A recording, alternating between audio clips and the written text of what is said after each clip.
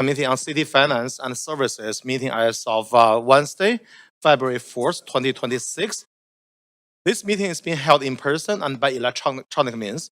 Council members and the public may participate by either method.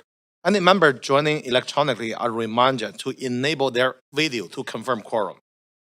This meeting is being live streamed on City's website and YouTube. The meeting progress will be updated regularly on X at @VanCityClerk. In case of emergency requiring evacuation, there are two exits located beyond the glass doors to the left. If the glass doors are blocked, please use one of the 4 additional exits in this council chamber.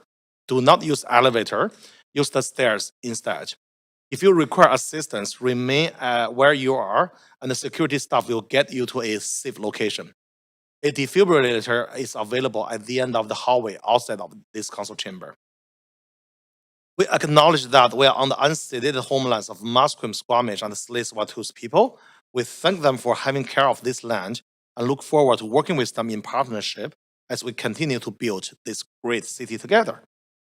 I also want to recognize the immense contributions of City of Vancouver's team members who work hard every day to help make our city an incredible place to live, work, and play.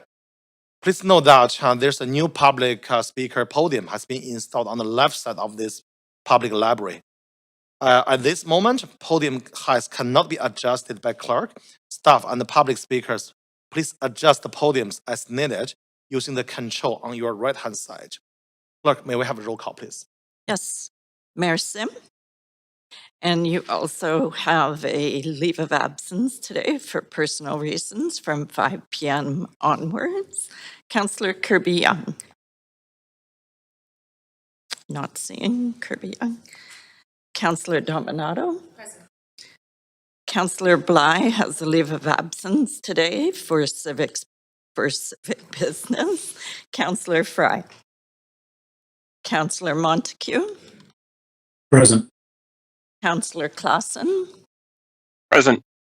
Oh, okay, online. Councillor Meisner. Present. And you also have a leave of absence today for civic business from 1 to 5 p.m. Councillor Jo is in the chair. Councillor Orr. Councillor Maloney. The meeting has quorum. Chair Jo. Thanks, Tina. Okay, so the first item on the agenda is proclamation for the Lunar New Year. Sorry. On Tuesday, February 17th, we will be celebrating Lunar New Year, one of the most significant annual festivals for Chinese, Vietnamese, Korean, and many other communities. This year welcomes the year of Fire Horse, beginning on February 17th, 2026, and celebrated for 15 days.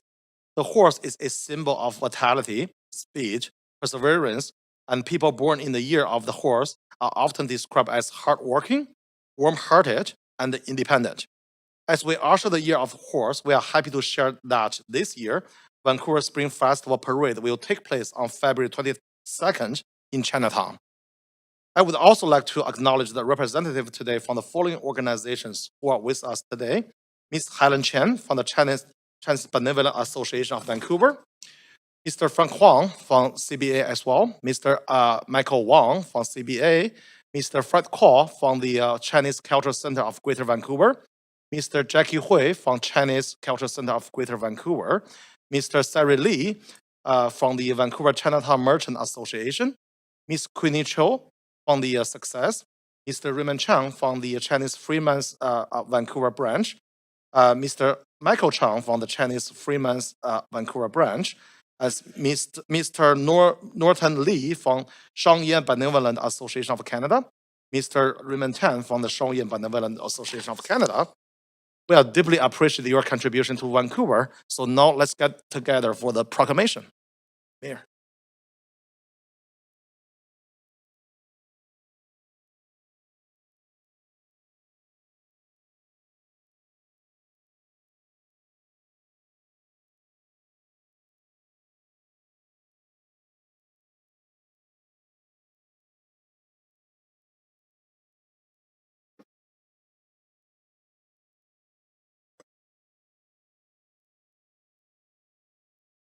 Morning, everyone. Gung Hei Fa Choi, Xin Yin Kuala. Before we read the proclamation, I do want to celebrate a little bit of, Chinese history. I know this is we're celebrating the Lunar New Year, um, but the Chinese history as it relates to the city of Vancouver and this great province and this great country of ours. As we know, you know, uh, there was a time when the United States wanted to come up here. They had this concept called Manifest Destiny. And there was a railway that was built across our country to lay claim to what would be Canada. And if that railway wasn't built, Western Canada, you can argue, would be part of the United States right now. Not a lot, not everyone knows the fact that it was actually built mainly on the backs of hardworking Chinese laborers that came to our country pretty much through San Francisco from the gold rush, and then came up to this great land of ours to work on that railway. And they worked at a fraction of what the locals were paid. They did the hardest jobs. A lot of them died. And then after, we had the Exclusion Act that really precluded, their families to come to this country. And I share this story with you because we want to honor those individuals that built this country so we can enjoy what we have here today. And so with that, it is an honor to acknowledge the Lunar New Year. As Councillor Joe mentioned, we are celebrating the Year of the Horse. And on behalf of all of our council and all of our elected officials and every single person that chooses to work at the City of Vancouver, we're really happy to celebrate it with you today. So with that, do you want to go ahead? Office of the Mayor, City of Vancouver Proclamation, Lunar New Year Week. Whereas the City of Vancouver is home to a multitude of cultures and languages from around the world and values diversity as a source of strength. And whereas the City of Vancouver believes that celebrating diversity, be it gender, ability, ethnicity, religion, or sexual orientation, helps to create a vibrant community in which all individuals live in mutual respect and peace. And whereas the City of Vancouver is home to a large and diverse Asian Canadian community who have contributed significantly to the social and economic vitality of our city. And whereas Lunar New Year encompasses many traditions, including that of Chinese, Vietnamese, and Korean cultures, and is one of the most important celebrations of the year for many Vancouver residents. And whereas Lunar New Year celebration has become an integral tradition in the city of Vancouver. Now, therefore, I, Ken Sim, the Mayor of the City of Vancouver, once again, on behalf of all of our elected officials and everyone who chooses to work at the City of Vancouver every single day, do hereby proclaim the week of February the 17th through the 24th, 2026 as Lunar New Year Week in the City of Vancouver.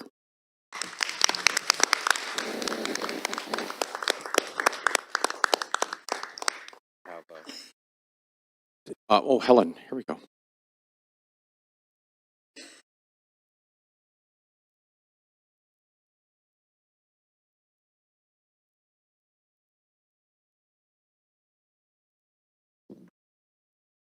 Dear Mayor, councillors, and all the City of Vancouver staff, on behalf of the 6th Chinese community, organize co-host Chinese Spring Festival.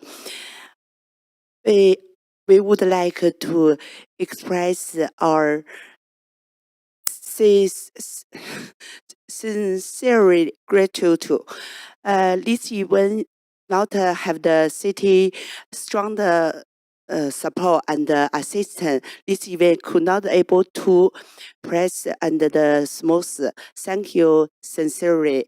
May our city become better and better. Wish everyone Happy New Year, good health, and all the best. Thank you.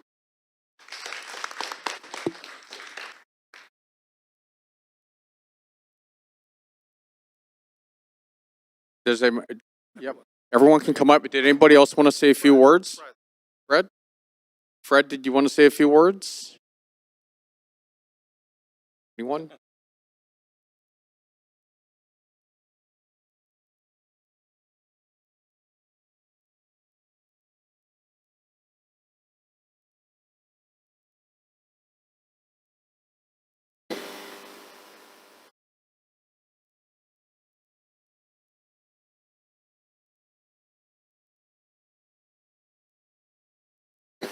On behalf of the Chinese Cultural Center of Greater Vancouver and the whole of the Vancouver Chinese community, we like to address our sincere thanks to the City of Vancouver, the City Council members, and the staff. All this year, give the Chinatown the support and to make this event very successful. And ever since this new City Council take office, then the Chinatown been getting a lot better, cleaner, and much better in order. And then I hope that for as a return, our the Chinese community in Vancouver will like to let's get a round of applause for the current city councilor. Thank you very much, every one of you. Thank you.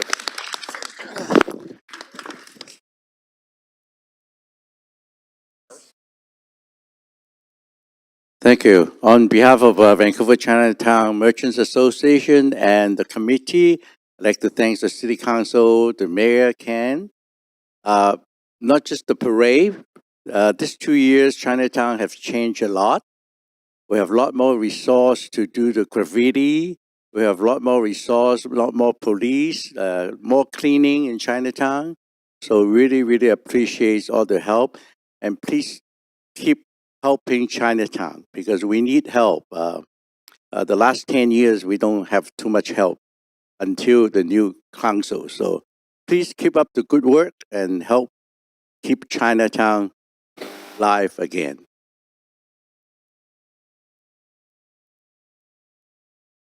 So good morning, Mayor and Council. Thank you again, for your fabulous support for our parade and also the proclamation of the Chinese Lunar New Year for the week of February the 17th. And it's amazing. Time has passed by so fast from 1 year to the next year. And the success continues to be able to serve our newcomers, to be able to integrate into the community, as well as affordable housing. Thank you again for your support, as well as, of course, seniors care that is culturally appropriate. So much appreciated and happy Lunar New Year of the horse.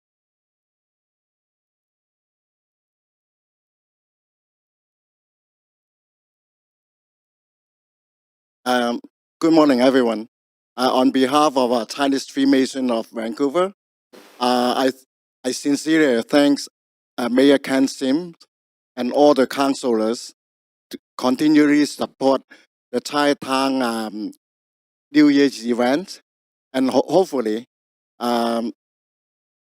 Mayor Ken Sim and the councillor continually support for many years, and hopefully, everyone can join the Chinese parade on February 22nd, Year of the Horse. Thank you.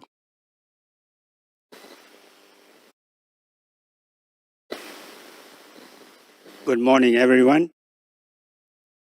And thanks for Vancouver Mayor and his fabulous team that support us for the Chinatown coming event. And on behalf of Shawnee Benevolent Association of Canada, I much appreciate all your support. And we are continue to support your guys, to make Vancouver a more fabulous and world famous city. Thank you very much.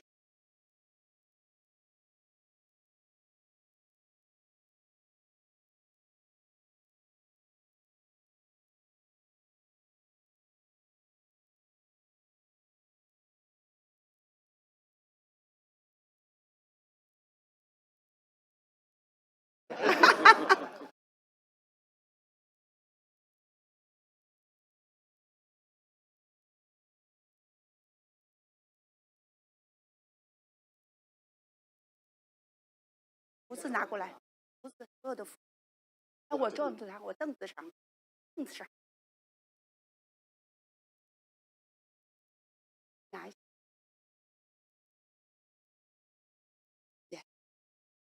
每人一个，每人一个。OK。俾佢哋。俾佢哋。呢個。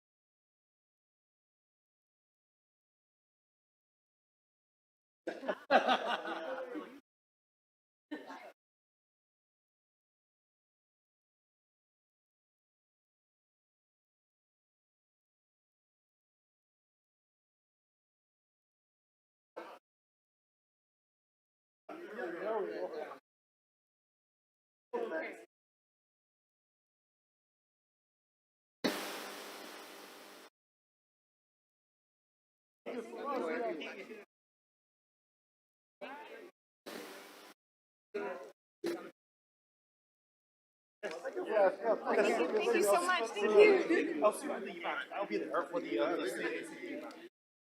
Are you coming? Yeah, it's the afternoon. I can't. Oh, that's okay. Oh, I can. Sure, thanks. Oh, thanks.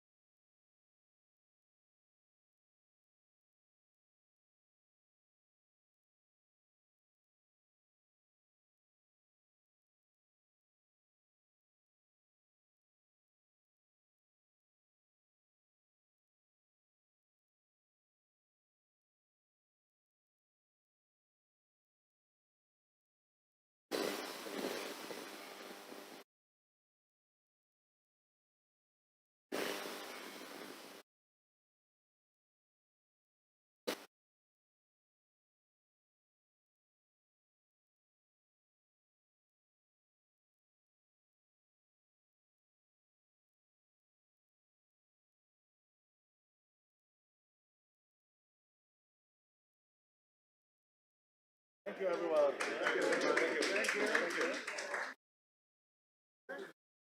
Thank you much.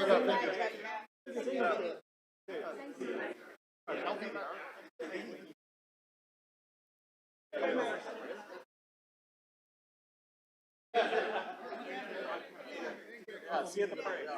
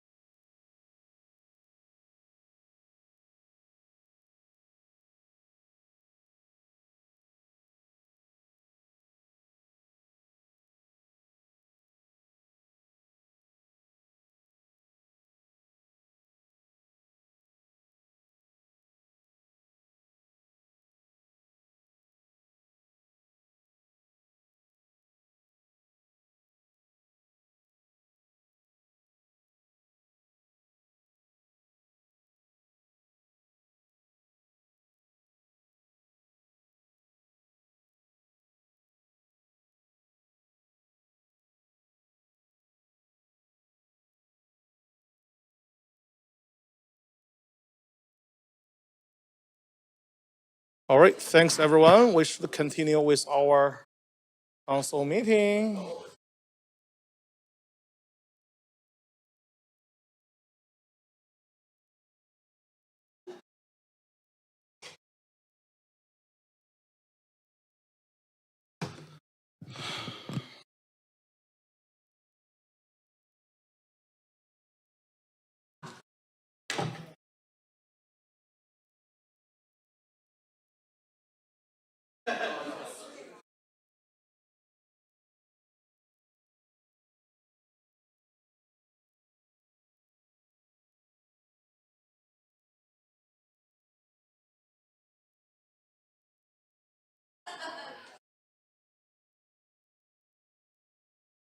All right, thanks everyone. So we don't have quorum right now. Okay, there we go. We have quorum now. All right, now we lost the quorum again.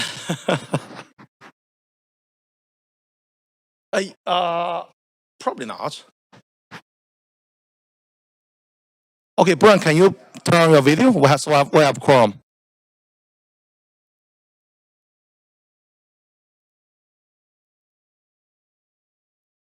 Okay, so we have a second proclamation for the day, Ramadan. Today we gather to acknowledge and proclaim the observance of Ramadan as a sacred and spiritually significant month for Muslims around the world and within our own community.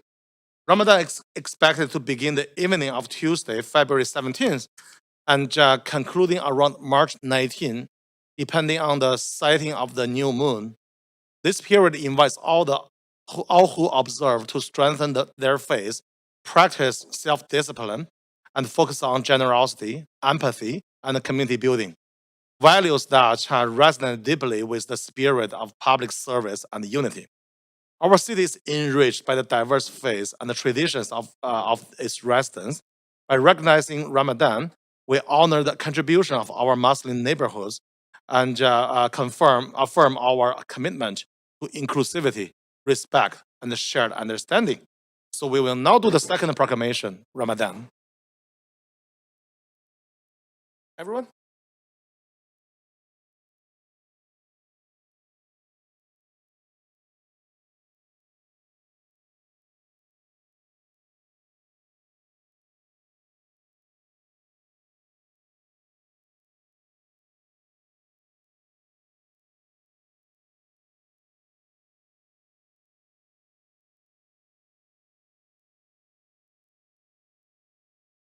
Hello, can you hear me?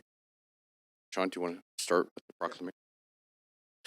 Office of the Mayor, City of Vancouver, Proclamation, Ramadan. Whereas Ramadan is celebrated by many residents of Vancouver of the Islamic faith. And whereas Ramadan is a month-long observance which is held during the 9th month of the lunar calendar and begins on the sighting of the new moon. And whereas Ramadan is a time of spiritual reflection, self-discipline, and community building, observed by Muslims worldwide as one of the 5 pillars of Islam.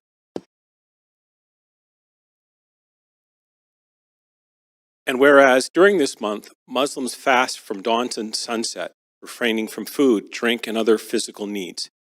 This act of fasting is not only a demonstration of discipline, but also a way to empathize with the less fortunate and to focus on spiritual growth and reflection. Ramadan is also a time for Muslims to strengthen their relationships with family and friends, as well as to engage in acts of charity and community service. And whereas Ramadan holds profound spiritual significance for Muslims, but it is also a culturally rich time. Countries with Muslim populations have distinct traditions and customs linked to Ramadan. These traditions, while diverse, all emphasize the values of community, family, and faith during this sacred period.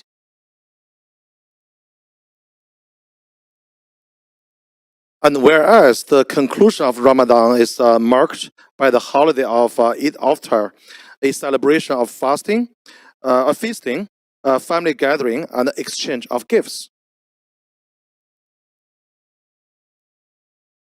And whereas Vancouver takes pride in its diverse community, which encompasses many traditions and faiths, and shares in the spirit of Ramadan. Now, therefore, I, Ken Sim, the Mayor of the City of Vancouver, on behalf of all of our elected officials and everyone who chooses to work at the City of Vancouver every single day, do very humbly and proudly declare or proclaim February the 17th through March 19th, 2026 as Ramadan in the City of Vancouver.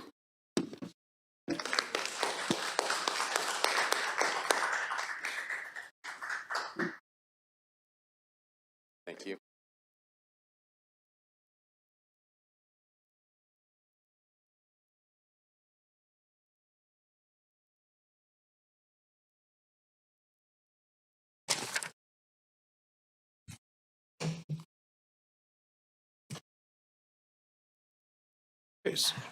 All right, thanks everyone. So we have, this is the plan for the day. We have 2 reports, 6 council members motion, and then we're gonna break at noon for lunch, return at 1 p.m. to continue to deal with the remainder of the agenda. If needed, recess at 5 p.m. for a dinner break, and then reconvene at 6 p.m. to complete the agenda.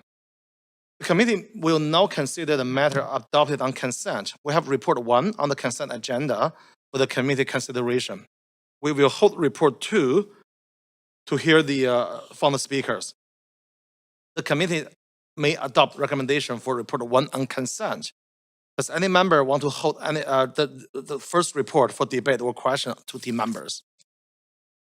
Okay, I haven't seen anyone. So, okay, so before that, if anyone believes they have a conflict of interest, now is the time to declare it. Does anyone have a conflict of interest to disclose? Okay, if not, so I heard a move by Councillor Kirby-Yung, seconded by Councillor Meisner. All those in favor say yeah. Opposed say nay. Okay, the motion carries unanimously.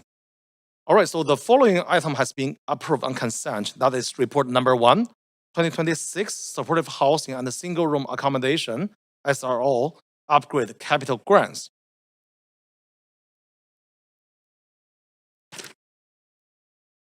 Okay, so we're gonna move on to the second item, which is citywide design and development guidelines, targeted to refinements and implementation actions.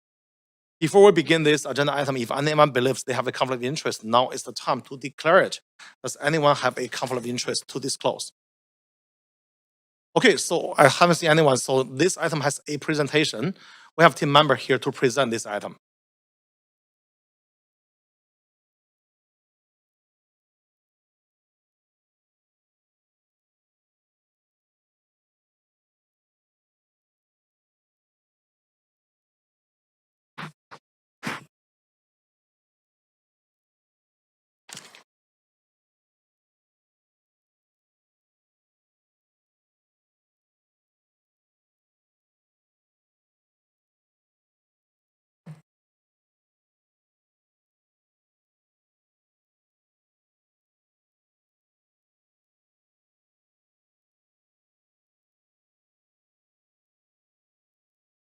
There we go.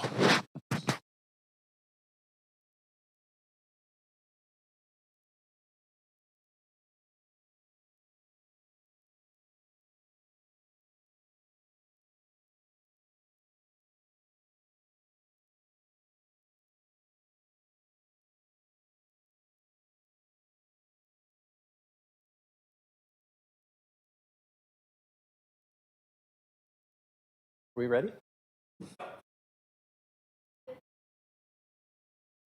Oh, it's on our screen. I don't know what to do here.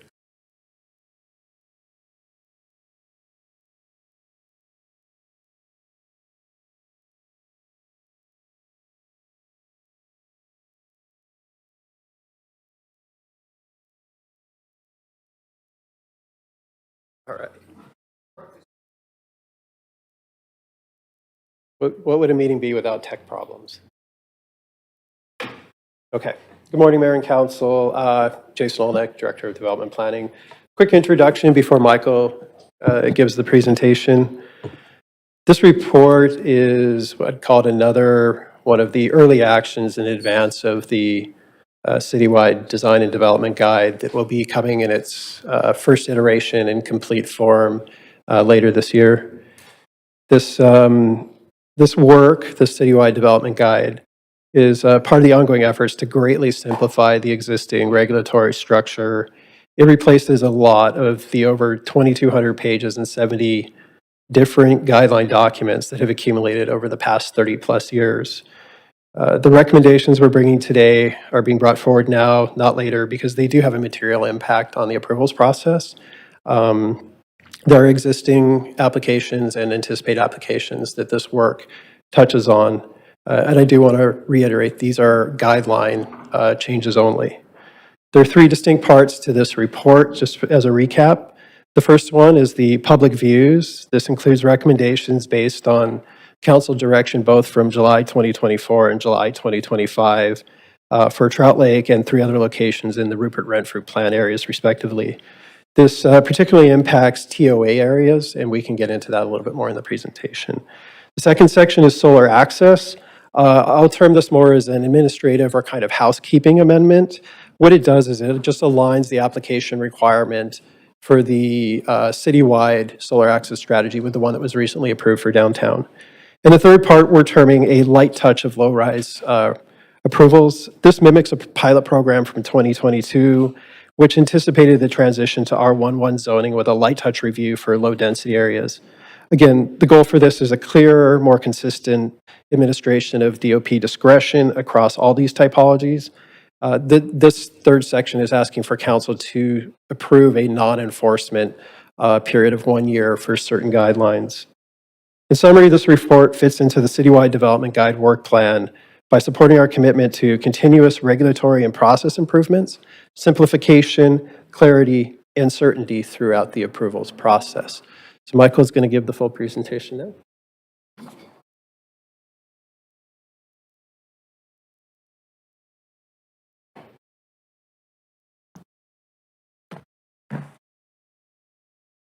Good morning, Chair, Mayor, and Council. Sorry. My name is Michael Brunner. I'm a development planner with the Citywide Design and Development Guideline team, the CDDG team. And as Jason indicated, I will be taking us through the presentation this morning. As part of the CDDG initiative, this report is focused on refining design guidance and enabling a more flexible approval process with the intention of supporting housing and economic growth and modernizing our urban design and development framework. Recommendations are built on changes adopted by Council in July 2024 and aim to make it easier to deliver projects that contribute to Vancouver's evolution as a world-class city in which to live, work, and to visit. The CDDG has progressed in phases with increasing scope and refinement over time. Early actions included measures related to modernizing view protection and accelerating housing delivery. Excuse me. Phase 2 actions involved the introduction of solar access guidelines for downtown and updating policy.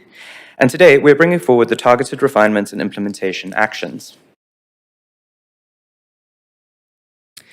This report is comprised of 3 main sections, as Jason indicated. Public views and their refinement, including a report back and updates on the Trout Lake public views, New East Vancouver public views, and Cambie Street public view refinement.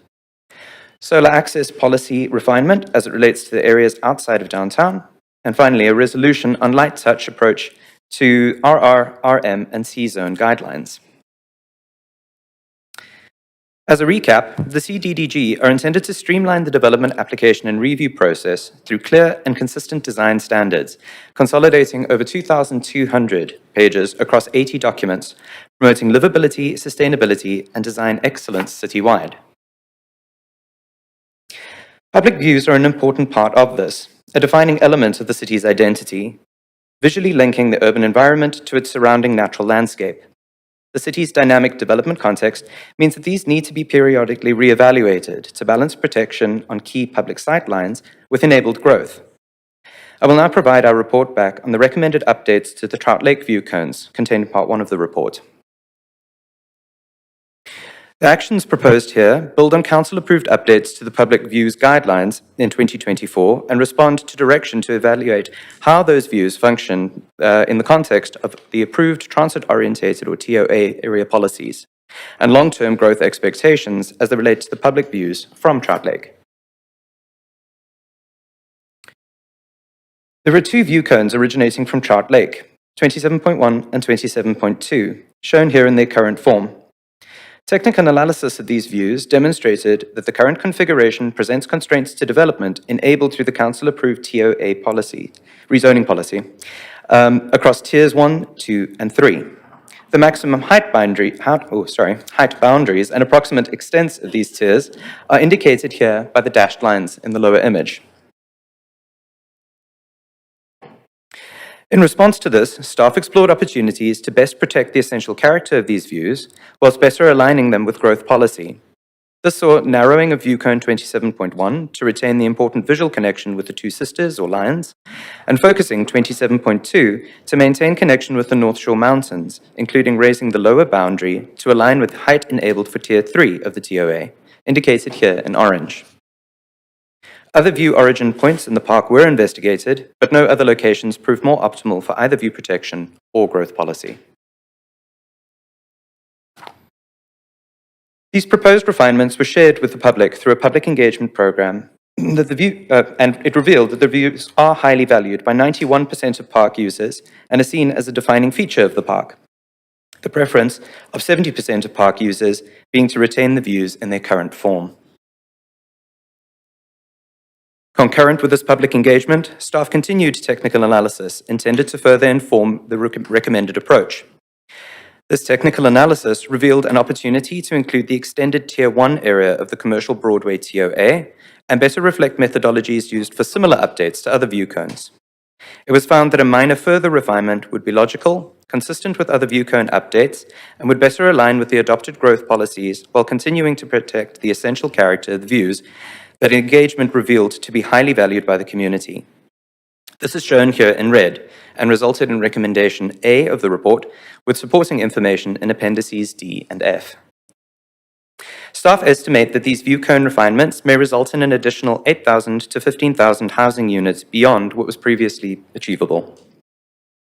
Recommendation A may have implications for two sites within the view cone boundaries of 27.2, First Avenue Marketplace and Gardenia Villa, and Recommendation B therefore directs staff to undertake further site-specific analysis and policy review to inform future implementation of the area plan.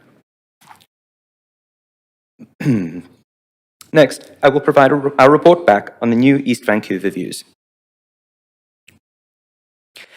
In July 2025, as part of the Rupert and Renfrew Station Area Plan, Council directed staff to explore new protected public views from Clinton Park, Renfrew Elementary School, and Windermere Secondary School.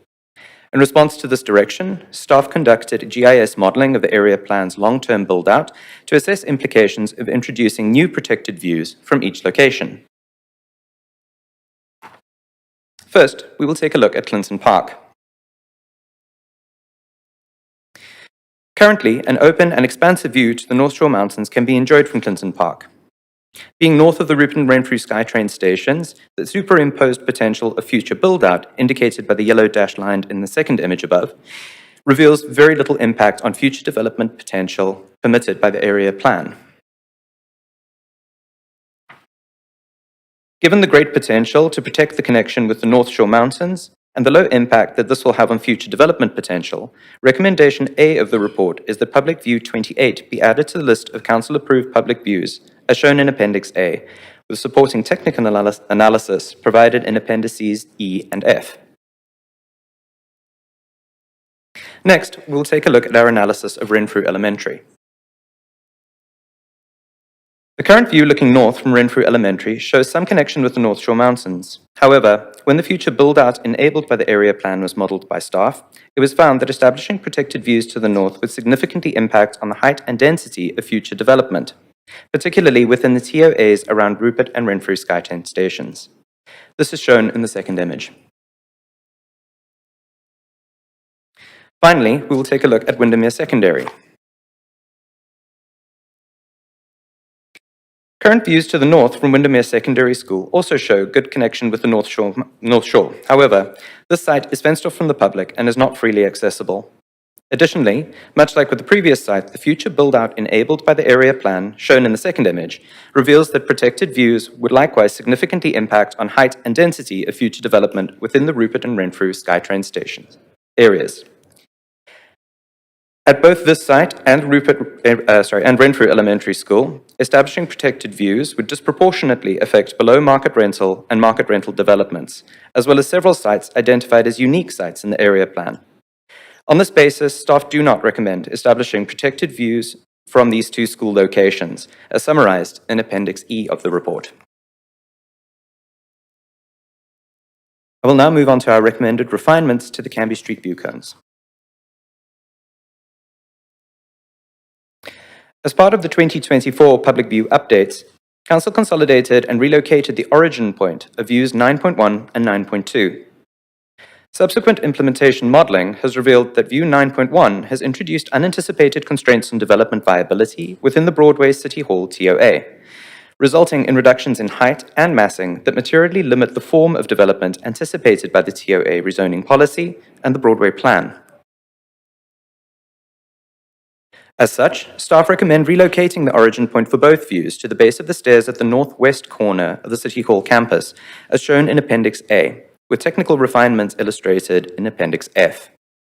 This location is also better aligned with the potential future public plaza as identified in the civic district policies. These changes preserve key mountain sightlines while improving development feasibility within the Broadway City Hall TOA, and are included in Recommendation A. Now, moving on to Part 2 of the report and the recommended refinement to solar access guidelines for areas outside downtown. Since Council's adoption of the guidelines in July 2024, applicants have demonstrated a high level of compliance and staff have observed no material adverse effects on development outcomes. However, we have identified opportunities for further refinement in support of streamlining the development approvals process. To align with the solar access guidelines for the downtown peninsula and to reduce unnecessary administrative burden, staff recommend removing the requirement for a spring equinox shadow study, retaining only the fall equinox basic shadow study. This change is reflected in Recommendation C and Appendix C, together with minor housekeeping amendments to improve clarity, legibility, and usability of the guidelines. Finally, I would like to present the recommended light touch resolution for RR, C, and select RM zone guidelines contained in Part 3 of the report. To align with the forthcoming CDDG and to continue to support improved permitting efficiency while providing clarity for applicants, staff recommend a temporary light touch approach. This would involve not enforcing certain design guidelines for 3 to 6-story residential and mixed-use development across RR, C, and select RM zones. This pilot project is for a period of 1 year or until the CDDG are brought forward for council consideration, anticipated in July 2026. The intention is to reduce the number of conditions, reviews, and handoffs for affected projects in the conditional approval stream without compromising core planning, urban design, and livability outcomes. This is defined in Recommendation D and the resolution attached to this report as Appendix G. This approach will also help to shift the focus to the increasing volume of high-density and more complex projects.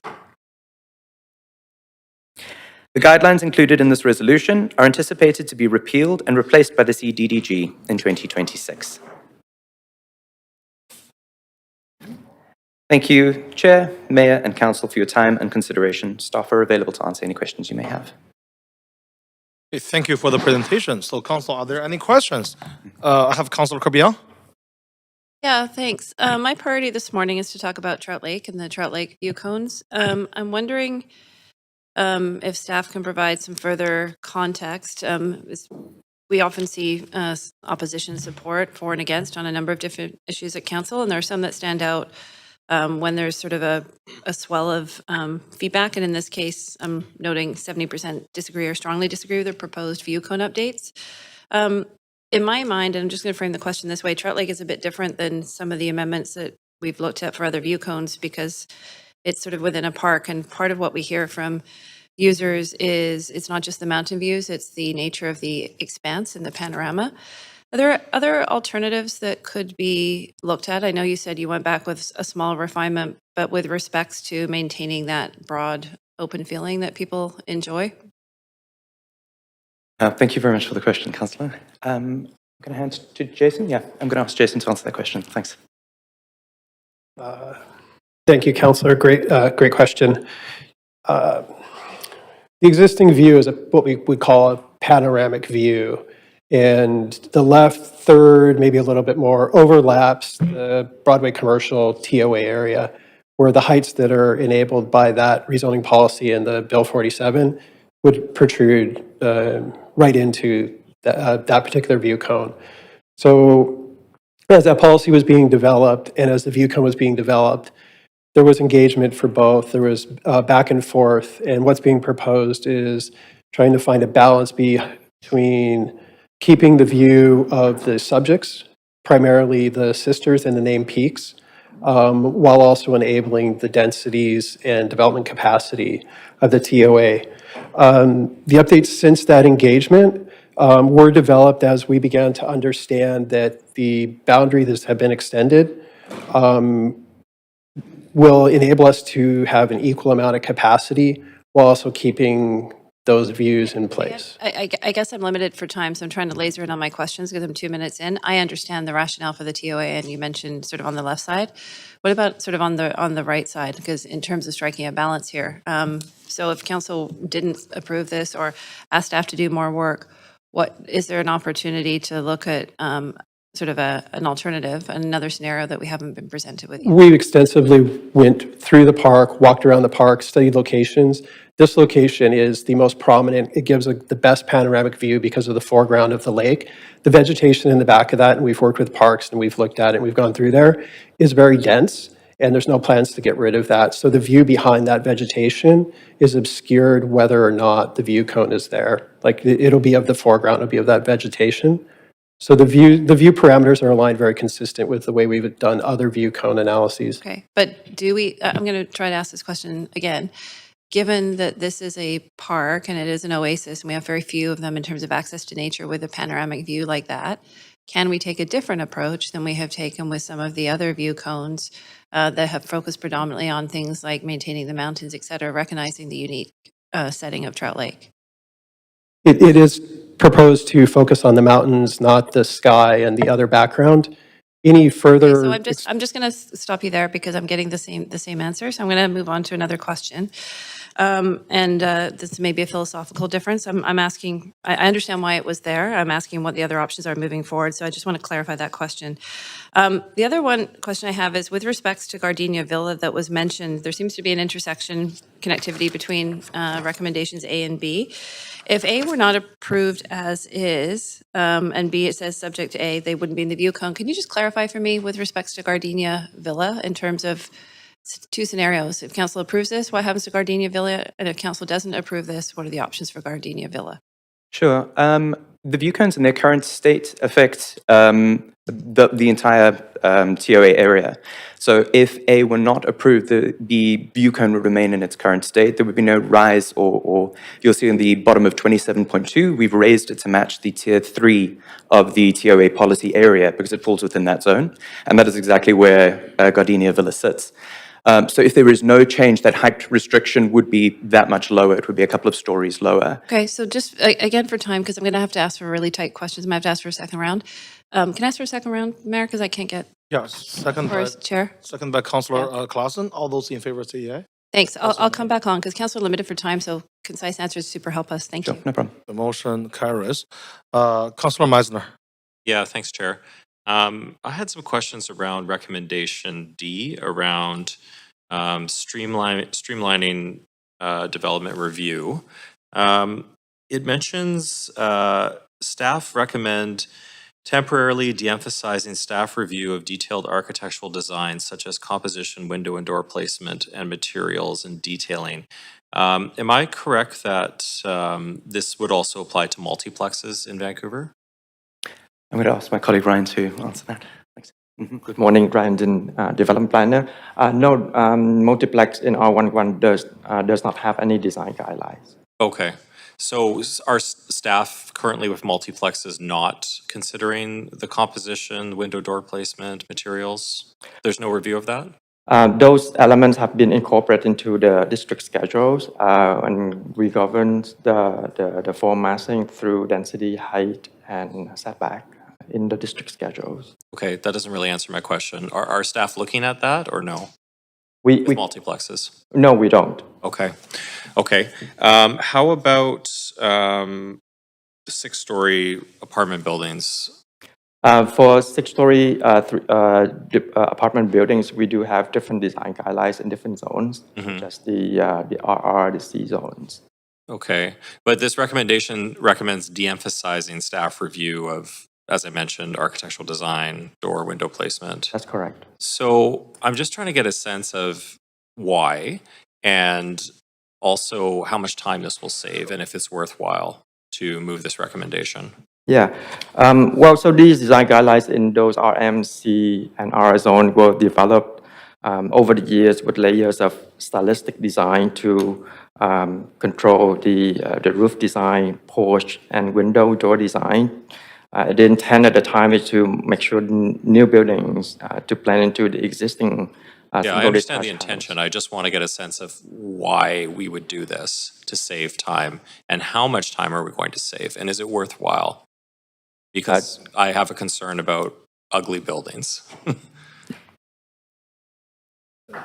To answer your question about time, it is an estimate right now that it's around 2 people, and we've got we're monitoring that. And the reason it's a temporary program is we'll report back on that and let council know if that estimate was correct or not. It's hard to say because it's dependent on the number of applications and other criteria as it goes through. As far as the buildings go, this is distilling down in the direction we're going with the CDDG. The 70 documents, 22, it's like massive. We need to distill that down into the top 10 list or the top 20 list or whatever it is and make those reviews work, because what we now have is different versions of that across 70 different districts. It's very difficult to administer that, and it's very difficult for the public and the applicants to understand what to do. I understand the need to do that. I guess my question is really around the year of not enforcing the guidelines. Like, is it worthwhile to do that to save 2 staff? I guess you're saying that it's 2 staff positions that work on this full time? Approximately, and it's not 2 full-time staff positions. That's spread amongst a number of staff. Okay. Okay, thanks for that. I want to shift to Trout Lake on the potential of units. There was a mention around refinements leading to additional 8,000 to 15,000 units beyond what was previously planned or possible. What is that number, that base number, if we weren't to make these refinements in terms of housing units that could be delivered with the current view cones? The base number? Sorry, I'm going to ask Kevin just to respond there. Sure.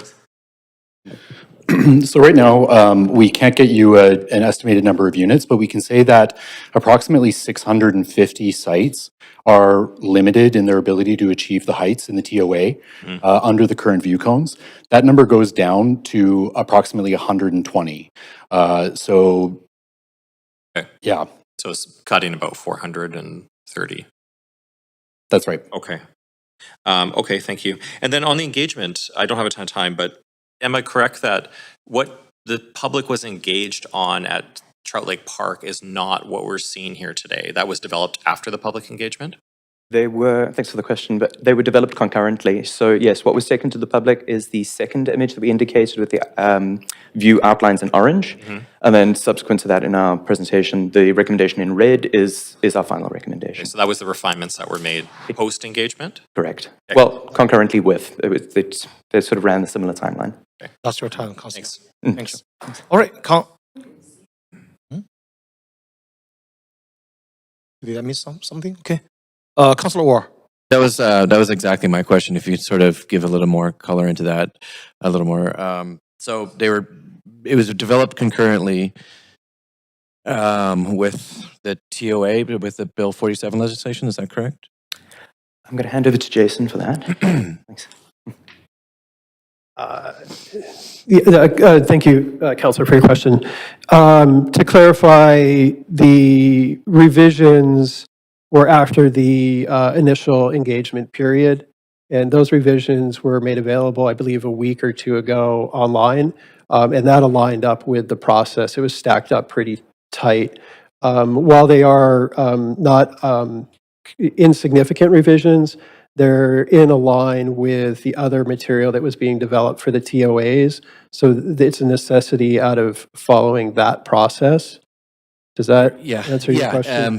So the numbers that we received, 91% or 70% strongly disagree. That's with the other view cones. So we don't have the updated numbers on the now new narrower. That's correct. That's correct. It could be even.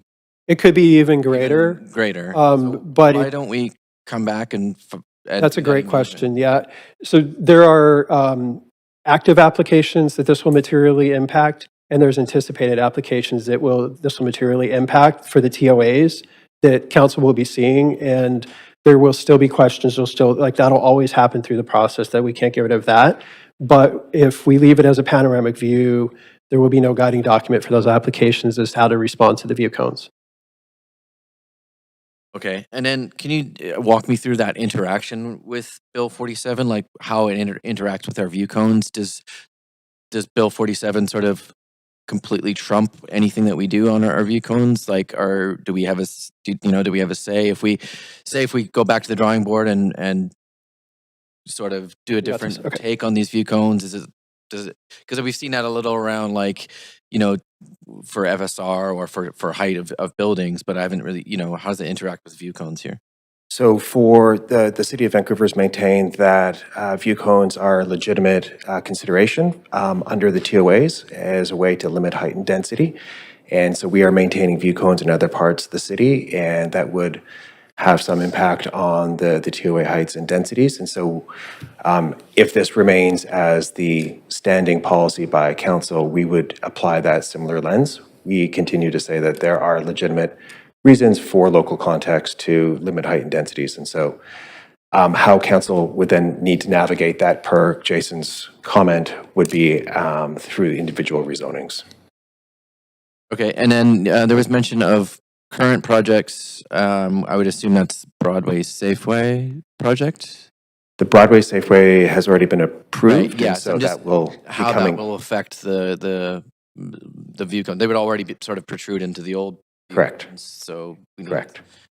They would already be protruding into. and that's approved. So I mean, we can't really go back to the old view cones, but we can sort of go back. The current boundaries of the view cone could be maintained, and there would be an intrusion through the Safeway site into those existing view cones. And then would there be what are the other projects? I said there was other projects that are sort of in the pipeline. There's a couple projects and they're active applications, and so I'm not clear. I don't think we can Right, or yeah, should okay, yeah, discuss those Okay, in this yeah, setting. yeah. But I want to stress that there will always be differences in how view cones and applications come in, and that's council's authority to make that decision. We expect that. There is a fuzzy line that we use, and we make recommendations. That being said, we're doing our best to anticipate what those applications will come in and do, in most cases. I see. So you're trying to match the policy beforehand just to make the considerations of future. Yeah, the boundaries of the TOA and those sites are very clear, and without an application, it's apparent which sites will be good candidates for redevelopment. So we see that as we do that, independent of applications. Some of those sites have come forward already. Okay. I don't have much time, but you touch on the sort of difficulty of that Broadway TOA. I guess there's a ravine sort of cutting through it. Is that part of that discussion? Correct. There was a big drop in capacity for the cut, and by a happy coincidence, that capacity less the capacity for the view cone 27.1 that goes over the TOA is actually increased slightly by the Tier 1 extension. So overall, the housing capacity is slightly more than if there had been no cut and no view cone. And that's your time. Quick correction, if I may, the Safeway site is at the very edge of the panoramic view cone, and so I misspoke that it was protruding into the view cone. Okay, thanks for clarifying. Okay, Councillor Fry. Just riffing off this, and I know it seems incredibly repetitive and stuff, but just to get clarity, how much of this, and just focusing for the time being on the Trout Lake sort of panoramic view cone, and how much of this is actually driven by the TOA legislation, and how much is sort of anticipating opportunities that surround the, so how rigid is the TOA legislation from the province in driving the view cone conversation? I'm going to ask Neil to respond to that question. Thanks. Thank you. Great, thank you very much, Councillor. The TOA legislation has a very clear intent of matching land use and transit investments to maximize the public investment. And so the province has been quite clear in that it feels it is rigid in its guidance for cities to implement that relationship of transit and land use. I guess, as I said before, there is some flexibility that Vancouver is currently expressing through our view cone policy, through some other considerations of historic districts that are valid considerations when the application of the TOA legislation. But I would say the province is quite clear in its intent to achieve these goals. Okay, framing this another way then, if we were just strictly to go with the prescriptive TOA from the province, would this view cone analysis look different? If we were just strictly going with the provincial mandate?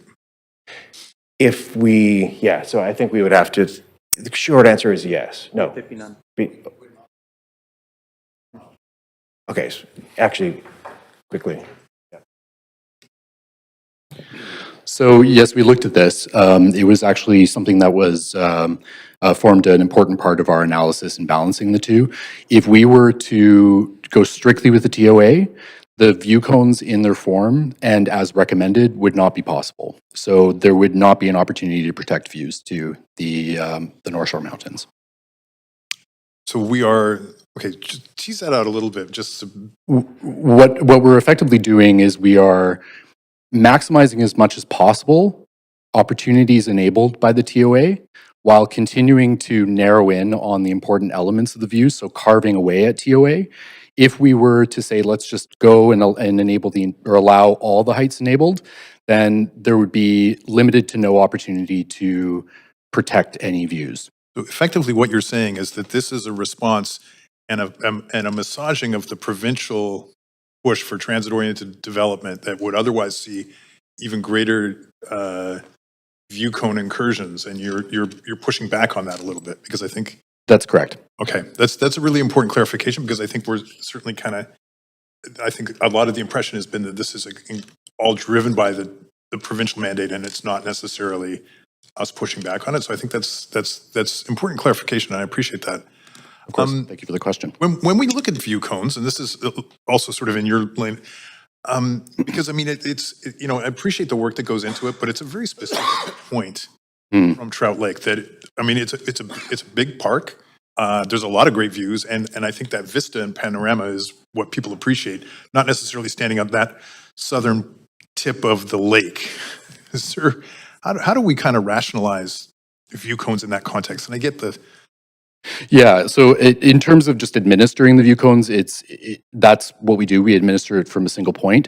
But what we've done is we've assessed the impact of the views and tailored the breadth of the views to ensure that the dynamic views that can be enjoyed right now along the beach and throughout the park will continue to be enjoyed. It's one of the reasons why the breadth of the view to the Sisters is quite a bit beyond the Sisters themselves. It's so that as you're moving around the park, the Sisters remain a critical part of the experience of the park.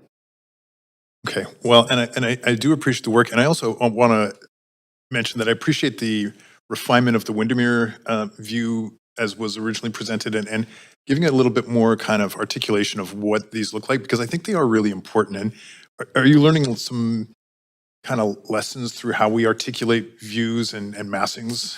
Definitely. It is getting a good reference or set of reference materials for views can be really difficult, especially when we layer in very prospective future enabled development.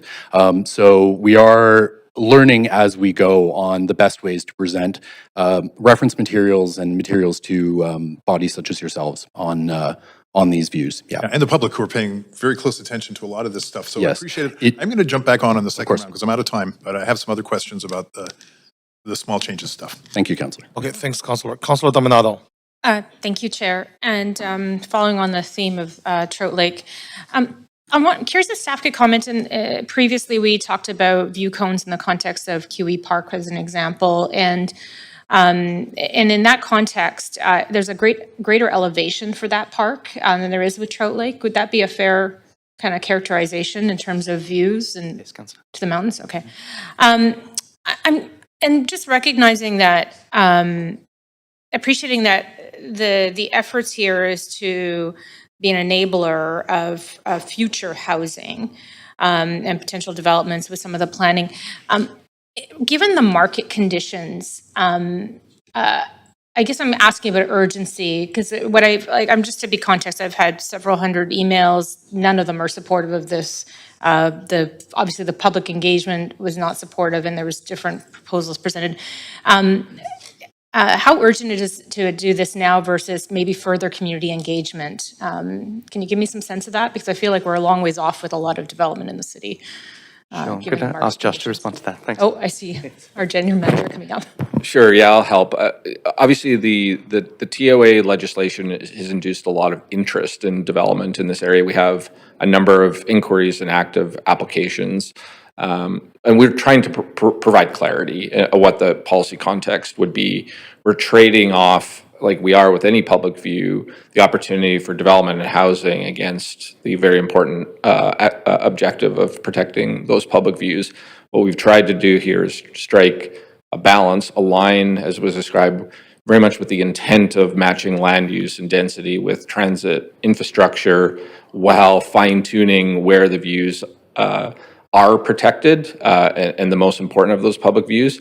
And that helps provide clarity both to the community about what they will experience, but also what development interests can expect in terms of a more predictable regulatory environment and policy environment that guides growth.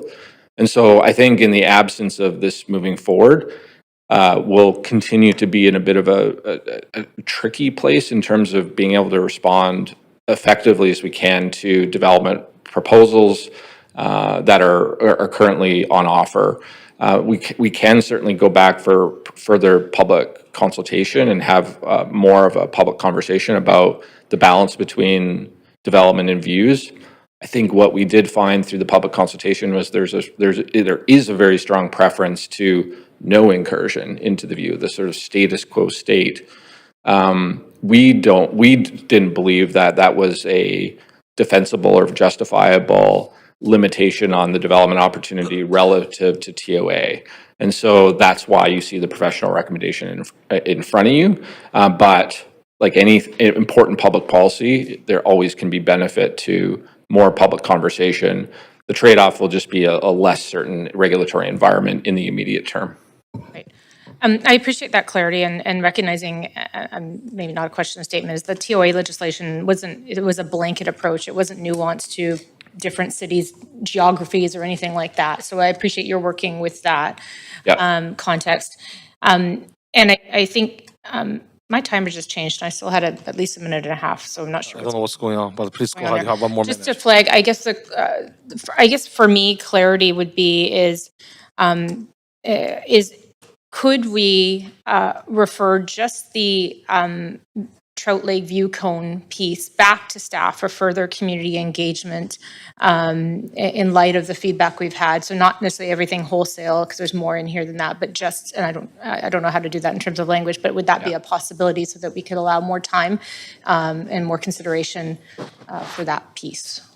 Yes, Councillor, you could do that, and we could provide the language to move forward other elements and sever that and have it referred back to staff for more work, if that's Council's will. Okay, thank you. I just thought I'd ask that, and Council can noodle on that. Thanks. Okay, thanks, Councillor. So I'll advance first-time speaker first, Councillor Klassen.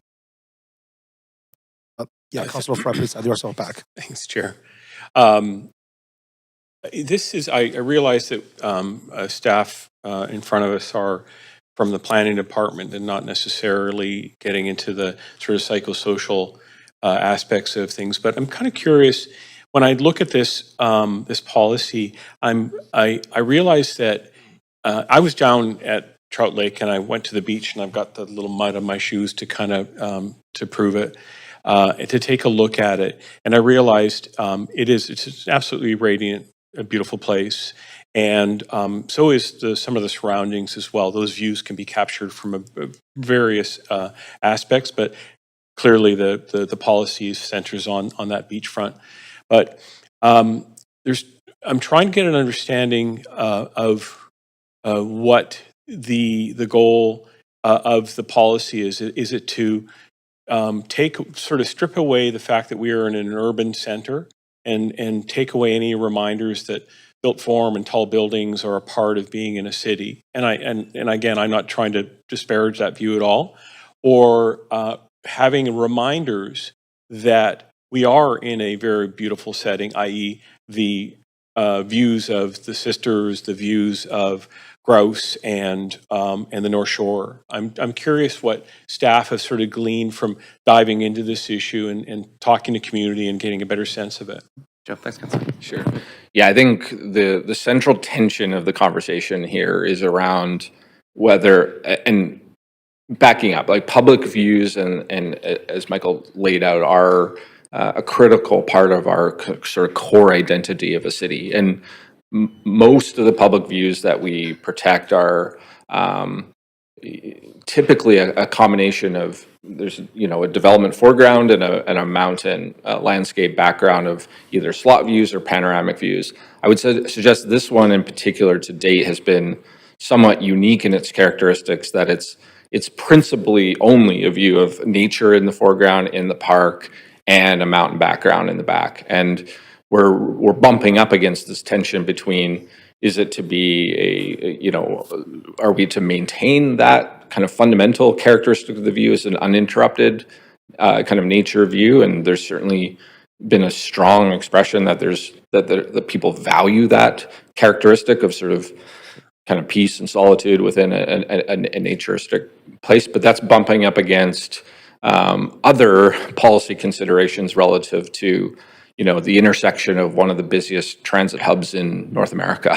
And so, the recommendation in front of you is talking about trying to balance those two public objectives. And it does move to change its characteristic is more typical of other types of views where there's city in your view, and there's the most important aspects of a view protected. But there's no denying that would change the sort of characteristic of what that sort of more nature-focused public view is today.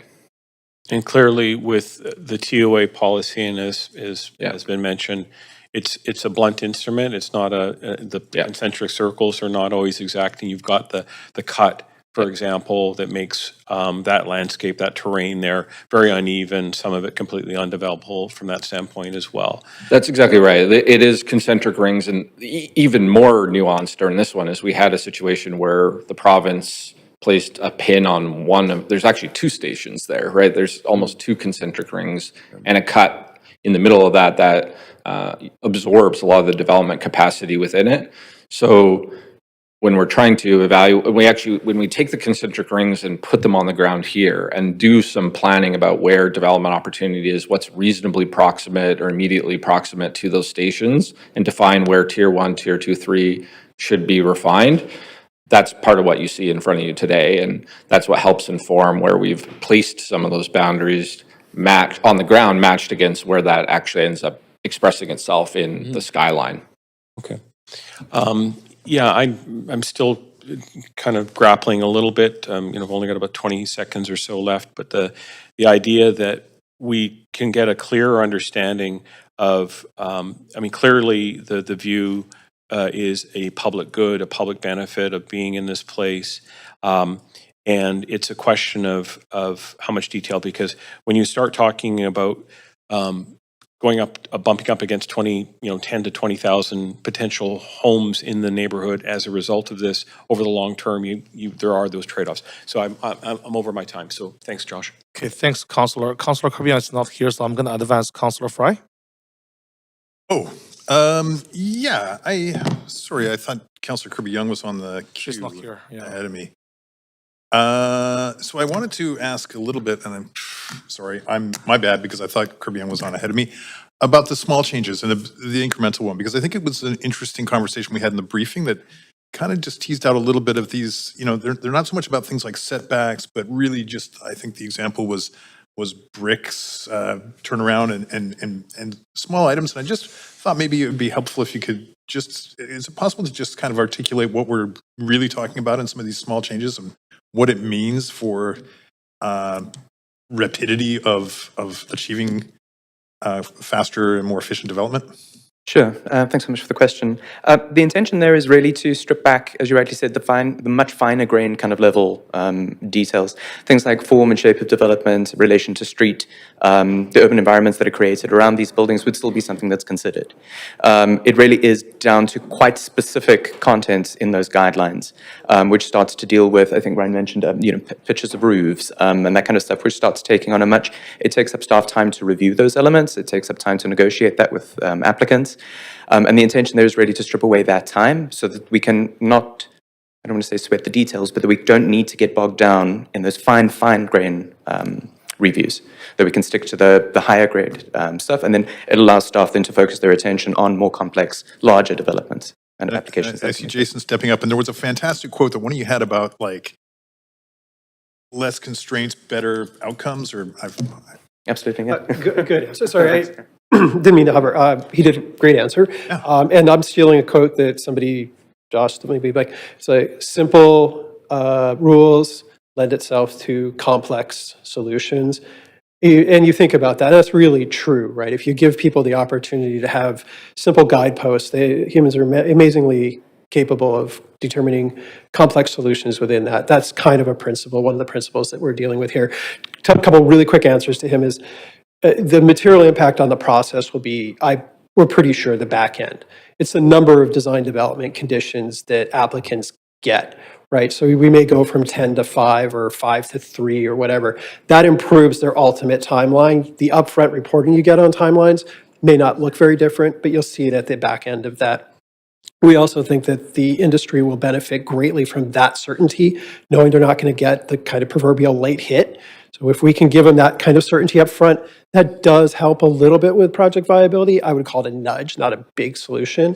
But we also think that this is kind of something around the edges, and the core of this work is going to come forward later this year with the CDDG. Yeah, no, I think it's important. And does this weave into the potential of like AI plan checking and the kind of stuff that we've been seeing coming out of Kelowna and that we're pulling out here? I'm going to say yes, but that's kind of like over the horizon, take a left. But ultimately, we'd love to get there. As you know, the complexity of doing that at the low density scale is still being worked out.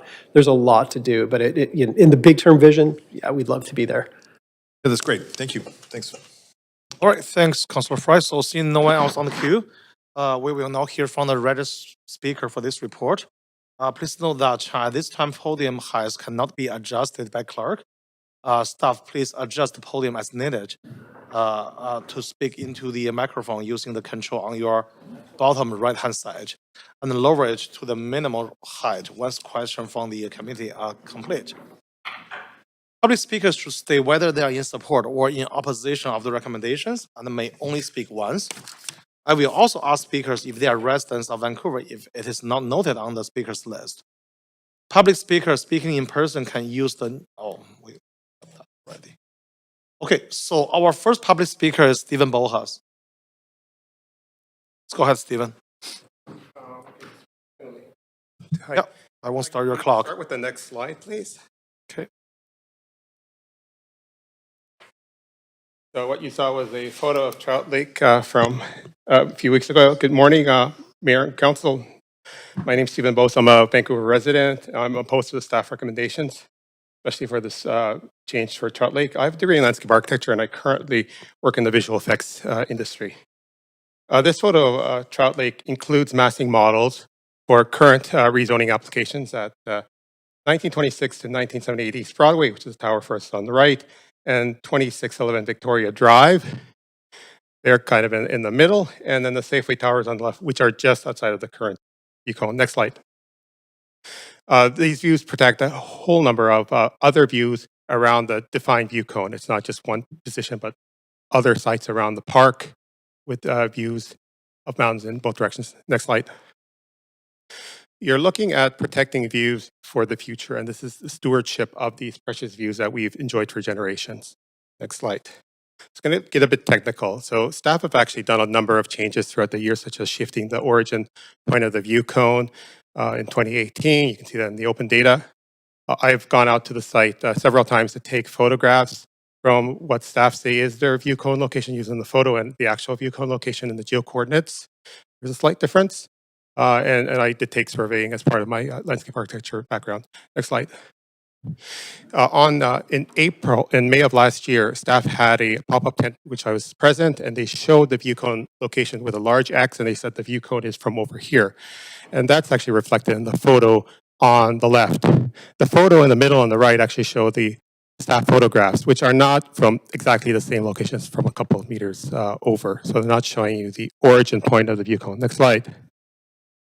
And one of the issues when staff take these photos is I don't know if they've been properly processed, because the top slide shows a cropped version of a 20mm lens photo. The second one adjusts for distortion of the lens, which is what we do in VFX. And the third slide shows the two lined up. You can see it's very blurred. You have to correct for the photograph first. Next slide. And we were talking about the importance of the view to the lions or the sisters and maintaining the breadth of that view. Well, here's the image from the photograph used by staff and me finding the same location in the field. And you can see how close the lines are actually to the proposal at 2611 Victoria Drive. Next slide. This is a close rendering to show how close this is. This is a very quick model slapped in front. 2611 Victoria. Next slide. And I would recommend taking this back to staff, hiring an independent consultant, publishing all data, and not passing this today. I have the entire computer model here for anyone who wants to see my geo coordinates. And if you have any questions, you can ask me within a break. Thank you. Okay, thank you, Stephen. All right, so the next speaker is Jeanette Jones. In person? Yeah.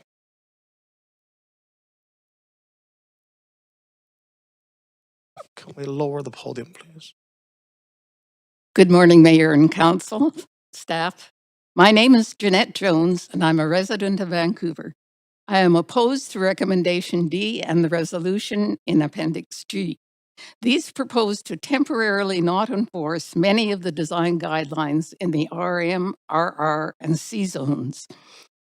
The RM7 zone for row houses and stacked townhouses and the RM7A zone for four-story apartments implement the 2010 Norquay Plan. About half the parcels in our East Vancouver neighborhood are located within these zones. I have looked at every submitted application, development permit application, 55 in RM7 and 11 in RM9A. I have commented on most of them. I have attended many open houses for completed projects. What I have seen is that well-designed projects generally proceed smoothly through design review. Problematic projects are usually the ones that get held up.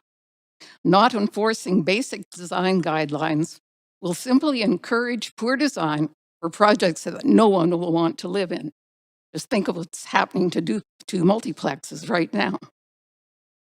The guidelines under consideration here are not trivial. They go far beyond the, quote, fine-grained detailing and trellises mentioned in the council report. Few of them are redundant or legacy guidelines like those repealed in 2025. They are currently in use. Failing to enforce them would strike at a fundamental purpose of design guidelines to ensure that a project is livable. As an illustration of what is involved, consider Norquay's RM7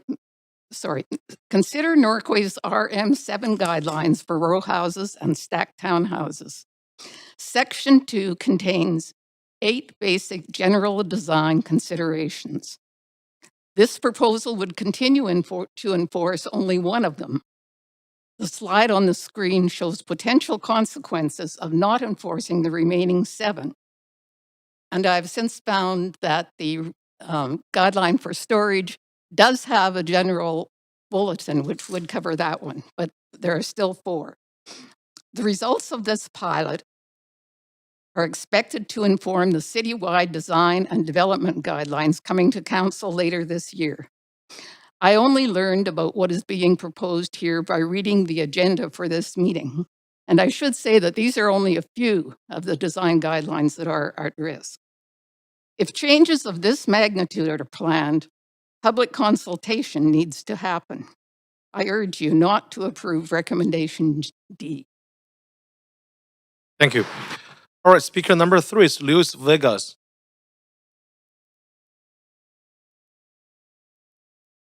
Want to bring the presentation?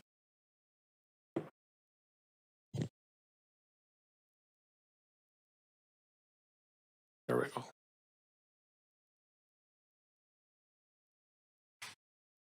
Okay, there we go. First slide, please. Next slide, please. Thank you. My name is Luis Villegas. I'm a Vancouver resident practicing urbanism in the US and Canada for 40 years. Next slide, please. You're 1 slide too fast. I oppose the policy changes, the planning department's fuzzy lines, and the towers in the neighborhoods in general for the consequences and the knock-on effects they will bring. Could we get to the right slide? You need to back up. Thank you. Towers lift land values. Economists see the housing crisis all in the land. Government puts on the density fallacy, claiming it is adding housing, when in fact the towers are inflating land values. Next slide, please. Numbers don't lie. The housing crisis is government made and perpetuated by decisions like this. The proof is in the pudding. The knock-on effects of the SkyTrain and tower plans are laid bare by this chart. Because crises in housing hollow out local economies. Next slide, please. Doubling housing costs cuts disposable income in half. With less money in circulation, local economies falter and shops close. That is too bad because mom and pop small businesses are the backbone of employment in Canada. Next slide, please. Trout Lake is both a park and a natural reserve. What we see in Steve's photo is water as foreground, the treetops as middle ground, with cottages mixing idyllically in our vernacular tradition. Finally, majestic mountains frame the background, shifting to blue and matching the sky on warm, sunny days. Next slide, please. Only building below the treetops will preserve pristine our riches. Oh, you've gone too fast again. Back up one, thank you. Government permits ugly buildings. Government sells the view to inject revenues into the development pipeline. Government shows neither capacity nor interest in preserving natural beauty. Look at the banality of the architecture revealed by Steve's model. Ditto for the lives of residents in those tiny, puny apartments. The sense of community is lost the moment they step into an elevator. Tower floor plates are copied ad nauseum by computers. The entire frame will be filled by towers unless citizens rise against the politics of land lift. There is no balance when profit is the sole motive. The other option is doubling Vancouver's population by building houses, row houses, and courtyard houses, and living below the treetops. Thank you. Thank you, Luis. Okay, speaker number 4 is Melody Ma. Hello. Hi. Please go ahead, Melody. Hi. Great. I'm speaking against the proposed changes that would allow mega towers to intrude into the Trout Lake view cone today. Trout Lake is one of the last places in Vancouver where the public can experience a wide, uninterrupted panoramic view of the North Shore Mountains. This view is not a luxury amenity. It is a shared public asset protected for decades because it contributes to our collective quality of life, our sense of place, and as the Director of Development, Josh White said, as I quote, the core identity of our city's identity. And this is the only uninterrupted nature-focused public view in the middle of our city. When there was a view cone review last time, City Council said that you will conserve the panoramic view so you should do that. Because once a view cone, and particularly a nature-focused panoramic view, is compromised, it will be gone forever. What's being proposed is not a minor incursion, but a massive and disruptive one with towers already proposed. You can always build thousands of units of homes across Vancouver outside the view cone areas, but there is no way to mitigate the loss of a public mountain view that would be permanently blocked by private development. Allowing towers to intrude into the Trout Lake view cone effectively transfers a public good into private profit. Public mountain views should remain public. They should not be sold off to real estate developers and condo owners. I urge Council to reject any changes that weaken the Trout Lake natural view cone and to reaffirm your commitment to protecting Vancouver's public panoramic views for current and future generations. Thank you. Thank you. Okay, speaker number 5 is Paisley Woodward. Hi. I am Paisley Woodward. I live at 4th and Commercial, and I'm a resident. I'm opposed. I don't know how much I need to extol how much we love Trout Lake and East Van. I think councillors are aware of that, but man, it's popular, and you're so proud of it when you bring people to visit Vancouver. And in East Van, you don't get over to the seawall or all that as regularly as you can go just to the beach at Trout Lake and enjoy the lake and the views.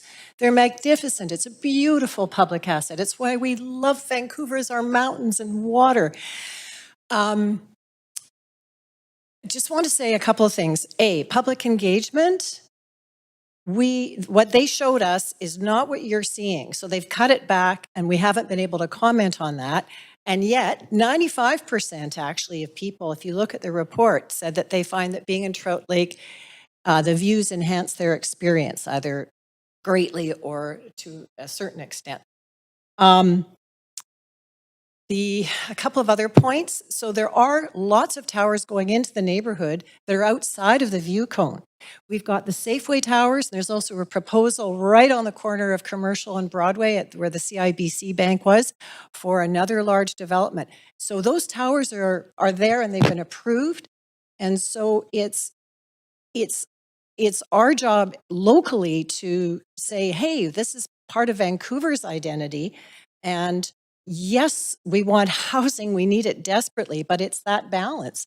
And hey, this is your opportunity to say to the province and to declare that local matters. And people have spoken. What else did I want to say? East Van, it's tied with Fairview as the lowest number of parks per person.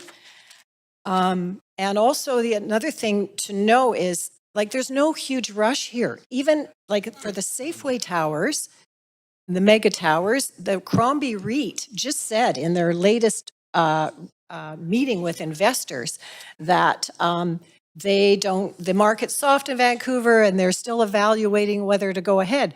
So there's no huge rush on this. You can send it back and have this commented on later. But just for us to have just a sliver of mountains to look at and this narrow thing through this forest of towers, hey, like, this is Vancouver. We really need our beautiful views. Yeah, so I guess that's all I need to say. Thank you, Paisley. All right, speaker number 6 is Alison Wick. She's on the phone. Hi. There we go. Please go ahead. Okay, thanks. I am a resident of Vancouver. I've been a resident of Vancouver my whole life, and I am against the proposed changes. I'm especially against what's been proposed for the view cone at Trout Lake. I think it's quite unnecessary. I really echo what a lot of the other speakers have said today about thinking of the city as a whole. It's not just about balancing housing at that specific site of Trout Lake, but there is housing. I mean, I'm just driven past Kingsway and Fraser, where there's 3 towers going in. There's all along 10th Avenue. There's many. There's going to be 4 at the Safeway Tower site. All of these are outside of that view at Trout Lake, and we're wanting to protect an actual panoramic view that people really value, and that people who would be living in those places would value. And once we remove it, once we remove that protection, like Melody had said, it's gone forever, and it's really unnecessarily gone forever. There's lots of housing going in throughout the city, going in within the neighborhood. It's not necessary to make these changes at that site. I also really want to point out, as a renter myself, the consultation that happened, I think that is really disproportionately showing that a lot of landowners responded. A lot of renters were not really consulted in terms of surveys, access, or being able to give those opinions. Even this council meeting today, so many people I talk to don't even know what's happening. So I really think there's a pretty serious lack in the way that consultation was done, not even getting people the ability to look at what that final plan looks like. There's no rush. There's no reason to rush this through, especially if it's something that's going to impact Vancouverites, the people who are moving into those neighborhoods for generations to come. I really urge you to refer this back. City staff, even many questions that Councillor Bly and others asked, they weren't able to answer, and I think that those really need to be answered before these changes can be approved, and also respect for the people in the neighborhood who have given you their opinion, who have said what they want, and there's a lot of value in that. And those people are speaking from a place of care for their neighbors, not only for themselves and their interest in the view. And so I think it's really unfair for staff to say that they just simply disagree with that evaluation of people's priorities. So I'm really against those changes for those reasons, and I really urge council to refer this back to staff and not vote in favor of these changes. Thanks. All right, thanks, Alison. Speaker number 7 is Claudia McLeod. No. No, okay. Okay, speaker number 8 is Sean Cassidy. Person or? No. All right, so I'm gonna call speaker number 7 and 8 again. They are not in person, not on phone either, right? No. All right, okay, thank you. Okay, so that's the end of our speakers list. Thank you everyone for speaking to the Standing Committee on City Finance and Services. Would someone like to move a motion?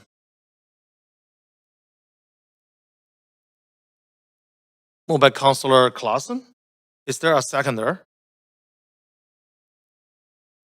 Second by Councillor Dominado.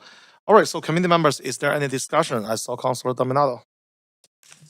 Yeah, thanks, Chair. I'm looking to take maybe a brief 5-minute recess, because I was asking questions about postponing a decision on the Trout Lake View cones or deferring, and I just want to make sure that I can get the language right. And given that just the way recommendations are framed, I'm not sure how they can be severed out or how to do that appropriately, and I don't want to waste council's time on so if we could take a 5-minute recess so we can consult with staff. Sounds good. Thank you. We'll be back at 11:13. Thanks.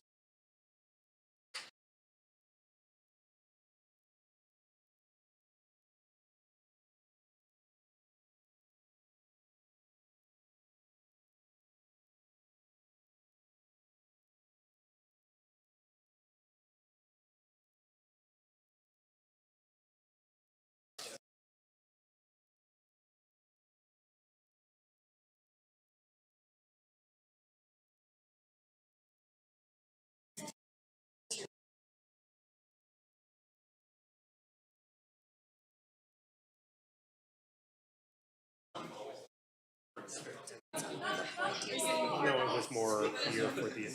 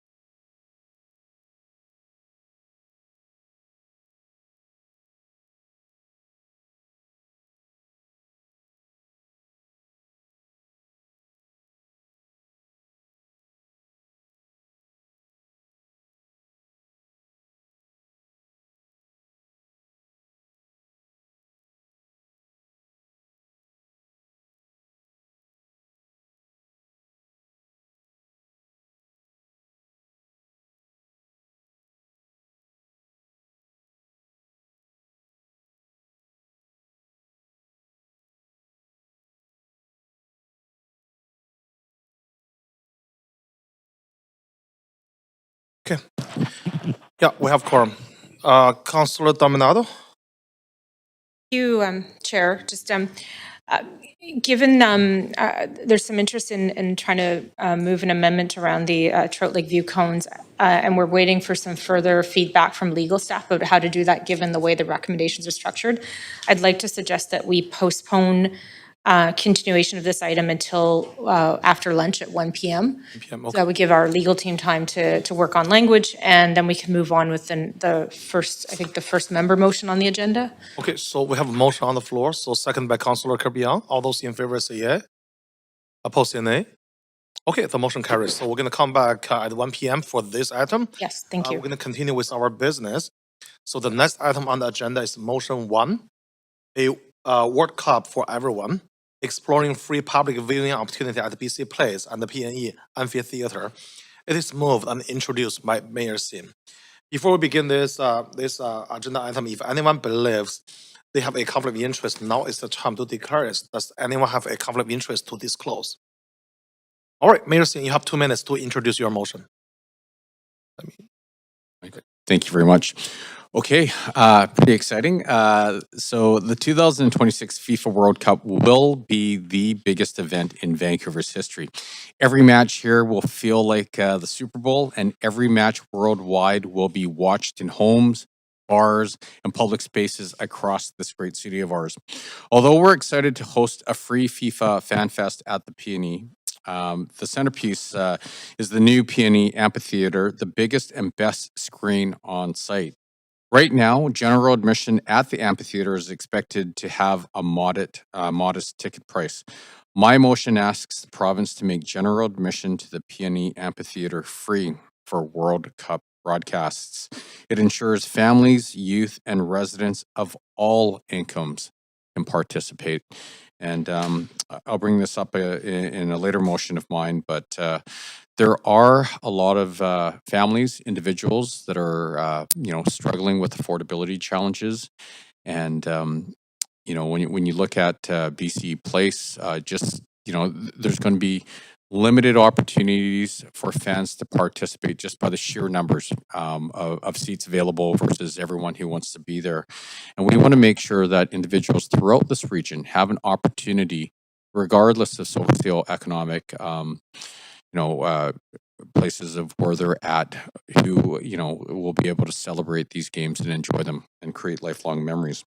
And so my motion also asks PAVCO and FIFA to make BC Place available on non-match days for public watch parties.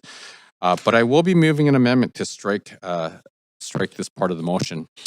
If you never ask, you never know. And as mayor, I'm focused on affordability for all Vancouverites. The motion's purpose is about looking for different ways to bring more affordability to these games. However, with my conversations with FIFA over the last couple of weeks, it's become clear that due to security requirements for the tournament, watch parties at BC Place will not be possible. And our primary is to make sure that we puff a very successful games that are safe. And so it doesn't look like that will be in the cards. But we have had very promising conversations with the province about the PNE Amphitheater.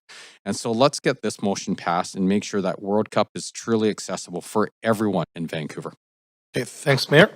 Okay, do I have a seconder? Second by Councillor Orr. All right, so we'll now hear from the registered speaker for this. The first public speaker should state whether in support or in opposition of the recommendations and may only speak once. I will ask speakers if they are residents of Vancouver if it is not noted on the speakers list. Public speakers in person can use the new podium on the left side of the gallery. Please adjust the podium to a comfortable height for speaking into the microphone using the control on the bottom right-hand side. Our first registered speaker is Landon Hoyt. Landon? Hi there. Thank you so much. I'm speaking today on the Hastings Crossing Business Improvement Association, but based on what the mayor's just shared, it sounds like some of our comments are a bit moot at this point. But myself and the other leaders of the Downtown Peninsula BIAs were a bit concerned about having this speak at BC Place, but it sounds some of that has been made its way to the mayor's office, which I'm pleased to hear about. So I will just you all carry on with your meeting now. Thank you so much for hearing us out. Thank you. Speaker number 2 has withdrawn. Speaker number 3 is Laura Balance. Oh, okay. All right, so that's the end of our speakers list. Thank you, London, for speaking to the Standing Committee on City Finance and Services. Committee members, is there any discussion? Councillor Dominado, that's you or that's the whole over? Okay. Councillor Fry. I'm sorry, Chair. Point of information. I'm not following exactly what's changed. I got a little bit late and the meeting had started. Okay, so yeah, so the thing is, Councillor Dominado put a motion to postpone the decision and debate for the previous item until PM. So our legal team has enough time to see the language. So we're gonna move on the members' motion right now. Yeah, no, I followed that. I'm just curious. Has the mayor's motion changed? I missed the entirety of it. Yes, thank you for the question, Councillor Fry. The first part of the motion that requests the province and FIFA to see if we can host viewing parties in BC Place on non-game days. We are going to strike that because based on further conversations with FIFA, it's just not possible and to maintain, the security infrastructure and the plan that's been in place for a while. And so I'm always of the view, if you don't ask, you don't know for sure. And on the slight possibility that it was possible, we asked, but obviously with further conversations, it just won't be possible. So we're going to strike it out. And thank you, and thanks. And Mayor, I see your amendment has come through as well, so that gives additional clarity. Chair, if I may through you, if I could ask another question of the mover. Sure. And just the new amended B, and I'm happy to support this amendment. I'm just curious though, is this asking the province for admission to the amphitheater? Is this to insulate the PNE in the city of Vancouver from financial costs incurred? Councillor Fry, so just a procedure question. The amendment has not been moved yet. Oh, okay. Yeah, let's go to amendment Q then, sure. All right, I move the amendment. So the mayor has not moved the amendment yet. So I will remove all of you on the queue. So mayor can add himself, so he can move the amendment. Okay. I hope that's clear. Okay, Mayor, please add yourself there. My screen isn't updating. I'm assuming I'm up. Yes, so I'd like to move an amendment, the one that's on the screen, please. Okay, so second by Councillor Claassen. So I'll move you to the amendment queue. Mayor, please add yourself there so you can talk your amendment. Can we add Mayor to the queue? To the amendment queue, please. Okay, please go ahead, Mayor. Yeah, like I stated during my introduction and the response to Councillor Fry as well, basically, we want to make these games as accessible to as many people as possible. And there are a lot of people that are dealing with affordability challenges, and these are such an incredible event, once in a lifetime in the city of Vancouver. We want to make sure that people have access to it.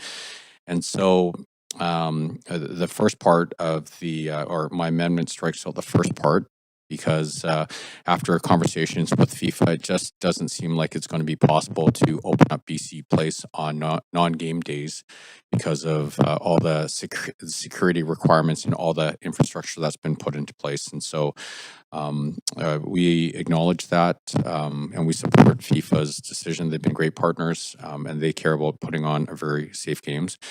And I'm always I'm proud that we asked this because if you don't ask, you don't get and you don't know. And now we know, and at least we had an opportunity to have that conversation. The second clause still applies because this is really just a pricing issue.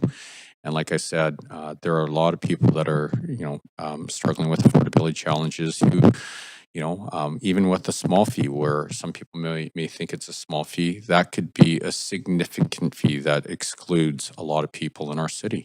And that, we want to make sure that as many, Vancouverites and residents and locals, regardless of where they are socioeconomically, have an opportunity to participate in these matches, in these games. Okay, thank you. All right, so Councillor Clausen. Yeah, thanks very much, Chair, and thanks, Mayor Sim, for bringing this motion forward. I'm sort of looking at this from a few different angles. First of all, back in 2010, actually it was in January of 2010, in the weeks just prior to the 2010 games arriving here. An associate of mine had a harebrained idea to have a website guide that listed all of the free activities one could do during the 2010 games here. And for a website that was probably doing about maybe 400 or so page hits per day, it was quite surprising to see it all of a sudden jump up to 5,000, and then a couple of days later 10,000 per day, and then a little bit after that 50,000 per day, and then it peaking at about 150,000 per day. And it was partly thanks to some news coverage that we got on Global News and their assignment editor Clive Jackson, who was a big supporter of making sure that we could promote this. The website crashed one day, and I was in a panic to try and get it going again. But the fact is that after the end of the games, we had about 2.5 million page views on this guide, which we dubbed "Where to Be for Free." And what a lot of people will acknowledge is that the 150,000 or so people that started to come downtown, started going to the Richmond Oval, started going to all the BC Pavilion, going to the Surrey Live site, all of these activities made that to be the most, probably the best winter games in history. And it was because we thought about average folks who weren't able to get up onto the slopes, weren't able to go up to Whistler and watch the luge and what have you, couldn't afford those tickets, but they could afford sometimes a few bucks in their pocket a day to just go out and be a part and feel like they're a part of something. And so this is why I'm so excited about this and this opportunity for FIFA, because it stands as a chance for Vancouver not only be on the global and world stage again, but a chance to really show our best face. The fact that we are a safe, welcoming, diverse, incredible urban destination. And so I sort of tell this story to just illustrate that I think we have a really great opportunity here. And I remember because my phone used to light up and it would say VANOC on the phone, but it wasn't VANOC. It was VANOC forwarding calls from people who wanted to know where they could get to a certain venue or where to park, and it was going straight to my phone. And I remember one day a woman calling me saying, "I'm coming in from Agassiz. I've got 2 kids. I'm gonna be able to get to Surrey SkyTrain, and then I need to come down. I've got $100 budget for a day. Where should I go?" And I helped this, basically provided some advice.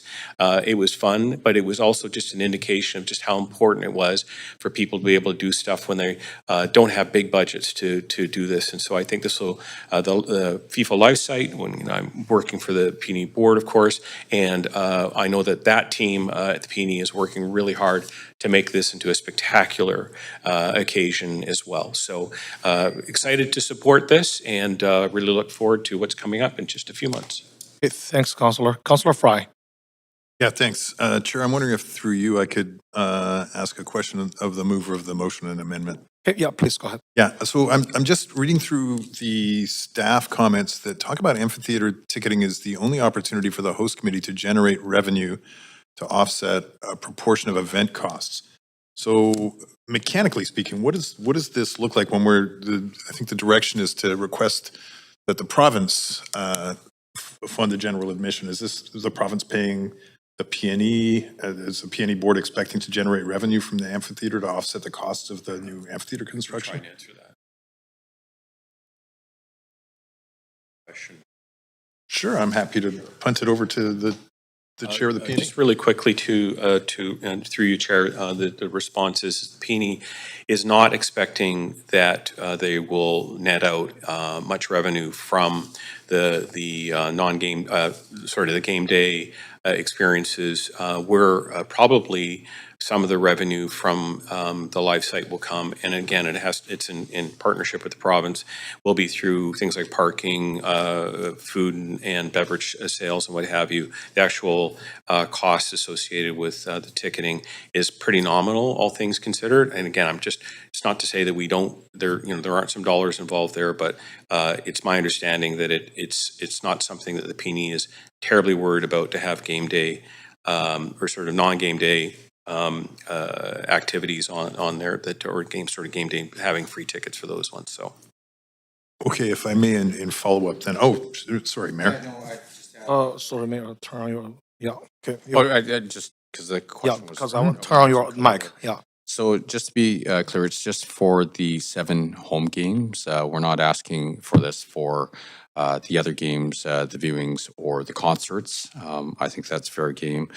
And so, you know, when I look at this, you know, and not to put, you know, words into the province's mouth or whatever, but we do have, you know, the hotel fee that's being charged as an example, so they can reroute some of that. And you know, like on an average stay, let's say a $300 stay, it generates, let's say, $7.50, and each one of those can sort of go towards, you know, funding, you know, a ticket for someone, you know, a kid who's a dreamer, who has no ability to go to a match. And you know, I think that that would be worthwhile. And when you look at it from that perspective, it's not going to be costing the taxpayers of the city of Vancouver money or the province. It's going to be based on prosperity and the amount of attention that our city will get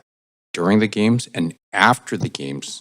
You know, I think some of that should go towards making sure that the residents of Vancouver, especially the ones that can't afford it, have an opportunity, because we're, you know, this isn't City Hall's FIFA World Cup. This is the residents, every single Vancouverite, everyone in the region, everyone in the province.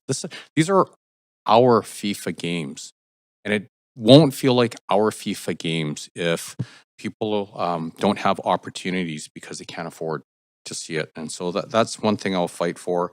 You know, I think that's something we can really ask the province to do. I don't think it's a lot to ask for 7 games. Yeah, no, I appreciate that, Mayor. And I will note that that you've expressed that this isn't at a cost to the taxpayers of Vancouver, but we're asking the province, and that you've mentioned that this is specific to the 7 home games, which isn't captured in this enactment clause. But given as you are the guy writing the letter, I'm confident that you will include that is the specificity that we're talking about, not concerts or the like. Absolutely. All right. Thanks, Mayor. Great. Thank you. Thanks, Chair, for indulging that. Okay, thank you. All right, so thanks. I see no one else on the queue. I'm gonna call the vote.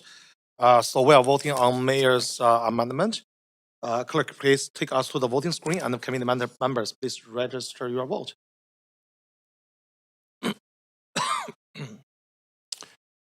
Sorry, can I please get a vote assist in favor? Yeah. My interface isn't working. Perfect. All right. So the amendment passed unanimously with Councillor Bly absent.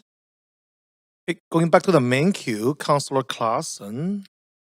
I'm done. Thanks. Okay, Councillor Fry. Yeah, appreciate the clarity from the mayor, and I think that just to his comments about making this accessible to folks who might otherwise not have an opportunity to really embrace and indulge this opportunity, I'm super supportive. So thank you, Mayor, for bringing it forward. Thank you. Councillor Orr. Yeah, likewise, happy to support. Remember, the Olympics, you know, had sort of similar viewing opportunities, and you know, the home ground program, you know, for people in the downtown east side to watch. And I know soccer is an incredibly important game, and everybody loves it. It's one of the most watched sports on the planet. So happy to support. Thank you. Councillor Meisner. Yeah, just quickly, want to add my voice of support to the mayor's motion. This is going to be an incredible time for our city, much like the Vancouver 2010 Winter Olympics. I partaked in many of those free viewing opportunities and all the events that were happening around the city, and I'm really excited to see that energy back in Vancouver this summer. So I'm in full support of the motion. Thank you. All right, no one else on the queue, so we're gonna vote on this item, the motion as amended. Please register your vote, Council.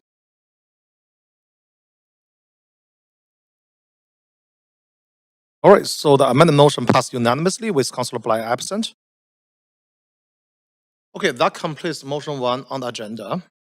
Okay, the next item is motion 2, igniting our spirit, bringing Vancouver together through summer celebration. It is moved and introduced by Mayor Sim. Before we begin this agenda item, if anyone believes they have a conflict of interest, now is the time to declare it. Does anyone have a conflict of interest to disclose? Okay, seeing none. Mayor Sim, you have 2 minutes to introduce your motion. Okay, like many Vancouverites, I was deeply disappointed to learn that the celebration of lights would not return this year.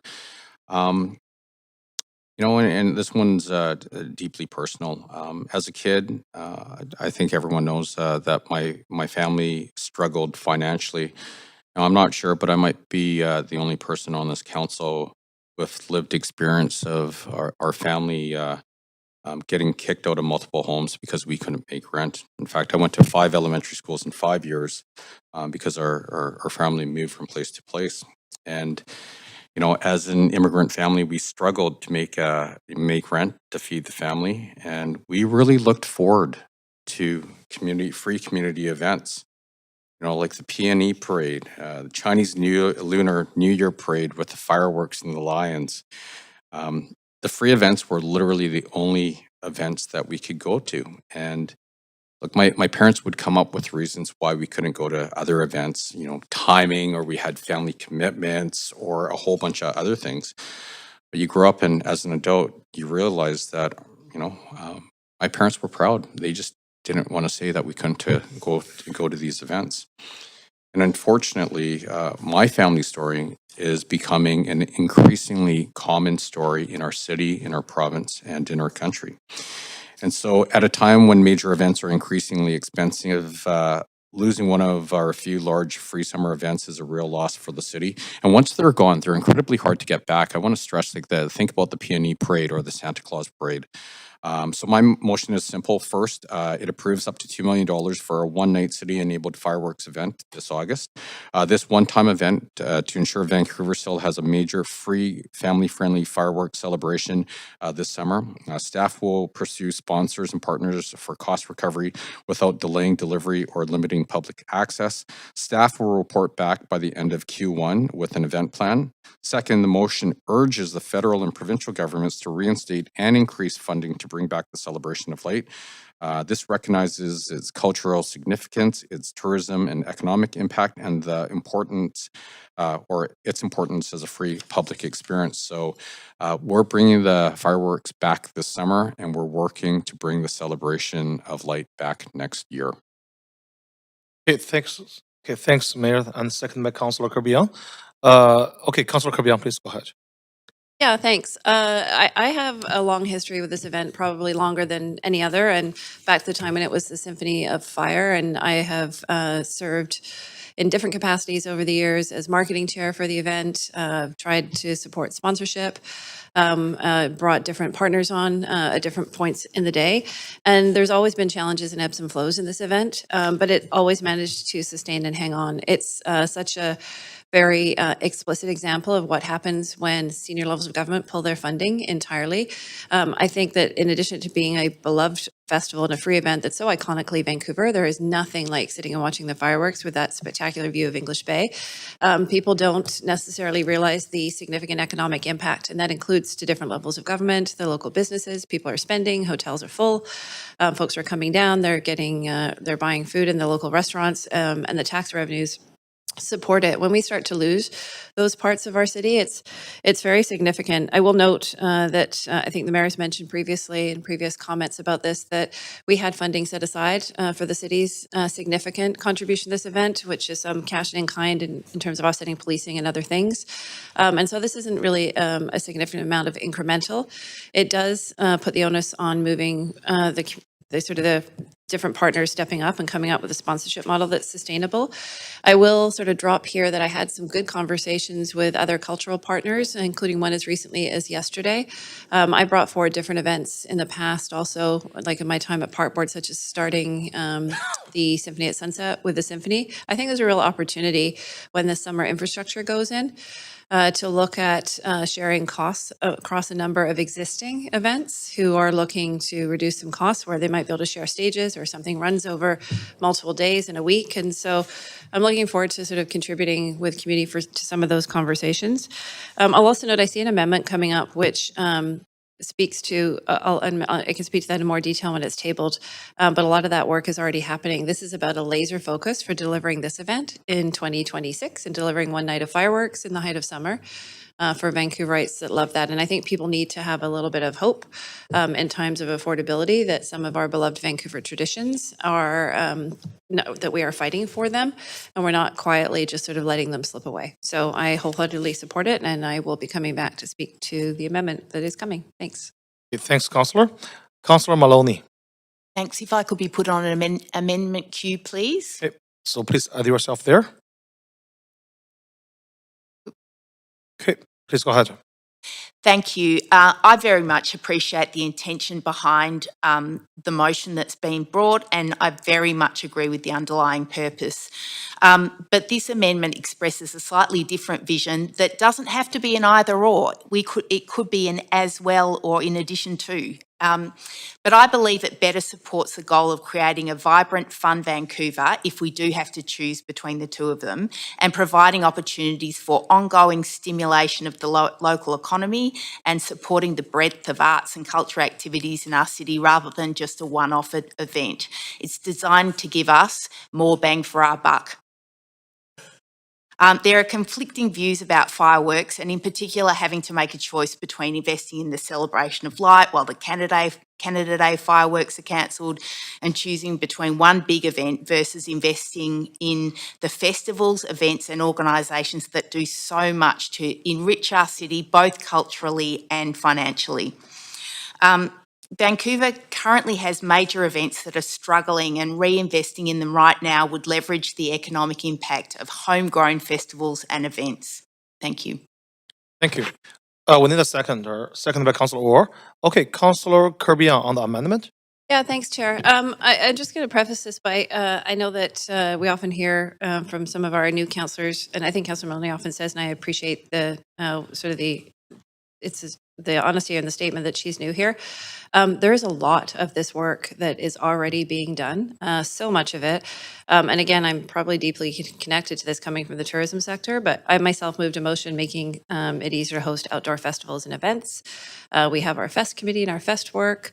We are maintaining our grants. We're looking at ways to work together already. There's an actual Fest committee of industry that have been meeting and talking about recommendations and in terms of how the city can do that work and support them.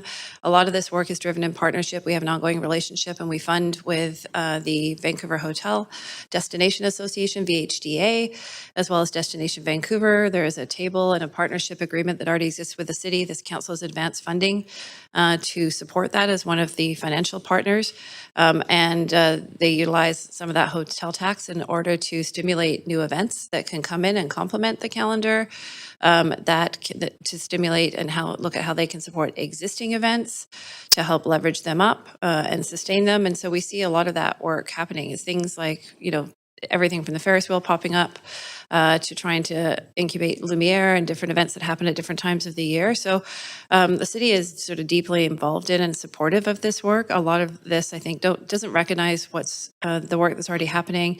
It doesn't recognize the partnerships with Destination Vancouver, Vancouver Hotel Destination Association, and others. And I think we've had different motions, such as the Street Festival on Davie that we've been investing in, thanks to Councillor Miser, and resuscitating and doing that work, supporting Pride. So we've had a lot of different motions already, I think, in supporting and lifting up a number of these events. And we just need to keep doing that work with the existing structures that they have. So I'm not seeing anything new here. And for that reason, I will not be supporting it. Thank you. Thanks. Mayor Sim. Yeah, really quickly. So, Councillor Maloney, thank you. I see where the intent is coming from. Also, Councillor Kirby Young, thank you for highlighting all the additional work that's happening behind the scenes on a bunch of other events that are, going through this current economic crisis or environment as well. I just want to be very clear.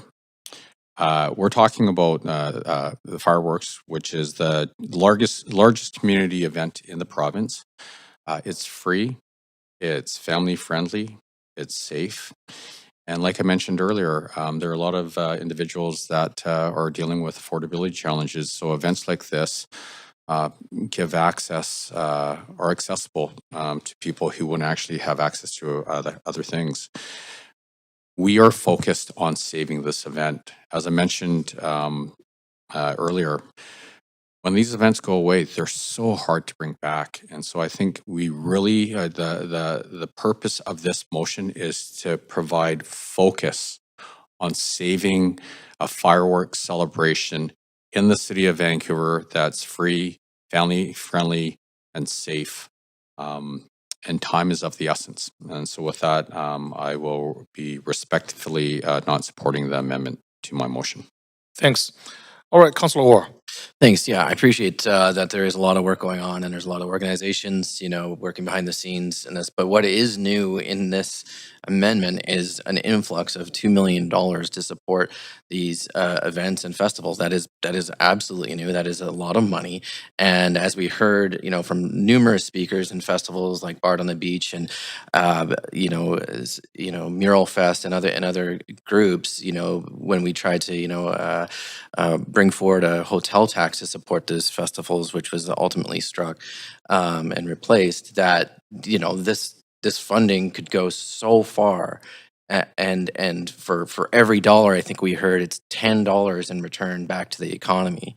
So I mean, that's $20 million in benefits, that would arise from this amendment alone to support the arts and communities across the city. So I think it's fantastic, and I will be supporting. Thanks.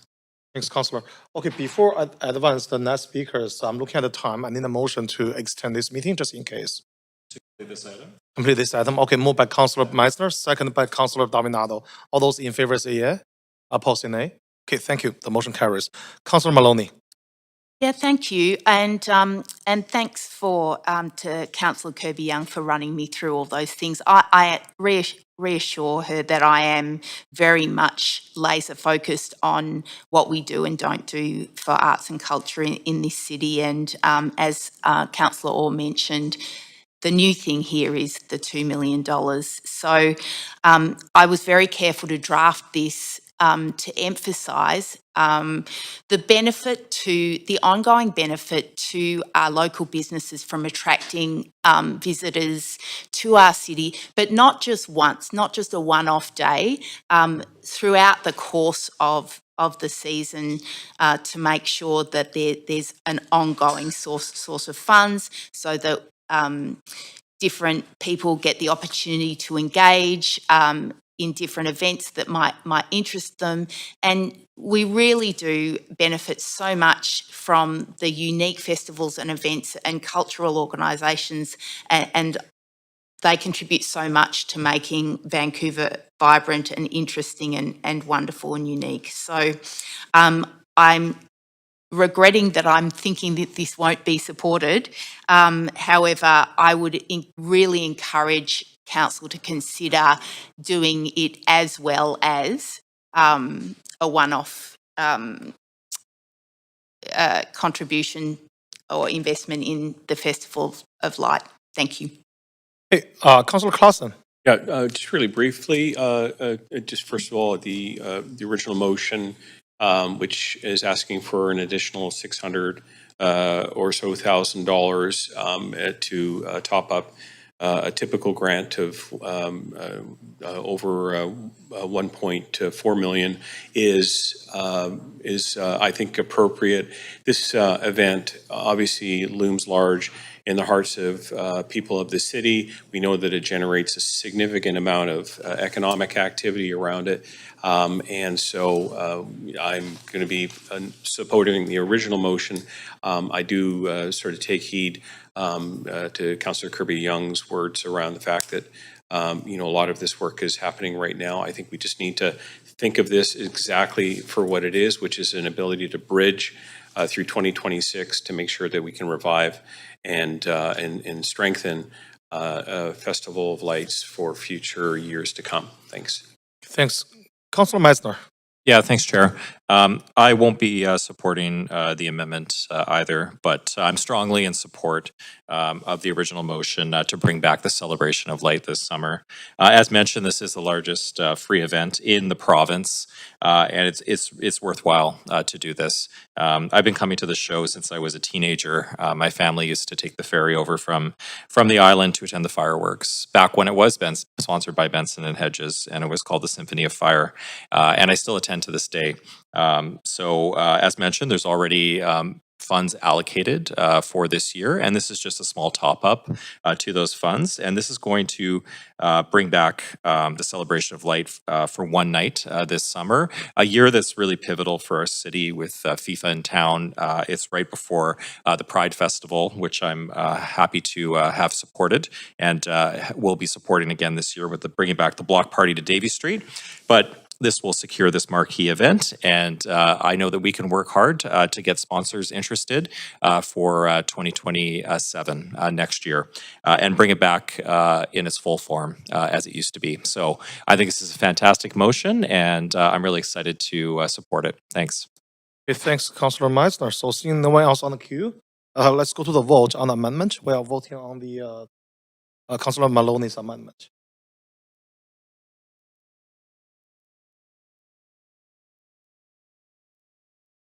Okay, so the amendment did not pass with Councilor Zhou, Kirby-Young, Dominado, Montague, Clausen, Meissner, and Mayor Xin in opposition. Councilor Bly absent. Councilor Fry abstain. Thanks. Oh. Yeah, can we fix that, clerk? The title is wrong. It's still seeing the World Cup title. The title of the vote. Okay, we're gonna fix that. Okay, thanks. All right, so coming back to the main queue, Councilor Dominado.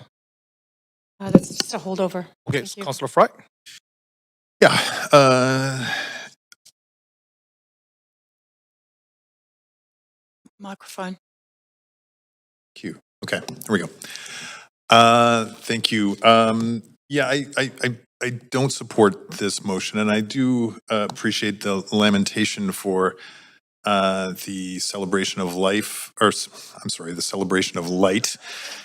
It's a celebration of life for the celebration of light. No, it's I appreciate that it has been a beloved event since the time Councilor Meissner was traversing the Georgia Strait to visit the Benson and Hedges, and it's a regional joy. I get that part, but the reality is that it was a business model that was not sustainable, and the reason it's not continued to fund is because they couldn't make it work. For a variety of reasons. So I think, including the lack of federal funding, but we need to recognize that we are in this austerity budget. And the reason I really don't support this, and why I didn't support Councilor Maloney's amendment either, is because we're talking about the allocation of $2 million at a time when this city has talked about a zero means zero austerity budget. We have, we are letting go hundreds of city staff, the people who we like to say, help make this place a great place to live, work, and play. And we loud our staff to that extent, but we are at the same time denuding the funding for that. And I recognize also that there are other events in this city that are struggling and could use that funding support that aren't receiving the kind of support. And fundamentally, where I disagree with this approach from the mayor is that there is no business plan here. There is no comprehension. We've tasked staff to come up with staff who are beleaguered and overworked, and we've been hearing nonstop that the budget constraints mean we can't get stuff done. We keep hearing that the inevitability of FIFA means that we have limited staff resources to get stuff done. Yet here we are with this advancement of $2 million to come up with a last-minute plan to deliver fireworks, which I get, people love it.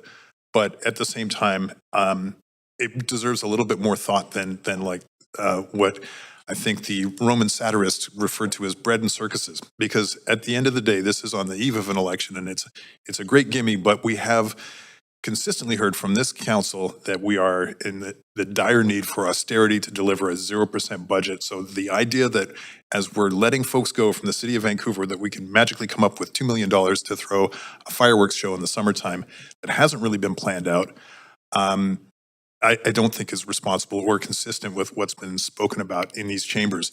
And I will add that the city of Vancouver continues to afford a great deal of fun family activities, and our city remains a wonderful place to visit in the summertime. We have fantastic parks and beaches, and we have a vibrant tourist scene, and we have great shops and shopping districts. We have lots to enjoy in this city. $2 million for a fireworks show that hasn't been planned out it's not the time, and certainly I understand that Minister Bailey will be coming back with a very harsh budget that won't be a very popular one, so it doesn't sound like the province has got cash to throw at this anytime soon. If we really want to be serious about bringing back some kind of fireworks festival on the shores of English Bay in the future, that may or may not involve pyrotechnics, or maybe it could involve drones, who knows, but it needs a little bit more thought. It needs a little bit more partnership that's confirmed rather than just sort of throwing it as a Hail Mary pass on the eve of an election. So hard pass on this. Thanks. Okay, thanks. Mayor Sim. Yeah, I do want to clarify a couple of things and then get to the point of why we're doing this here.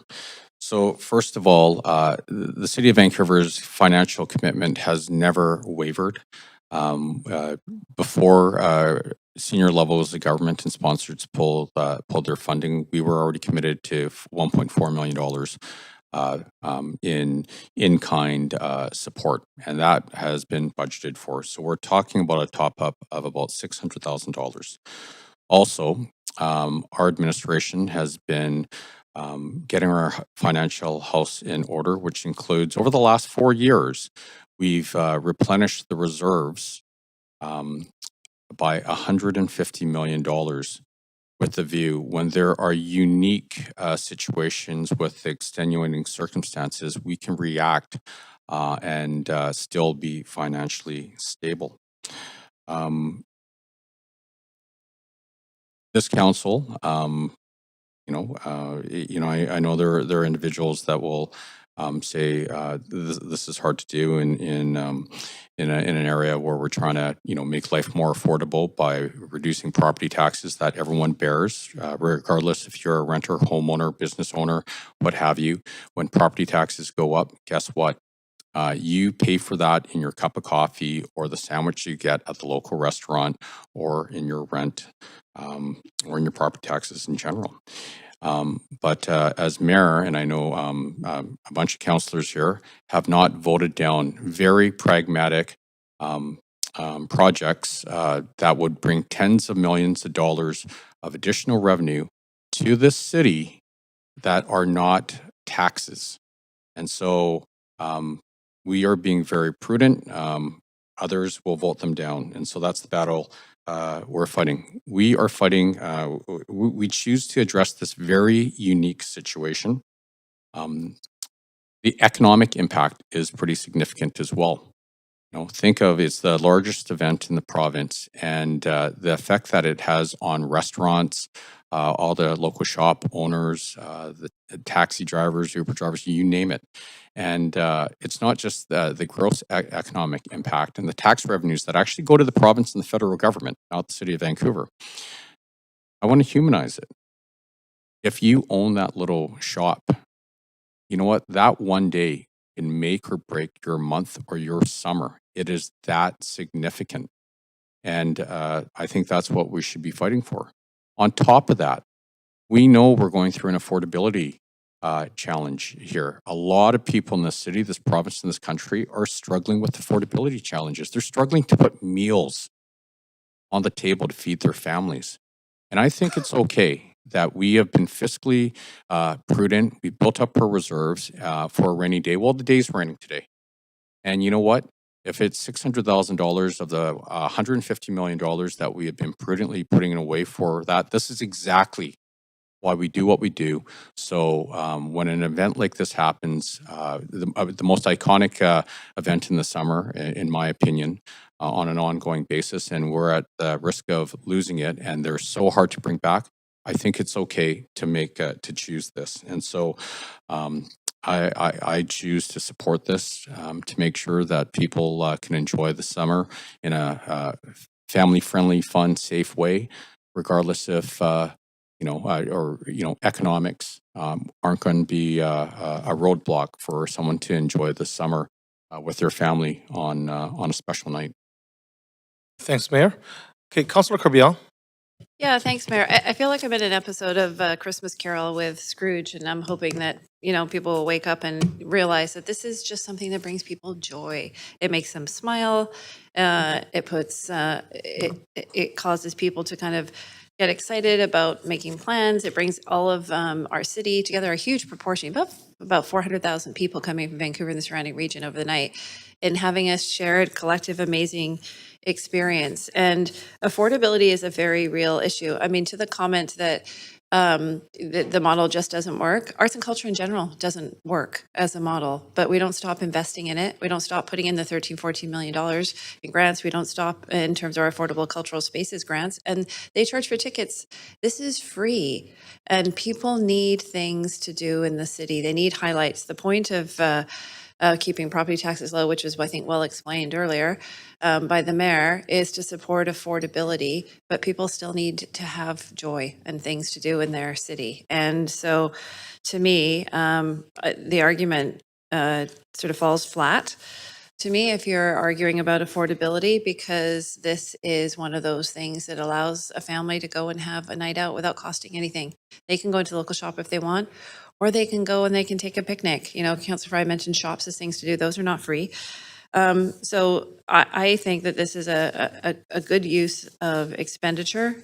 There's an economic impact if you want to go there and sort of go through all of the different tax revenue, all the small business revenue that's generated, but you cannot put a price on how beloved this event is. It has been going for a long, long time. So let's give a little bit of breathing room. Let's have one this summer, and let's know that we did everything we can, just like we're trying to keep the Whitecaps in Vancouver. These are quintessentially Vancouver things, and they are worth fighting for. Thank you. Thanks. Councillor Orr. Yeah, thanks. I was happy to support the mayor's previous motion, but I don't think I can support this. $2 million for 1 hour. If this was a single staff person working 40 hours a week, it would cost $4 billion. Noting that $1 billion would fix all of the city's private SROs. At $90,000 a year, $2 million is 22 staff positions we could keep. $2 million would allow things like the equity office, the renter's office, libraries to stay open 7 days a week. The mayor had a chance to look at taxing the rich to pay for things like exactly like this, but mocked it by asking if people would need a T4 to go to the pool. Council had a chance to keep property taxes at 0% for homes under $3 million, but chose not to. And I'll recognize Councillor Kirby-Young's comments about Scrooge. Scrooge was someone who hoarded wealth at the expense of his working class employees, and that's exactly why so many are in this affordability crisis. So the mayor also said in regards to public grocery stores, we are in the business of filling potholes, not selling tomatoes. So wouldn't this same logic extend to being in the pyrotechnics business? So I welcome attempts to hold this event. I would hope they could find a philanthropist who could maybe chip in. But considering the financial reality of the city, I don't know any millionaires. So with that, I don't think I can support. Thank you. Councillor Maloney. Yeah, just briefly, I'm very, very supportive of creating and investing in opportunities to create joy and happiness and social connection in our city. And I am very focused on affordability as well, which is why I incorporated affordability into my my amendment that unfortunately didn't pass. But if it comes down to a choice between spending $2 million on one night of fireworks versus a city full of arts and culture festivals, events and organisations, I would choose to get more value for our limited budget. Thank you. Okay, Councillor Clausen. Just really briefly, again, happy to support this, and a vision for a city that is not austere, is not that has the opportunity to bring to life and to be able to showcase a marquee event like this. And I appreciate that there was a real, really strong visceral reaction from the public when they learned that this event potentially would not continue on. This is a chance for us to bridge and try and work with the community to try and make sure that we can keep this event going for years to come, so families and people that visit our city have a chance to have a great time as they have for the last several years with Festival of Light. So happy to support this. Thanks. Thanks. All right, seeing no one else on the queue, let's go to the vote for this amendment, for this motion. Also, please register your vote. We are voting for the original motion from Mayor Sim. Okay, the motion passed with Councillor Fry or Anne Maloney in opposition and Councillor Bly absent. Thank you. That completes item 2 on the agenda. We're going to come back at 1 p.m. for the previous report on the remaining motions. Thanks, everyone.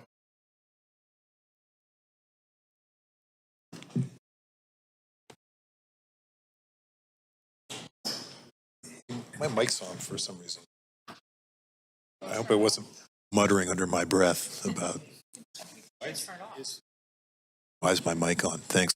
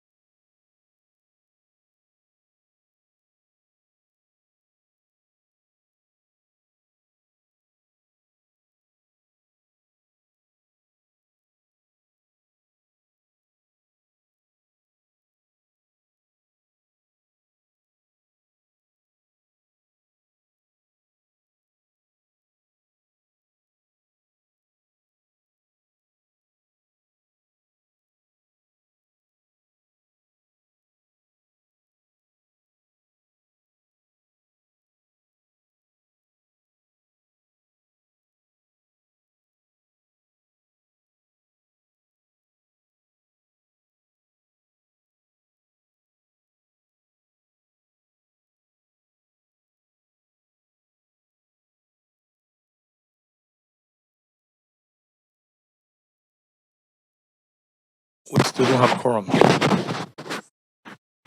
1, 2, 3, 4. Councilor Montague online. Okay, so we have quorum now.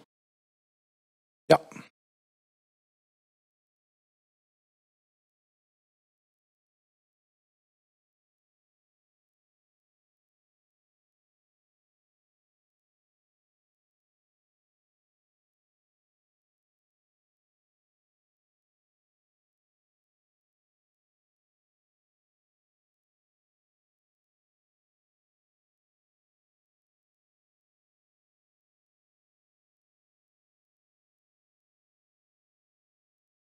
My mic on? Yeah, thank you. Do we have quorum, Chair? Yes. Okay, okay. So I think, okay, because I think there may be some other counselors interested in this. I'm just, thank you. I am going to move, so the recommendations have been moved and seconded. I am going to move an amendment that would effectively strike recommendations A and B. So I'll just give me a moment. I'll send this to council, and appreciating this is appreciate our staff helping with this, and Councillor Orr has also been involved in this discussion around trying to find the right language to address the concerns raised by the public. So maybe I'll just wait until that comes up and I'll speak to it.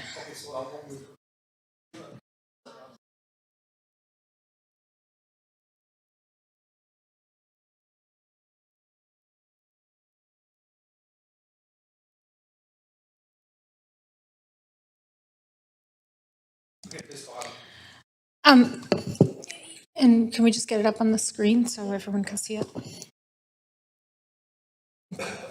So just at a high level, I think Council heard the speakers today. We've all received correspondence, and also as was daylighted by staff in the engagement. There were some significant reservations around changes to the existing view cones from Trout Lake. Now, that being said, I do think that looking at some of the correspondence we received, I think there is probably some blanket of not wanting to see any change at all. And I think that may not have been, for some of the members of the public who've written us or maybe participated in the engagement, contextualized enough for them around that we're, as we heard from staff, trying to balance providing new housing opportunities in the city with the provincial TOA legislation, with preserving kind of livability. And again, this being a unique, it's one of the largest, I think, east side parks with that view to the mountains. And so what's proposed here is a strike and replace of A and B to allow for further public engagement, but to really kind of consider the housing and view benefits and drawbacks and sort of the trade-offs. And so subsequently, so effectively, it's sort of pausing any changes to those specific view cones at this time, but everything else within the report would go forward. So I hope that's clear, but it is really just to be responsive to some of the concerns and that we've heard. Great, thanks. Councillor Kerbial. Yeah, thanks, Chair, and thanks for the proposed revised direction on this one.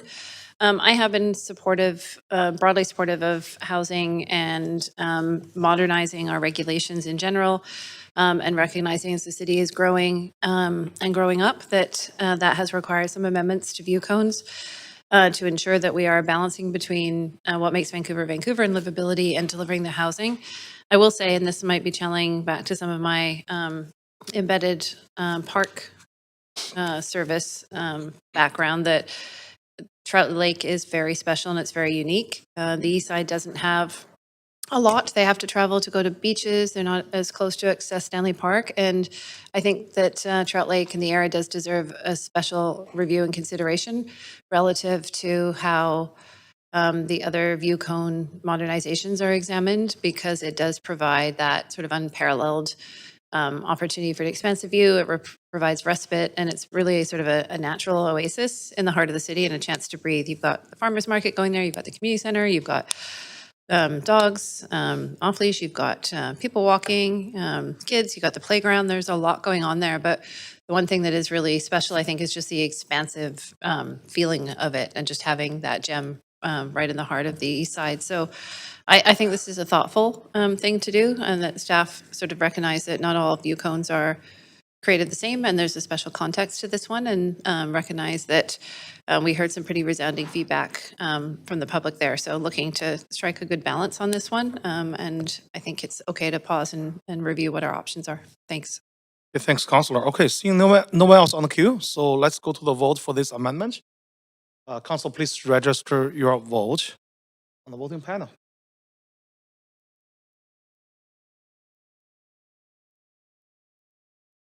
Councillor Meisner, Councillor Meyerson.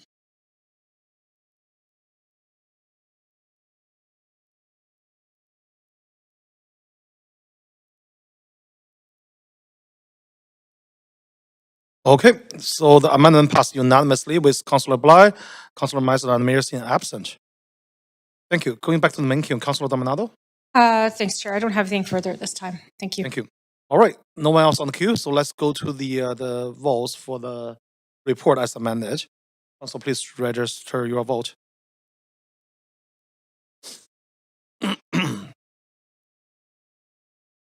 Okay, again, the amended report passed unanimously with Councillor Bly, Meisner, and Meyerson absent. Thank you. That completes this report on the agenda. Thanks. Okay, so moving on to the next item, which is our motion number 3. It's reducing business-generated organic waste to meet Vancouver's climate emergency action plan targets. It is moved and introduced by Councillor Orr. Before we begin this agenda item, if anyone believes they have a conflict of interest, now is the time to declare it. Does anyone have a conflict of interest to disclose? Okay, seeing none, Councillor Orr, you have 2 minutes to introduce your motion. Okay, please go ahead. Thank you, Chair. This motion addresses the ongoing issue of organic waste from large commercial businesses such as grocery stores and wholesalers continuing to be sent to landfill despite existing diversion requirements. When organic material breaks down in landfills, it produces methane, a highly potent greenhouse gas, making organic waste reduction one of the most immediate ways to cut near-term emissions. Importantly, this motion builds on work already completed through initiatives led by the Vancouver Economic Commission and research from Simon Fraser's Food Systems Lab. Rather than asking staff to start from scratch, it directs staff to summarize feasible options and clarify the city's role within existing capacity and jurisdiction. The focus is on upstream waste prevention, accountability, and emissions reductions. Overall, the motion aligns with existing work with Vancouver's climate emergency action plan targets in a practical and achievable way. Thank you. It was co-submitted with Councillor Fry, so Councillor Fry is seconding the motion. We will now hear from the registered speaker for this motion. Public speakers should state whether they are in support or in opposition of the recommendations and may only speak once. I will also ask speakers if they are residents of Vancouver if it is not noted on the speakers list. Public speakers speaking in person can use the new podium on the left side of the gallery. Please adjust the podium to a comfortable height for speaking into the microphone by using the controls on the bottom right-hand corner. Our first registered speaker is Adam Hawk.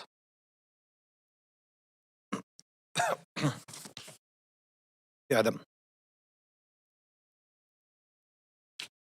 Good afternoon, Mayor and Council. My name is Adam Hawk. I am a 20-year resident of the City of Vancouver. I'm speaking in strong support of the motion to reduce business-generated organic waste as part of Vancouver's Climate Emergency Action Plan. I spent the last 25 years in the organics and specialty grocery distribution business, and I've seen firsthand how much perfectly good food is wasted, not because it lacks value, but because our systems make disposal easier than prevention or recovery. In the 90s, when best before dates were popularized, something striking happened. Sales of many shelf-stable and perishable items nearly doubled. Not because people were eating more, but because suddenly the garbage can became the best customer.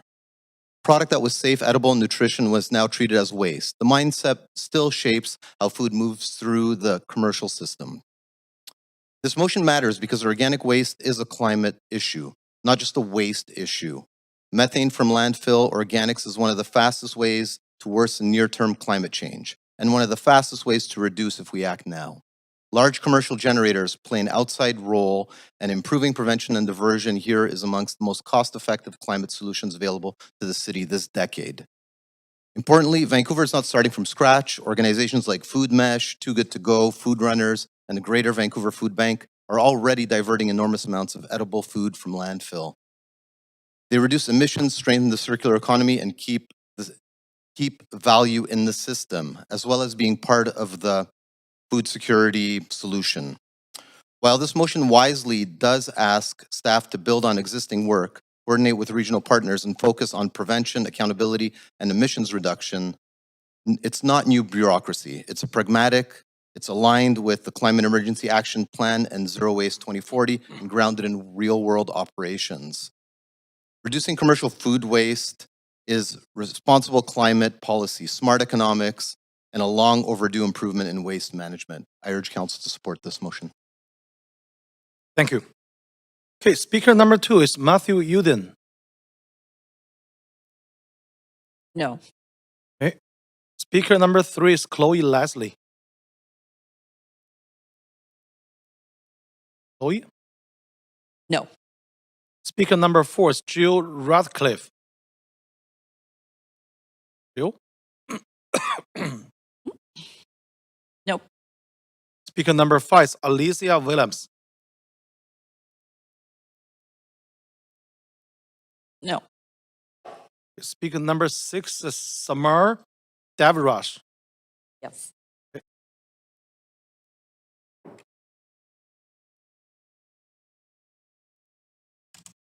Samar?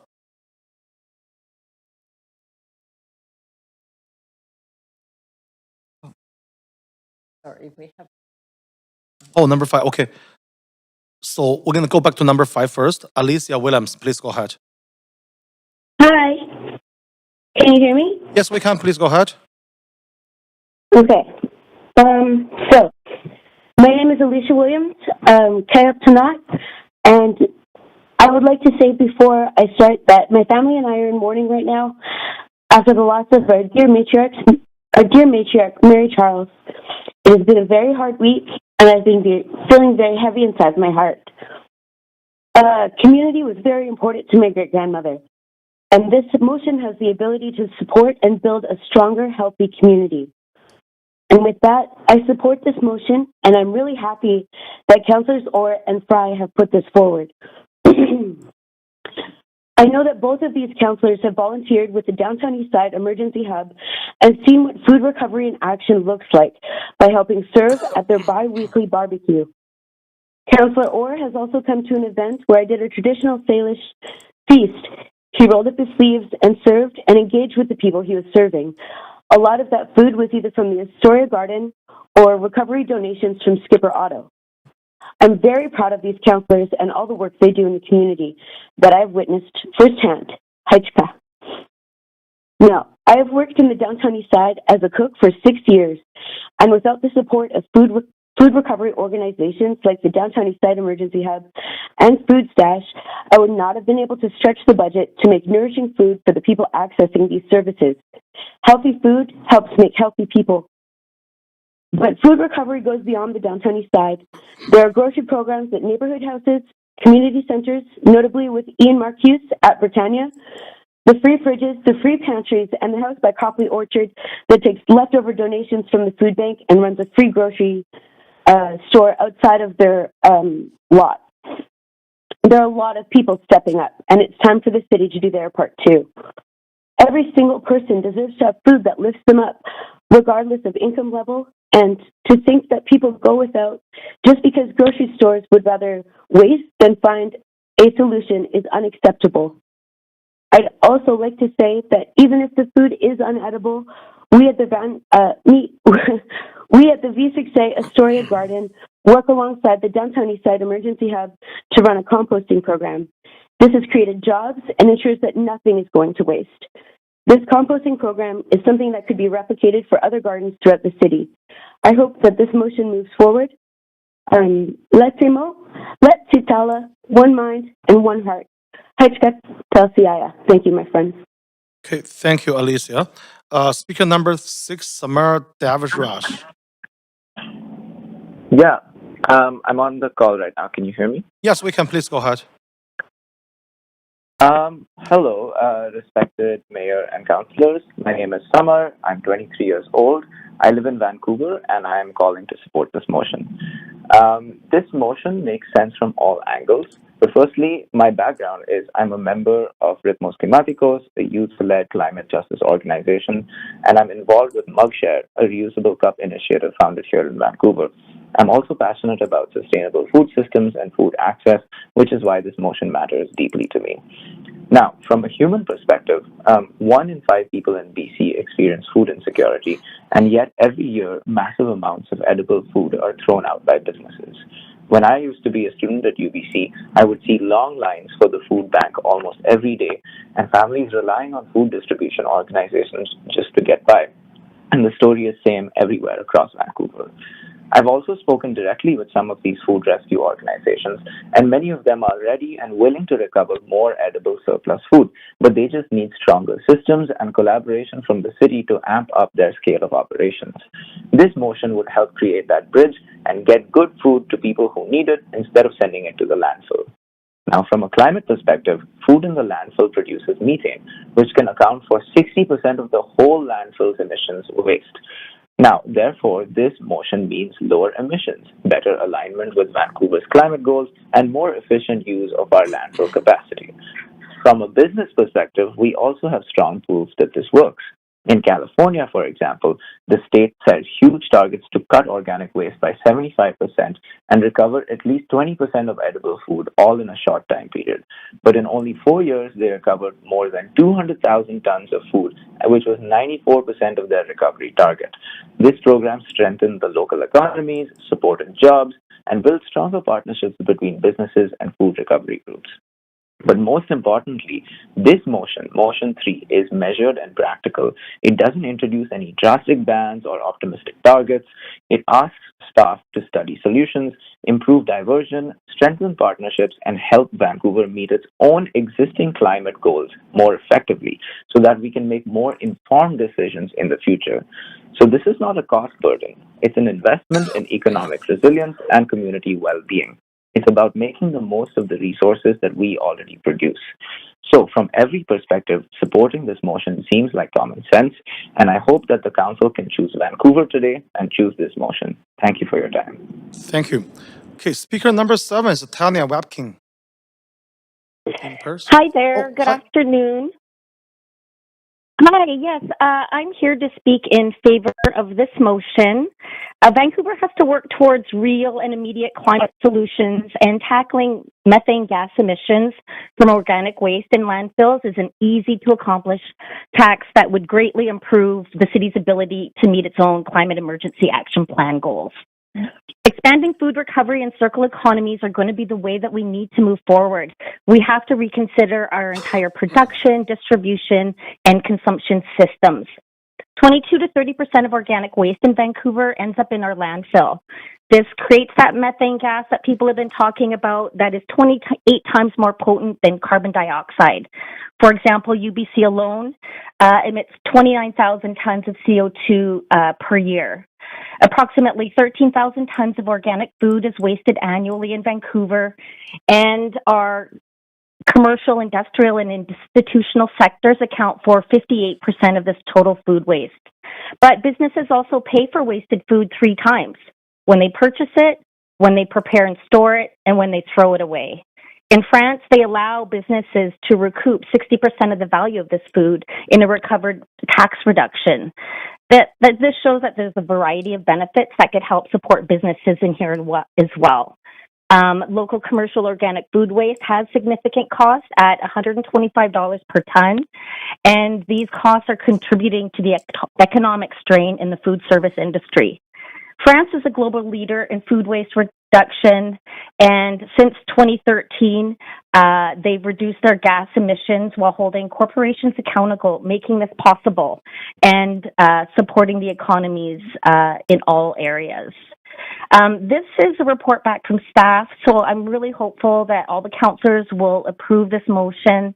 The benefits range from edible food recovery for food security, cost savings to the city and to businesses, job creation, reduces greenhouse gas emissions, it enriches local soil with compost, it's reducing pollution, it improves air quality, and it's creating the circular economy that could extend the life of our landfill. We need to get serious about climate change.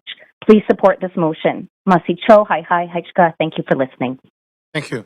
Speaker number 8 is Lucas Choni. Yeah, can you guys hear me? Yes, we can. Please go ahead. Okay. Hey, good afternoon, everyone. Thanks for giving me the space to speak here. My name is Lucas Choni. I'm here with Ritmos Climaticos, just like summer. And I just wanted to raise quite quickly in the time that I have to speak. Just reiterate what a lot of folks have been saying about Vancouver having such a serious food waste problem and how it's inseparable from our climate responsibility, from equity, and obviously our greenest city commitments as well. A bunch of people already mentioned how so many people in the province are food insecure, how methane is such a damaging gas in comparison to CO2. I also wanted to raise that in the downtown east side and in food banks across the province, food is needed every single day, and we can't deny that reality of poverty when edible food just continually is thrown out. So, I know, and a lot of us know that Vancouver has an organics ban that was introduced in 2015. But obviously, as someone was just mentioning earlier, it remains the most common item in the garbage, with about 22%. In the latest Metro Vancouver waste composition studies. There has been progress, but we know that it has been slow, and that puts some of our climate targets at risk. So a lot of people feel this disconnect already. There's a large dumpster diving culture in our city. There's a dumpster diving in Metro Vancouver Facebook group. There's multiple online forums like Reddit where people share resources for dumpster diving, but it remains something that's unsafe and undignified, and it shouldn't be a substitute for a functioning food system. As people had mentioned before, there's multiple food recovery organizations, community kitchens, and composting initiatives throughout the city that are ready to receive this food, but they just need this coordination and they need the data, and the city can be amazing at acting as that bridge. The issue is part of our cultural memory in the city as well. There have been documentaries like the one that came out in 2014, Just Eat It, a food waste story, which I recommend everyone that's concerned about this issue to watch. It's a Vancouver film documentary made by a couple that shows how much edible food is discarded in our city every day. And with the affordability and climate crisis that we see these days, this issue, I would say, is no longer something abstract, but it's very much a reality. If we're serious about being the greenest city, food waste prevention should be treated as climate action, and I think that policy can help shift norms towards prevention, redistribution, and acceptance of food that isn't always perfect, right? But perhaps those perfection standards are wasteful and increasingly unrealistic in a changing climate and affordability crisis like the one we live in today. Thank you so much for listening. All right, thank you, Lucas. Speaker number 9 is Cody T. Dilulo. Hear me? Yeah, we can hear you, Hello? Cody. So before you start, as a procedure question, can I ask you if you are a resident of Vancouver? I'm not a resident of Vancouver. Okay, that's okay. Please go ahead. So I am a commercial food delivery driver, and I deliver all over Metro Vancouver, including many of the grocery stores within Vancouver itself. And I just wanted to speak in favor of this motion today. A lot of my job is checking expiry dates for products. I'm like a vendor in grocery stores and taking these expired or close to expired products off the shelves. And that's really ethically challenging for me when I know there is an issue with poverty and there is an issue with food waste and increasing methane gas and being a pollutant. And then I also wanted to speak in favor of this motion because when I'm backing my truck up into the loading bay on a day-to-day basis, the food bank people who come to pick up the excess food from grocery stores, they're often showing up at very early hours, 4 a.m., 5 a.m. They're getting maybe a cart or two of food per store. And I know there's so much more food waste in these dumpsters. And these people are usually like on living wages or doing it on a volunteer basis with their food banks or community kitchens. And there's not a lot of them. And the grocery stores don't take it upon themselves to get these people out there. It's really, they're the heart and soul of these poverty reduction initiatives, and you know, these kitchens and food banks live or die by their efforts. So I just really want to urge this council today to vote on this motion, because without these people working and volunteering and working low wages and stuff, we wouldn't really have much infrastructure at all to redistribute this food waste and deal with it in a more environmentally friendly and sustainable way. And that's basically my piece. Thank you, Chair. Thank you. Speaker number 10 is Mark Schussbank. Hello, can you hear me? Yes, we can. Please go ahead. Oh, great. My name is Mark Schutzbank, and thank you for this time today. Everyone has really echoed the things that I've been thinking about, especially that last speaker. Thank you so much for that. And I also just wanted to reiterate that this sort of work helps to frame what the next 20 years can look like. And we really need to understand what are the opportunities here to rethink our waste system. And I think that's a huge component of really what we need to start having in order to have a system that's going to be working better. And so I leave you with this small poem. There once was a city so green, whose landfills were not meant to be seen. Cut methane, they vowed, with waste rules unbowed, so our climate stays cool, fresh, and clean. And so I hope that you vote in favor of this motion. Thank you. Thank you. Speaker 11 is Fernando Garcia Crispo Santalo.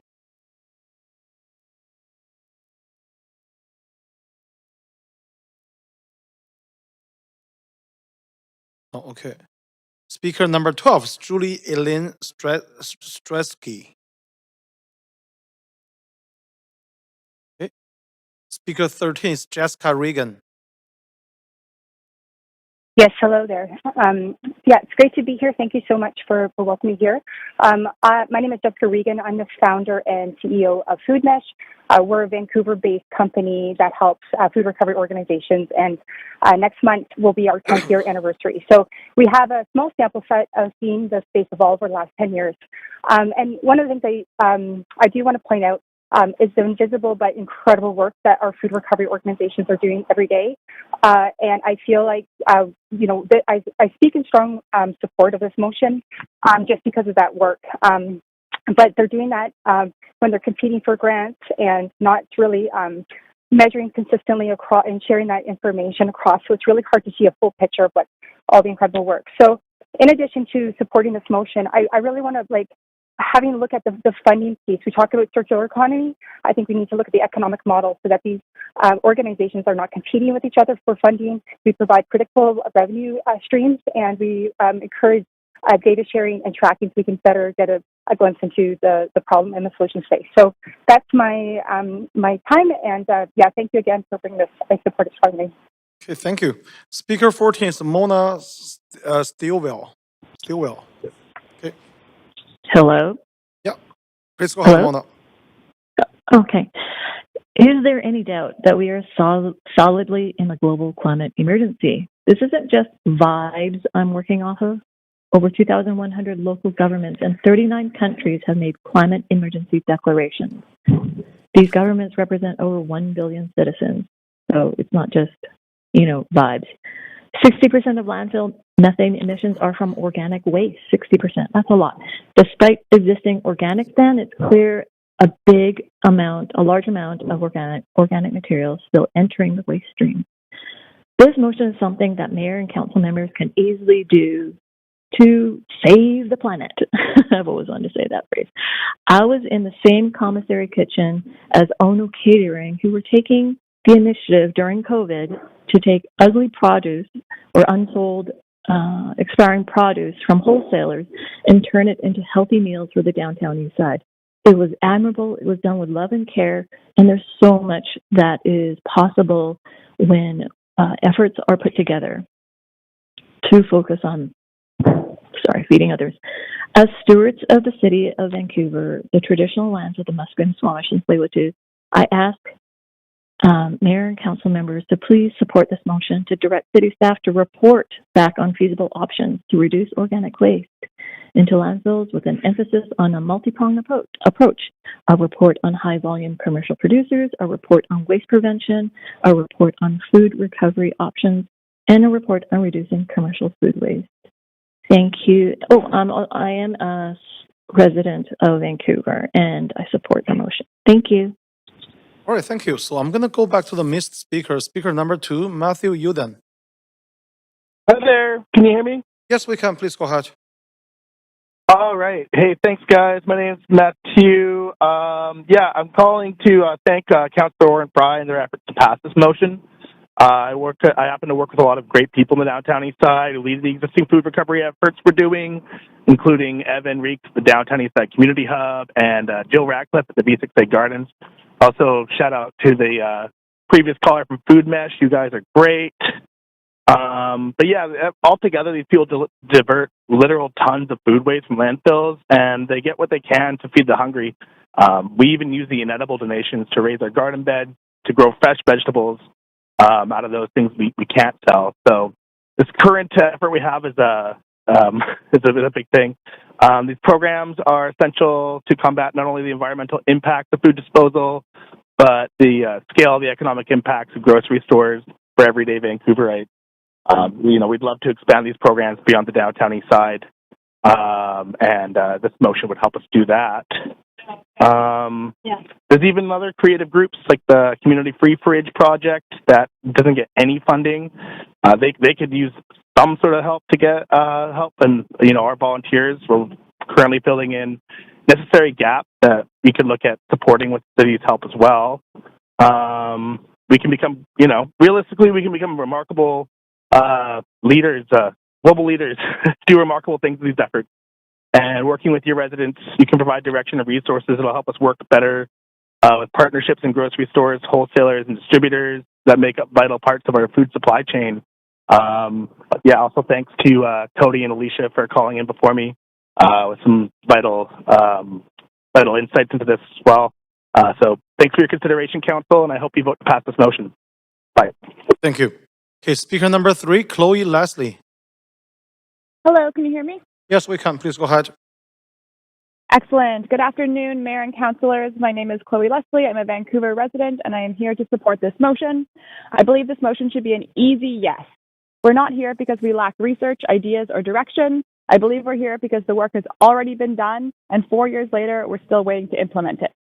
In 2021, the Vancouver Economic Commission, in partnership with Simon Fraser University Food Systems Lab, completed a comprehensive circular economy report on commercial organic waste. That work was not external to the city. A City of Vancouver project manager and a city social planner actively contributed, reflecting that this issue was already a city priority. This motion does not ask staff to start over or commission new studies. It allows us to move from planning to practical implementation. It asks staff to build on existing work, identify feasible options within current capacity, and clarify where the city can act. In the meantime, large commercial producers continue sending organic waste to the landfill. That waste produces methane, one of the most powerful drivers of near-term emissions. Reducing organic waste remains one of the fastest and most cost-effective climate actions available to us right now. We cannot keep delaying action while citing jurisdictional complexity or waiting for perfect conditions. The framework exists, the policy direction exists within the Zero Waste 2040 and Climate Emergency Action Plan. The city has already invested time and expertise. What's missing is just the follow-through. This motion is intentionally modest. It's realistic and grounded in work already completed. I believe it creates a clear pathway from research to action. If Vancouver is serious about meeting its climate commitments, this is exactly the kind of step we should be taking. I urge you to support this motion. Thank you. Thank you. Speaker number 4 is Jill Radcliffe. No, okay. And then speaker number 11, Fernando Garcia Crispo Santalo.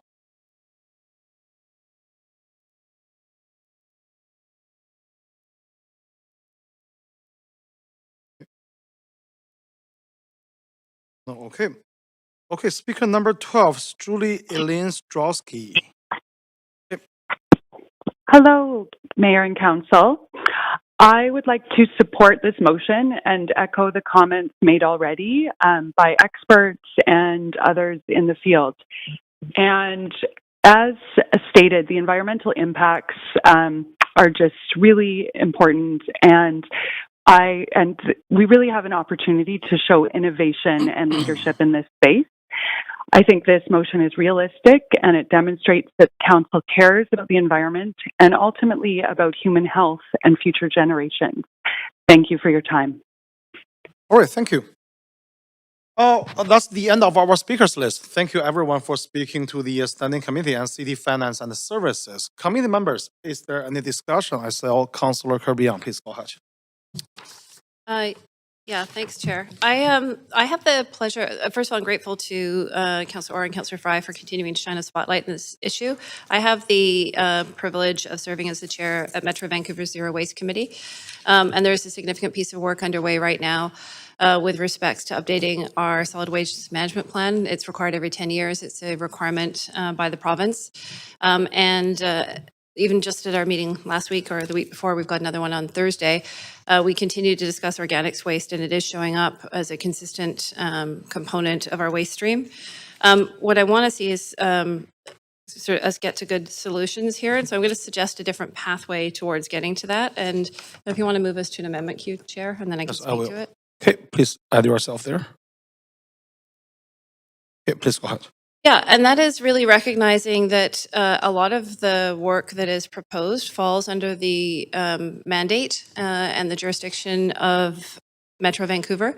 And then some of the work that's proposed requires provincial legislative changes with respects to regulations around waste disposal. And so I think that that is a great forum for some of the conversations and work to happen. At Thursday's meeting, we're actually going to be seeing and discussing a draft of the upcoming new proposed solid waste management plan. There's about 20 actions that are in there with respects to food waste and management. And then in addition to really recognizing the scope of the problem, and there are some folks that sit on a number of advisory committees. We have a public technical advisory committee, including representatives that are passionate about food waste. And that's something that they have been driving in the plan. And one of the things also recognizes the importance of regional collaboration, recognizing that a lot of producers are crossing boundaries in terms of customer service, where if delivery trucks are going, that type of thing. The points were made with respects to the danger of methane and, the issues in the landfill. Metro's doing some good work with respects to methane capture at the landfill. Those components are recognized in terms of the need to do more. What I don't want to see is us putting things in place that tackle the problem at a lower level of ambition than we could do if we did it regionally. And I'm kind of reminded of the analogy when ride-hailing licensing was coming in and Vancouver decided to kind of go it alone and develop a license. And we knew it was going to be an issue with the region. And then the following week, sure enough, all the other mayors pushed back. And we had to take a different tack and do an intermunicipal business license. And I think what we need here is really sort of regional approach and guidelines. One of the things that is also contemplated in that plan is opportunities for cross-regional collaboration, recognizing that we want to bring everybody in the region along with the 22 municipalities.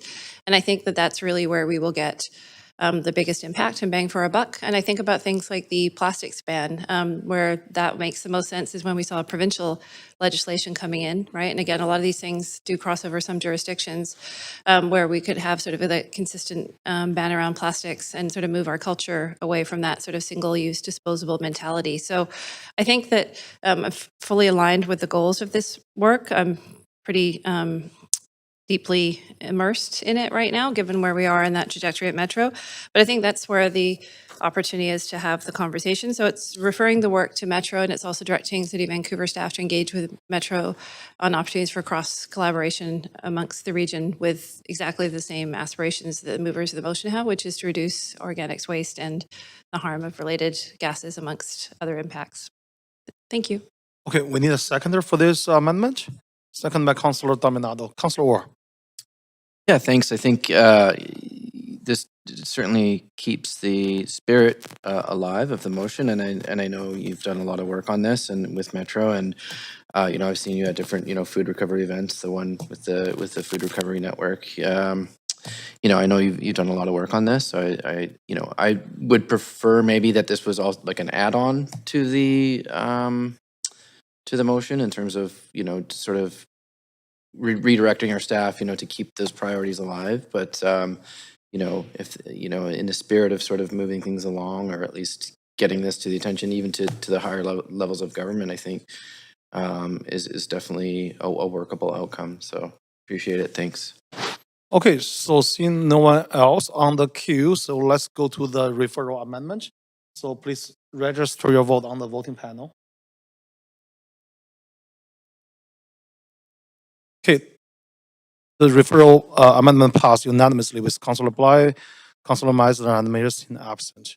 So we don't need to go back, right? So Clark, and just keep on going. It's a referral amendment. We don't need to vote on the main motion, right? Okay, perfect. So since it is it is a referral amendment, that completes motion 3 on the agenda. Thanks. The next item is motion 4, advancing democratic innovation in Vancouver's municipal elections to increase voter turnout and improve democratic legitimacy. It is moved and introduced by Councillor Orr.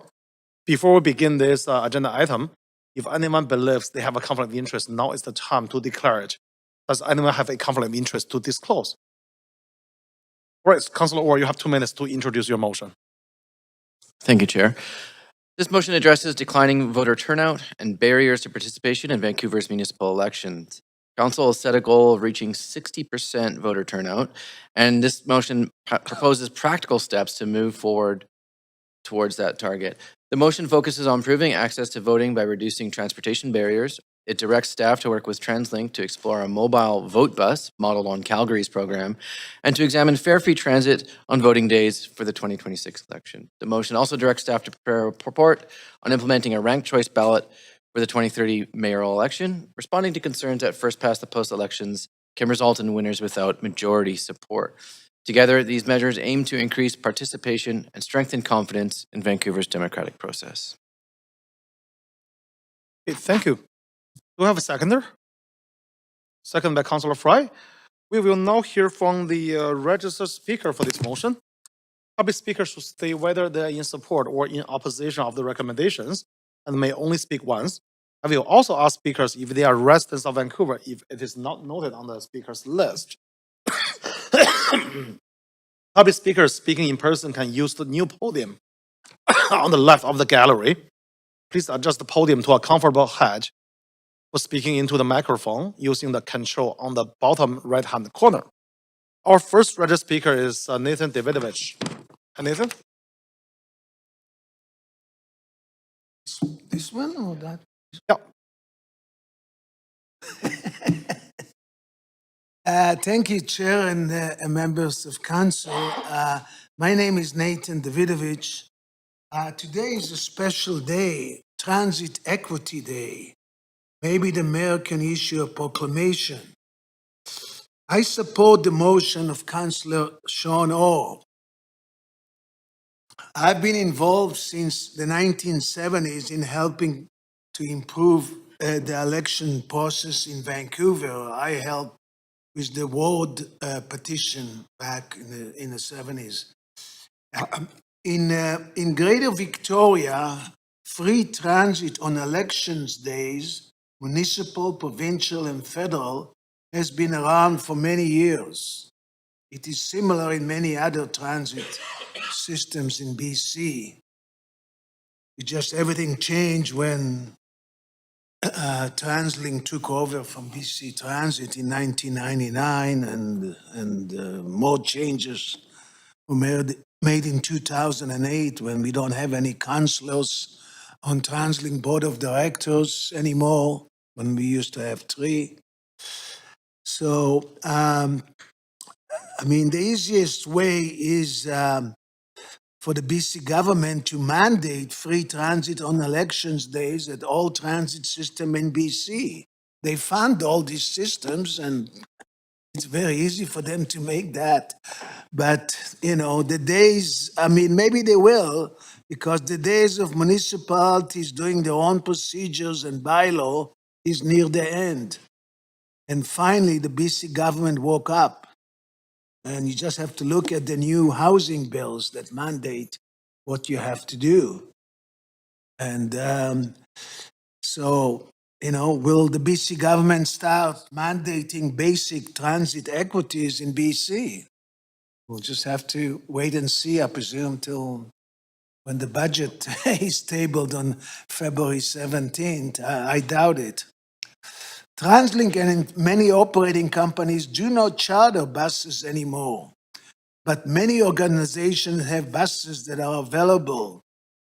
For example, the Ask Friendship Society at 59th and Canby, they have 2 buses, and many Parks Board community centers have some buses too. So, but I'm sure things can be worked out if we really want to do them. So, thank you, Councillor Orr, for your motion, and thank you, Council, for hearing me. All right, thanks, Nathan. Speaker number 2 and number 3 have withdrawn. Speaker number 4 is Nate Stanley. Hi there. Can you hear me? Yes, we can. Please go ahead. Perfect. Hello, respected mayor and councilors. I'm calling in today in favor of this motion. As Councillor Orr previously stated, the Healthy City Strategy desires or targets that we reach 60% voter participation and turnout in our municipal elections, a target I think we will not comfortably hit this year, nor unfortunately in 2030. There's a lot of different reasons for that, low engagement municipal elections, but some of this is due to real barriers around cost and accessing polling stations. The vote bus and free transit are really, really common sense ways to remove those barriers for our poorest Vancouverites, for those with accessibility challenges, to make sure they can go out and cast their votes in advance polling with the voting bus, or on election day, getting around the city to their polling station and having their voice heard in our municipal elections. I really love those points of this motion and support those. The main point I'm calling in is in support of the ranked ballot, in particular for our mayoral race, using a first-past-the-post system for the mayor. It gets really messy when we have a ton of mayors in the race and we are asking our voters who are already kind of cognitively overloaded, trying to figure out what slate of councillors they wish to vote for, voting for 10 out of a list of 70 to sometimes 100, and then they have to pick a particular mayoral candidate that they align with but they think is the most electable on E-Day to vote for, so they hope they win. This is an unnecessary burden.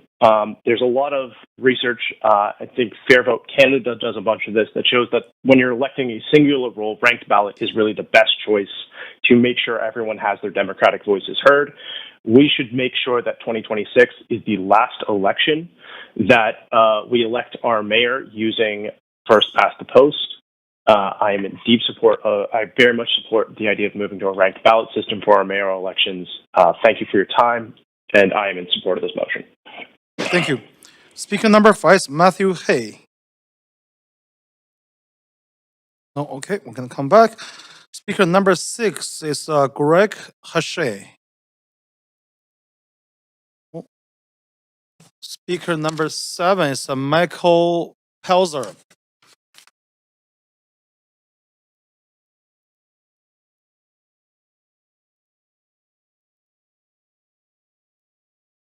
Withdrawn, okay. Speaker number 8 is Carmen Carol Canuto. Sorry if I pronounced your name wrong. That's okay. Hello, can you hear me? Yes, we can. Please go ahead. Great.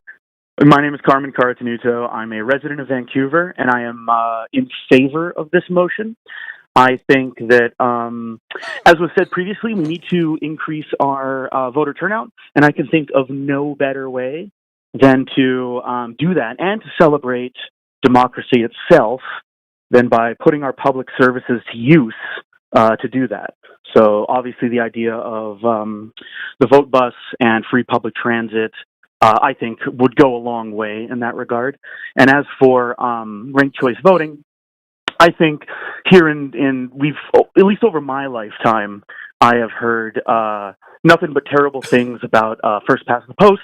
I've witnessed it my whole life. There have been many attempts to move past it, and I think it's finally time that we move to a more democratic system like ranked choice voting.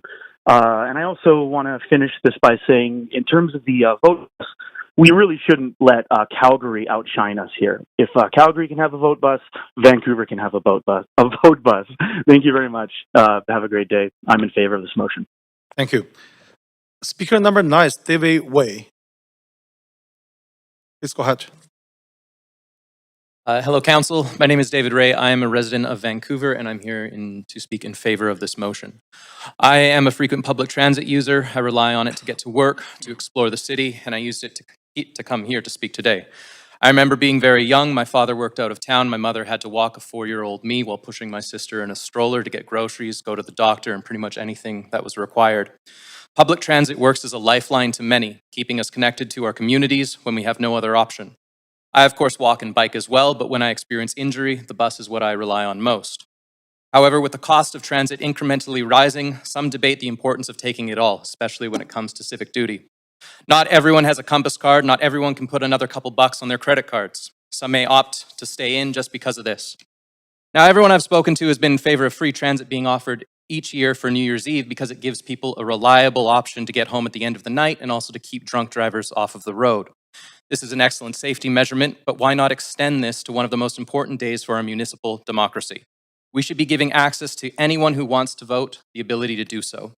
To support a strong democracy and to enable those who are less financially stable or less mobile, but who want to take part in the future of the city, voting in favor of this motion shows not only humanity, but an intention to support the people of Vancouver through equity. By giving the option of free transit on voting day, October 17th, or even through advanced voting days as it is practiced with the Vote Bus initiative in Calgary, we draw more awareness to our municipal election and thus a larger population who can take part in this process. We need to pilot this year to ensure its value for future municipal elections. Secondly, I am doubly in favor of implementing ranked choice voting. As thoroughly explained in the motion, other jurisdictions that have implemented this have seen an even higher voter turnout and greater satisfaction with its implementation. It is used by every major federal political party, and proportional representation is constantly brought up as a change that needs to happen federally and provincially. We need to take the leap municipally to be a role model for the rest of our province and our country. Taking those concrete steps to reach the 60% turnout goal set by the City Council in the Healthy City Strategy shouldn't be a bold thing to do. It should be an essential thing to do for a more connected democracy. Our elections are won through more informed voters who desire to participate in society, and it would not be disingenuous to say that voting against this motion, when it comes to offering free transit on the day of the election, would show your willingness to suppress voter turnout through ableist and classist priorities.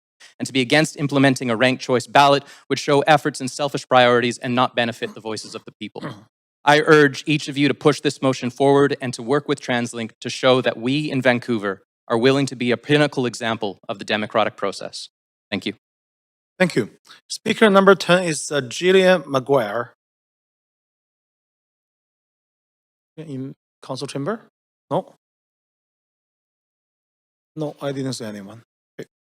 Speaker 11 is Adam Hawk. Okay, Adam?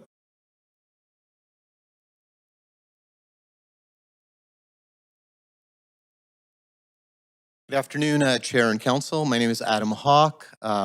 I am a long-term resident of the City of Vancouver. I'm speaking in support of this motion to advance democratic innovation in Vancouver's municipal elections. Municipal democracy only works when people can participate. Right now, too many residents face practical and structural barriers to voting, and the result is the declining turnout and weakened democratic legitimacy. In 2022, only 36% of eligible voters voted. Even the record-setting 2025 by-election saw just 15% turnout. That should concern all of us. City Council has set a clear goal of 60% municipal voter turnout. This motion is about taking practical steps to help reach that goal. The first is access. For some residents, the barrier to voting is simply getting to the polls. Cities across North America have shown that fare-free transit on election days and mobile polling stations work.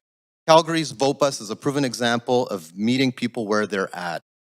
This motion sensibly asks staff to explore options, costs, and impacts, not to rush decisions. The second is legitimacy. Vancouver elects its mayor using first past the post. Even in a crowded race where winners can lack majority support, the mayor can be chosen. This weekend's public confidence and limits voter choice. Ranked choice voting offers a credible alternative. Most political parties already use ranked choice voting internally to select their leaders and candidates, including at the federal level. Voters are more familiar with the system than we assume. There's also strong evidence that voters who use ranked choice voting report higher satisfaction. Exit polls from cities like New York and San Francisco show most voters find it easy to use, feel it better reflects their preferences, and they want to keep it once they've tried it. Another proven way to improve turnout is lowering the voting age to 16, allowing young people to vote while still in school. Studies from Scotland show that people who vote earlier are more likely to continue voting later, helping build lifelong civic participation. If we are serious about strengthening democracy, reversing declining voter turnout, and ensuring election results reflect the will of the majority, we should support this motion. Thank you. Thank you. Speaker number 12 is Holly Broadland. Hello, can you hear me? Yes, we can. Please go ahead. My name is Holly Broadland, and I am a resident of Vancouver, a voter, and a member of Women Transforming Cities. I would like to speak in support of this motion. I support all aspects of the motion and would like to specifically speak in support of adopting a ranked choice ballot for our mayoral election. Our city has set an ambitious goal to significantly increase voter turnout, and updating our voting system is one practical way to help achieve this. Ranked choice voting is a straightforward improvement to our existing process. It gives every voter the freedom to express a full range of preferences, reduces concerns about vote splitting, and ensures that the winning candidate receives majority support rather than a small plurality. It also encourages more civil campaigns, which I'm sure lots of you would appreciate, as candidates benefit from appealing to a wider share of voters. In addition, we would be leaders. Adopting our RCV would demonstrate Vancouver's municipal leadership at a time when cities across the country are exploring ways to strengthen democratic participation. This is a reform cities can choose for themselves without waiting for higher levels of government to act. This is a transparent, empirically grounded, and responsive to the needs of residents improvement that council could show that our city is prepared to lead on democratic innovation rather than follow. I would be proud if my city were a leader in increasing democratic participation. London, Ontario became the first modern city in modern Canadian history to use ranked choice voting in 2018, and an independent report from Western University found that the process went smoothly. It was supported by systematic testing of the voting equipment and a strong public education campaign. London voters adapted well, with 70% choosing to rank more than one candidate. While turnout was approximately 39%, down slightly from 43% in 2014, political scientists attributed the change to election cycle factors like voter fatigue and the dynamics of a four-candidate race, not the ranked ballot itself. Importantly, their turnout remained higher than many Ontario municipalities, which often fall between 30 and 35%. Given our city's commitment to increasing participation and strengthening democratic engagement, ranked choice voting offers a practical, proven path forward. It would not only help voters express themselves more fully, but would signal that our city is prepared to lead in building a more representative and engaged local democracy. And on a personal note, I would be proud to have my teenagers. One is of voting age and first voted in the by-election last spring. The other will be voting in a few short years. I would be proud to have them be some of the first youth in Canada to vote for their mayor using RCV. Thank you for your time and leadership. Thank you. Okay, speaker number 13 is Ryan Campbell.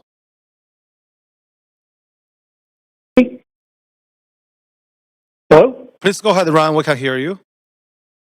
Hi, so my name is Ryan Campbell. I'm here on behalf of Fair Vote Canada, and I am no longer a resident of the City of Vancouver.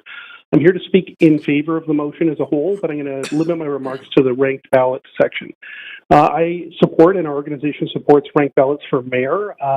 Specifically, when there's only one position to elect, it is an improvement. First past the post leads to kind of weird results where we have mayors in this province, including previously Vancouver, elected with 30% of the vote or less. That can lead to conflicts with council. It doesn't reflect how people voted. You can imagine, 70% of people voted for someone else. Council reflects that. The two fight. No one gets along. Nothing gets done. It was in the news a couple days ago. I won't name the city, but you know who I'm talking about. Ranked ballots are one possible way of addressing this. It's not the only way, but it's fairly common in former British colonies, I'd say. Keep in mind that the mayor is just one voice on council, though, and it would be a mistake not to address this issue for the other 10 positions on council.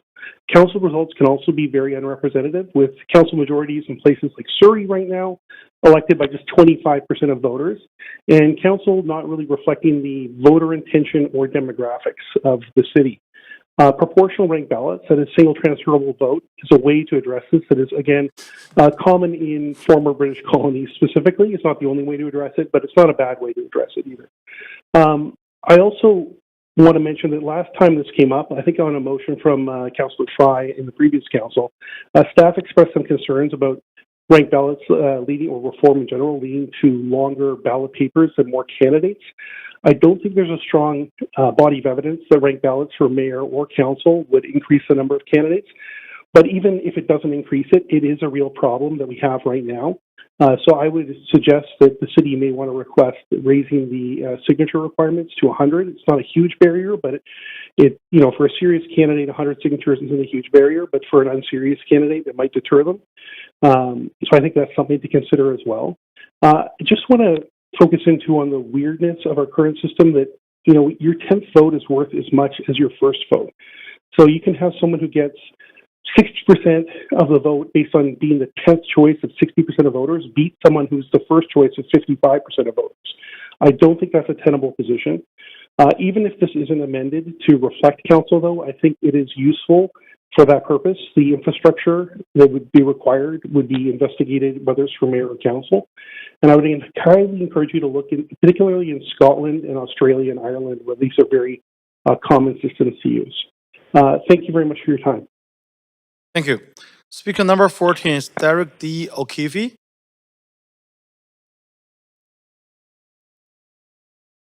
Derek? Okay. Speaker number 15 is Tanya Wapkin. I'm here. Yes, please go ahead, Tanya. Yeah, I'm here to speak in favor of advancing democratic innovations to increase voter turnout. With voter turnout on the constant decline in Vancouver since 2014, the city needs measures to stay on target for our own healthy city strategy, which included a target to increase municipal turnout by 60% by last year.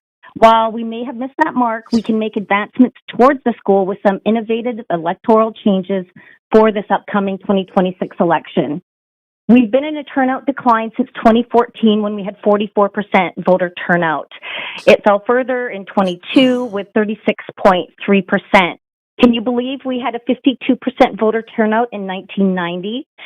Two possible actionable solutions that we could implement this year are free transit on election day and creating a vote bus like the one in Calgary. We have to address that there's unequal impacts on voter participation. Those who depend on transit, the elderly, the disabled, and folks with young children are unequally impacted by barriers to voting. Piloting a Vancouver vote bus could increase voter participation by engaging disenfranchised voters. It's also important that voters from any area of the city can vote on any vote bus. This is an effort to remove barriers to voting, not to enshrine them. I would say that we should even expand the idea to a rolling polling bus to hit critically missed areas in polling and to get even more accurate polling information. There's currently 27 cities with 20 free transit for election partnerships with BC Transit, anywhere from Cranbrook to Victoria to Hazelton to Smithers, all over the province. The other big idea in this motion is ranked choice voting for mayor. Ranked choice voting increases voter turnout, it increases democracy, and it increases public trust. In New York City, voter turnout went from 23% in 2021 to 40% in 2025. Once they held a referendum in 2019, it passed by 75% of the vote. The ranked choice voting also increases coalition building and broader candidate outreach, which benefits the voter. In 2025, the New York City voter turnout for mayor was the largest it's been since 1969, increasing by 84% since 2021, although certainly a socialist platform contributed to that increase. We should all have the collective goal of increasing voter turnout. We need to recognize some barriers to voter participation are costs, traffic congestion, and travel time. Having free transit on election day and piloting Vancouver's Vote Bus means that we can bring democracy to the people and to work towards ranked choice voting for 2030. Please support this motion. Masi Cho, Haichka, hi hi. Thank you for listening. Thank you. Speaker number 16 is Owen Tawis.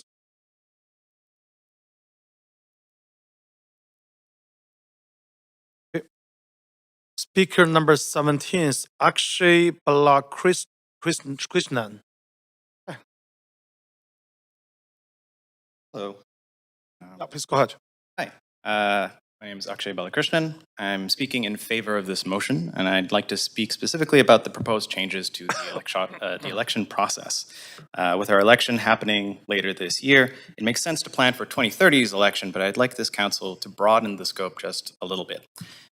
Last summer, I spoke to the BC Special Committee on Democratic and Electoral Reform in favor of using a proportional representation voting system.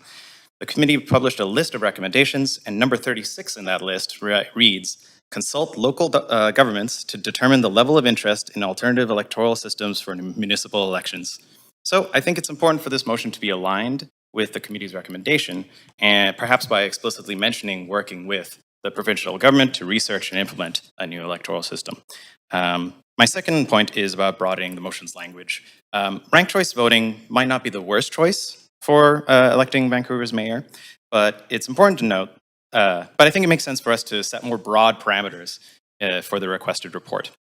It's important to note that in New York City's most recent election, RCV was used in the Democratic Party's primary elections to nominate the mayoral candidate, but the general election still used first past the post. So instead of explicitly mentioning ranked choice ballot, please consider changing it to something like proportional representation, the broader term for the systems that we're talking about. I'd also like this motion to consider adjustments to the system used for electing all politicians, or all positions, the 2030 municipal election, instead of just focusing on the mayor's seat. Council and folks watching, you may not know much about the various ways our votes can be tallied, but you should care. Any issue you care about ultimately comes down to who is on council pursuing it. Implementing proportional representation in Vancouver will get the right people elected and give them a stronger mandate. Council, this is an important issue, and Vancouver has the opportunity here to set a bold example and implement a more fair system to elect our future governments. Thank you very much. Okay, thank you. Speaker number 18 is Richard Campbell.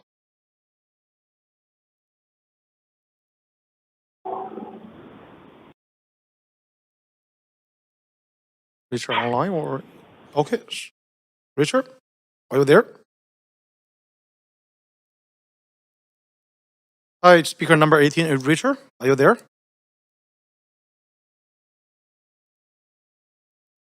Okay, we're gonna come back. We have only one speaker left. Okay. Okay, we're gonna come back.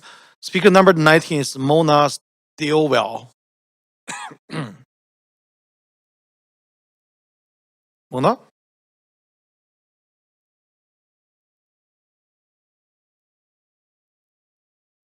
No? Okay. Hello? Oh, is Mona? Hello?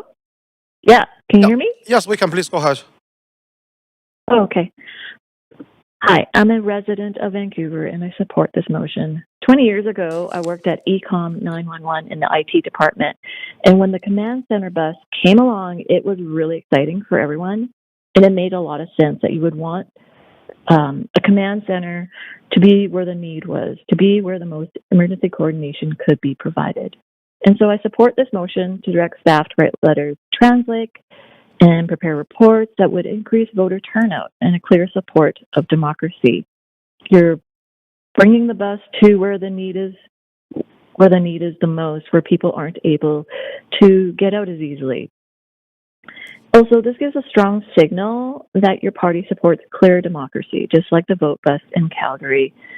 It's such a meaningful way to show Vancouver residents that we support a democracy that cares about residents. And by supporting this motion, you will demonstrate to the residents of Vancouver that you care. Oh, I feel like I've said this several times. Sorry, I'm also a little bit sick. Just a reminder that this motion directs staff to write letters, to translate, and prepare reports. This feels like a worthwhile effort to show your support of democracy.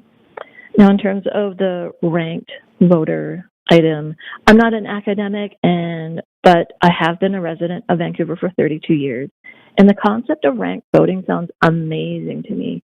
And I can see it being very a clear concept that I can share with family and friends and people at my kids' school, because and I think it would increase voter turnout because it just feels more participatory to us regular voters.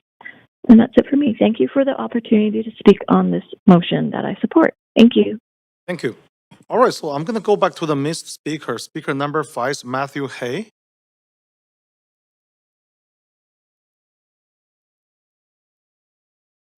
No. Okay, speaker number 6, Gorak Hashay. No. Speaker number 10 is Gillian McGuire. No. Speaker number 14 is Derek D. O'Keefe. No. Speaker number 16 is Owen Tawais. No. Speaker number 18 is Richard Campbell. Possibly. Yes. Hello, can you hear me? Yes, we can. Please go ahead. Oh, great. Thank you, Mayor and Council, for the opportunity to address you this afternoon. I'm speaking in strong support of the motion, both the bus and the ranked choice ballot, echoing a lot of the advantages of the ranked choice ballot that other speakers have detailed. But specifically, it would be great if we could find out a way to make this happen by this next election rather than having to wait to 2030. I realize it's not too much time and it could be fairly complicated. Another option for this coming election would be for mayor if if no candidate gets above 50%, which is a majority, then the top two candidates would have a runoff election maybe 2 or 3 weeks later or something like that. That's also common in many other democracies around the world to select leadership positions. So again, strongly support for many reasons. And another reason, I think it could also stronger voter support for a mayor will give the mayor probably more clout and influence in dealing with other levels of government if it's showing that there's a stronger mandate and more people are voting for him. So I think that would benefit the city overall, and hopefully that all candidates would support this as soon as possible. Thank you very much. Okay, thank you. All right, so this is the end of our speakers list. Thanks everyone for speaking to the Standing Committee on City Finance and Services. Committee members, is there any discussion? So Councilor Dominado, that's the holdover, or? Okay, please go ahead. Thank you, Chair. Through you to our Deputy City Manager or City Manager, I just want to ask a couple of clarifying questions just related to the motion, particularly as in previous elections, we've had special voting opportunities afforded through specific sites, care facilities, hospital campuses, social service centers, shelters, mental health and substance abuse facilities. And we also piloted homebound voting program so that individuals could register in advance and then people would come to their home to help them vote. While we haven't had a report yet for the 2026 civic election, could staff comment on whether those programs would be going ahead and be expanded as?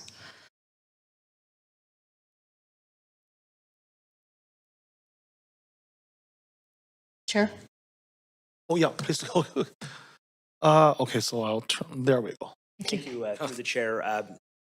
I can't comment on that. There is an election steering committee. I'm just looking at their notes right here through to the councillor. I'll have a fulsome report back, but I know all of those things are under consideration, as well as enhancement of advanced voting opportunities and a variety of voting opportunities for the public. So there is a real effort being undertaken by the committee and those running the election to ensure enhancements for all sorts of different voting activities. Okay, thank you. So what I'm hearing there is fair to say that initiatives that we had in 2022 would likely be continued and potentially enhanced or expanded. And I'm referencing the special voting opportunities as well as the mobile homebound voting program. So I appreciate that. Thank you, Chair. Those are my questions. All right, thank you. Councillor Maloney? Yeah, thank you. I appreciate all the speakers that came and made such informative presentations today, and I also appreciate the movers of this motion. I think it is an important issue, and I'll be voting in support of it. I think it is very overwhelming for people as well. It's not just physical accessibility barriers. I think regarding the 2022 election, there were 138 people on the ballot by the most by far of any city in Canada, and I think it is very difficult. It seems overwhelming and incomprehensible to voters, and I really feel as though we do need to have a look at reforming our electoral system to make it as accessible as possible, just in concept, let alone in physical barriers and accessibility barriers, to get people along to exercise their democratic rights. Thanks. Thank you. Councillor Dominado. Thanks, Chair. Just a couple of brief comments with respect to the motion. I appreciate the spirit of which it's brought forward. I'm an active transit user, as many people know around here, and as many also know, TransLink and Transit have had a very challenging time over the last number of years in terms of sustaining the service that we have in the Lower Mainland. And that when we do have, in the case someone referenced the New Year's Eve, that we have free transit that night, and that is largely to address safety and make sure that people get home safe and aren't drinking and driving. And I think that's a valid point. But I would say, just briefly, as you know, a cursory review of some of the research out there and evidence that making transit free on election day doesn't actually, there's an evidence that it actually increases voter turnout. Secondly, our voting and polling stations will be greatly expanded from what was offered in the by-election, because we'll be leveraging all of the elementary and secondary school sites, or many of them, throughout the city. So that makes them usually within walking distance of people's homes and where they're living. And then, as I noted, we have a history of having the special voting opportunities at the sites that I referenced earlier to address equity and make sure anyone who may have a barrier to voting has the opportunity to do so, as well as the homebound voting program, which people were able to sign up for, and people would come in home and help someone vote if necessary. So just on that basis, I can't support the motion the way it's articulated, but I think that we've heard from staff that they will be looking at all the different provisions to make sure that people have the ability to vote. So thank you. Thanks. Okay, Councillor Fry. Yeah, you know, I just want to reflect back to the conversations that we had around these chambers in the wake of the by-election that saw our two newest colleagues elected, and that there were, you know, frustrations around access to polls, and people felt that the system had sort of broken down. So in the spirit of that, I think that movements to improve access for voters should be welcomed by all of us. And I think that, you know, we're constantly learning, and I think the vote bus has been a proven kind of solution that has worked in other jurisdictions, and I think it's worth exploring for here. As to the ranked choice ballot for mayor, I think that's an incredibly interesting idea. And I reflected this to Councillor Orr, and I sort of lapsed on preparing any kind of amendment that could actually appropriately direct this as well as a UBCM motion, because I think it is the kind of conversation that could be more broadly addressed for local governments across the province, because of course the ability to achieve something like a ranked choice ballot ultimately would lie with the province to amend the Vancouver Charter and the Local Government Act, community charter, as the case may be. That being said, I think this is, a reasonable approach, and probably even a better approach, to have staff report back a year and a half from now, which is quite a ways away, about what that would look like. And I believe at that point, staff would be able to prepare some compelling evidence and the opportunity for us to then take it to Union of BC municipalities and request of the province to appropriately amend the Local Government Act, or the local elections, or the Vancouver Charter, as the case may be, and may be necessary. So I support the spirit of this. I think it's a good approach, and I know that everyone around these council chambers is looking for ways to enhance a democratic participation, and I think these are some pretty reasonable asks to that extent. Thanks. Okay, thanks, Councillor. All right, seeing no one else on the queue, so please let's clerk take us to the voting screen, and council, please register your vote on the voting panel.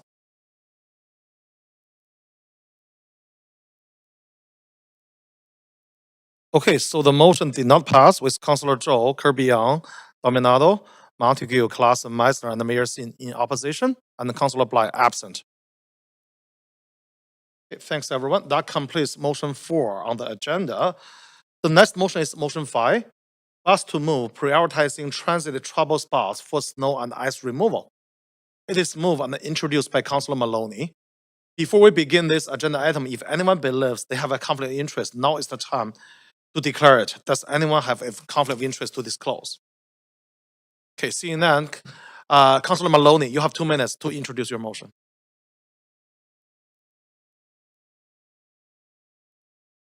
Thank you. Abbott, Alberni, Alexander, Alma, Arbutus, Arlington, Beach, Beatty, Bidwell, Blenheim. These are the first 10 of 113 arterial roads that are designated as first snow clearance priority by the city. In addition to these 113 arterials, most of which are actually minor streets on the downtown peninsula, priority routes include around 28 residential streets in Sunrise, 18 residential streets in Point Grey, and a long list of other major roads, emergency access routes, bridges and viaducts, school routes, and key pedestrian pathways. All of these are, on their own, important transportation pathways for our city, but they can't all be first priority. As the old adage goes, when everything is a priority, nothing is a priority. That's why this motion asks staff to report back with proposed revisions to the city's snow and ice treatment policy to reflect the fact that on snowy days, every transit rider wants their bus to move, and that the importance of getting the most people moving as soon as possible should be reflected in our policy. In the interim, it also asks staff to take interim steps to work with TransLink to step up snow clearance on bus routes and do whatever is possible with the existing resources to solve known pain points. We can and must avoid another transit snowmageddon. Too many students, families and essential workers depend on transit to allow it to fail in ice and snow. When we say something is a first priority, let's mean it. Let's be smart and deliberate when assigning snow clearance priorities and take action to move the modes that move the most people and are the most vulnerable to disruption. All right, thank you. Do I have a seconder? Second by Councillor Orr. We will now hear from the registered speaker for this motion. Public speakers should state whether they are in support or in opposition of the recommendations, and may only speak once. I will also ask speakers if they are residents of Vancouver if it is not noted on the speakers list. Public speakers speaking in person can use the new podium on the left side of the chamber. Please adjust the podium to a comfortable height for speaking into the microphone by using the control on the bottom right-hand corner. Our first registered speaker is Nathan Davidovich. Oh, I saw Councilor Kirby. I think that's, yeah, okay. Nathan Davidovich. Hi, Nathan. Oh, that one, please. Thank you. Mhm. Ford. Thank you, Chair and members of council. My name is Nathan Davidovich, and I support the motion of Councilor Lucy Maloney. Proper snow and ice clearing should be done on all sustainable transportation corridors, walking, cycling, and bus routes. However, the problem arises because of lack of coordinations of all municipalities in Greater Vancouver. There was a proposal for a snow summit of all municipalities, but it died. I will give you one example. Bus route number 49 starts in Burnaby, continue to Vancouver, and continue to UEL and UBC. And therefore, we have 4 different jurisdictions that are responsible for snow clearing. There is no coordination which happened before the bus route is cancelled. During snow time, it has been cancelled many times, that particular route. And there are other similar routes that not just within the city of Vancouver proper. So while the motion is a good motion, we need to go into the regional level and see how things are done, between municipalities to clear the routes from snow and ice. I presume the UBCM, you can go and maybe two, and the provincial government is involved in some ways.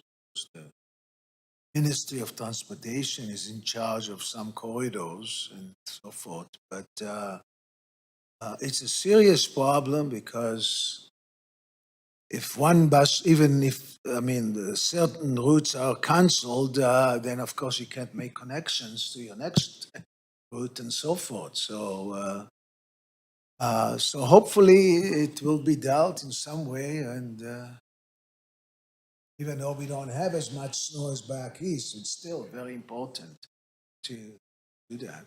Thank you. Okay, thanks, Nathan. Speaker number 2 is Adam Hawk.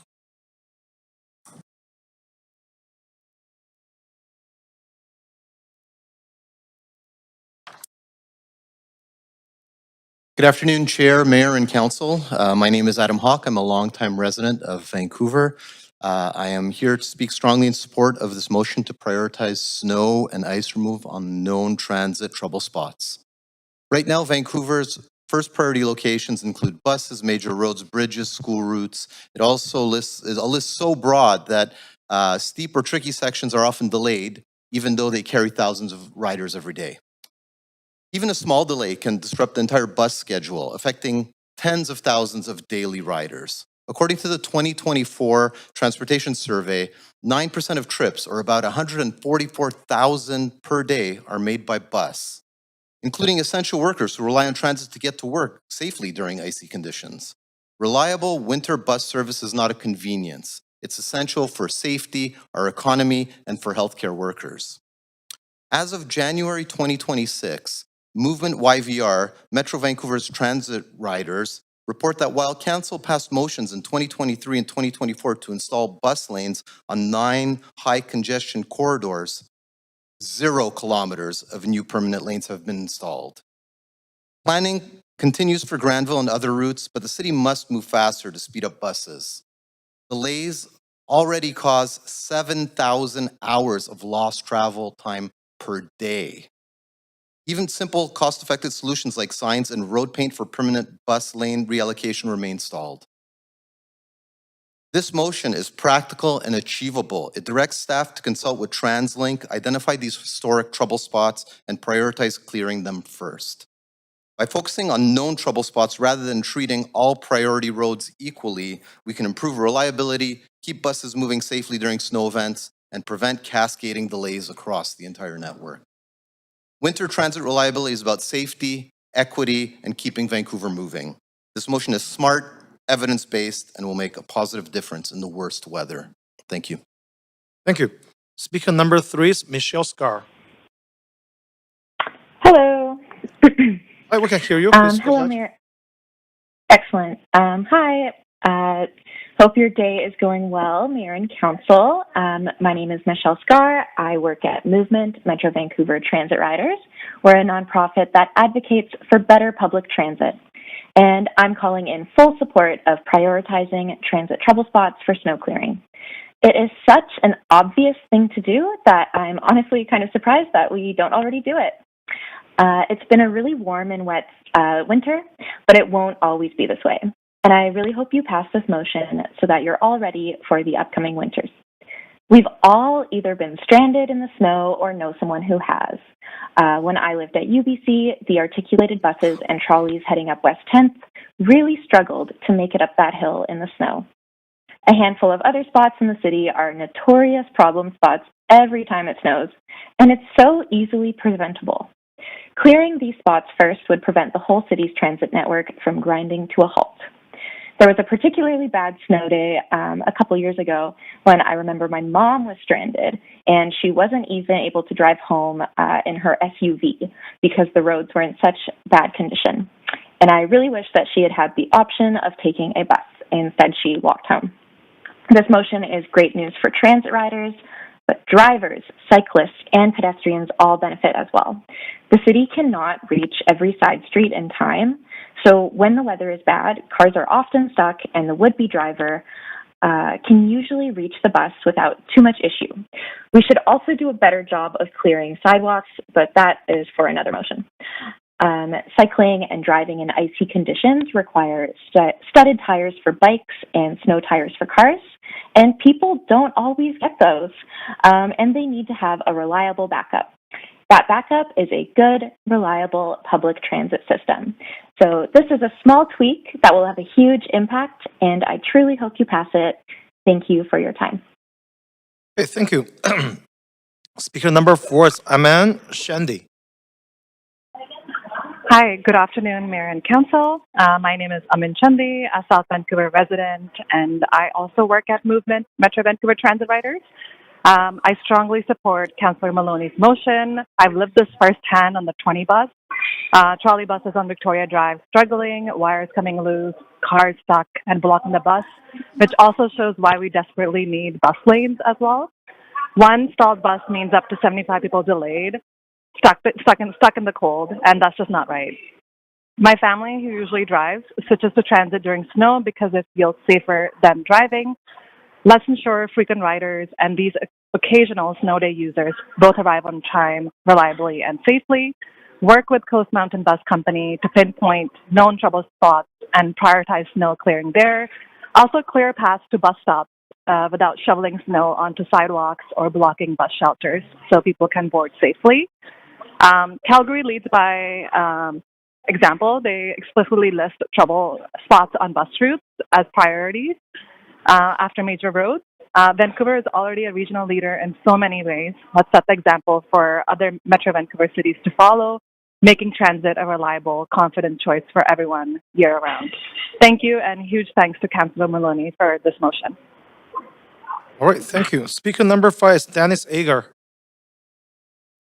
Hi, everyone. I'm Dennis Agar. I live in Vancouver. I'm the Executive Director of Movement, and I support this motion.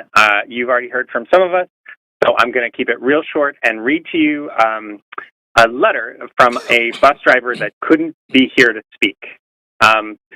As a transit driver, I'm pleased Vancouver Council is taking the initiative to make snow removal on transit routes a priority. During a heavy snowfall, when Vancouverites and commuters need reliable transit service most, it's frustrating for me to see service delayed or canceled because buses have become stuck, often for want of just a few meters of cleared pavement to crest the top of a hill or exit a station or stop. As far as locations go, pretty much any street that combines a hill and a bus route qualifies. A few spots that stand out for me are the length of 49th Avenue, especially from West Boulevard to Granville, and westbound from Langara 49th Station to the hill, up the hill past Tisdale Street. Also, the hill eastbound from Knight Street on 41st has become the temporary graveyard of many a transit bus during a storm. On behalf of shivering passengers throughout Vancouver, I'll take this opportunity to thank you in advance for your efforts. That's from our dear friend and bus driver, David McGowan, and I'll leave it at that. Thank you all so much. Okay, thank you. All right, so this is the end of our speakers list, and thank you everyone for speaking to the Standing Committee on City Finance and Services. Committee members, is there any discussion? I saw Councillor Kirby-Yung. Yeah, thanks, Chair. I wonder if I could ask a point of information through you to the city manager? Oh, sure. Yeah, and I just want to sort of confirm and clarify with respects to what our current practice is and snow and ice protocol and responses. And I know that, right on the city website, it identifies major roads and bus routes. I know this motion talks specifically about problem bus routes, but can you speak to what's currently in our snow and ice treatment protocol and if we engage with Coast Mountain Bus around clearing when we have major snow incidents? Thank you, through the chair. So the city does hold an annual, sorry, I'm just reading from some notes here. The city does hold an annual preseason and postseason meeting with Coast Mountain Bus Company.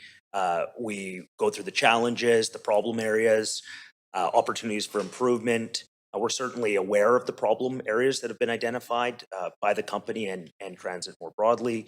Of course, during a winter snow event, the Vancouver Emergency Management host coordination calls to ensure that we have our equipment and resources in the right places. Coast Mountain Bus Company participates in those calls and is part of that effort. So we're always looking at continuous improvement. I should also share that as part of the policy development, we also spend a lot of time thinking through where the transit routes are as part of our prioritization of those routes. I think I'll leave it there. Okay, thanks for that. I just want to follow up and provide a couple of comments because transit is critical for people getting around, and particularly in snow incidents, and you don't want people to be cut off. I just want to acknowledge that there's a dimension to this conversation that has not been covered. It's not just about clearing, it's actually about the equipment and the tires that TransLink uses, and that has, even if the City of Vancouver has cleared, and even if we have more snow falling, we know that with trolley buses and with the type of equipment, that's actually what contributes a lot of time to getting stuck. There was an interesting article in November just last year that identified that to address that specific problem, 70% of TransLink's 1,600 buses are going to be equipped with winter tires this season in order to strengthen the resiliency of the bus fleet for winter weather. It says it's going to equip up to 1,100 buses with winter grade tires, which is pretty significant, doubling the amount that they were able to do in 2024. And that means that over 70% of the fleet will be equipped with those. These are Michelin D grip tires. They provide deeper tread patterns for improved traction in snow, ice, and rain. There's a number of other mechanisms that they are taking so that the fleet performs better in snowy and also rainy winter weather. That's things like new dual drive articulated buses that perform better in the snow. And the other winter protocols include things like, as I said, they're already coordinating, and I quote here, with municipality and snow clearing of priority bus routes, spreading anti-icing solutions on overhead trolley wires, and using brass cutters on some of the trolley buses to prevent ice buildup on the wires. So, I mean, I could go on, but there's a lot of other initiatives that contribute to buses getting stuck besides the city's snow protocol, which already has that. The council went through pretty substantive in the last few years ago review of the policy, and this was identified as an issue, and that's why, as were pedestrians, which were not previously accommodated, and the fact that sometimes pedestrians couldn't even get to the stops because we hadn't cleared some of the priority areas, and that's why we really anchored pedestrians in the updated snow protocol as well. So I think it's a very valid concern. I think that there's a lot of work that is already being done here. And so from that perspective, totally agree with the goal. I'm confident that we don't have a gap in this area and that the problem is not just the cities for clearing, it's also TransLink's in terms of how it runs the fleet, when it runs trolley buses, what it runs, what kind of tires it has, and all these steps are being taken. So in my view, it's redundant. Thank you. Okay, thank you, Councillor Kirby-Yung. Councillor Maloney. Hi, thank you. I appreciate, I just want to say thank you to Movement Transit advocates very much for their help and support in bringing this issue to my attention and developing this motion, and for their very important reminders about our slow progress implementing bus lanes. There are essential workers who rely on cars or bicycles or are unlikely to have snow tyres in our region, and they should have a reliable alternative to using their vehicle in potentially unsafe conditions. I'm on the council liaison for the Older Persons and Elders Advisory Committee and the Persons with Disabilities Advisory Committee, and I've talked with my own elderly neighbours about how much they rely on transit during snow events and how snow clearing policy can contribute to isolation and inaccessibility during snow and ice events.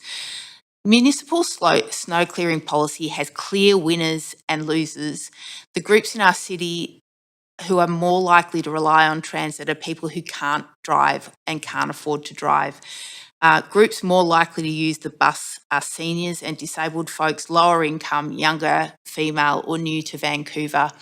I don't agree that this is redundant, and I think that we've got nothing to lose, considering the city manager has brought to our attention ongoing discussions with the Coastal Mountain Bus Company that this is a very low resource initiative that we could take to ensure that buses don't lose traction during snow events. And I guess we've seen in the past the major issues that can come about, and I guess we'll see it again during the next snow event, whether our systems are doing the job and whether voting no to this this motion was the right thing to do. I guess time will tell. Thank you. Councillor Orr.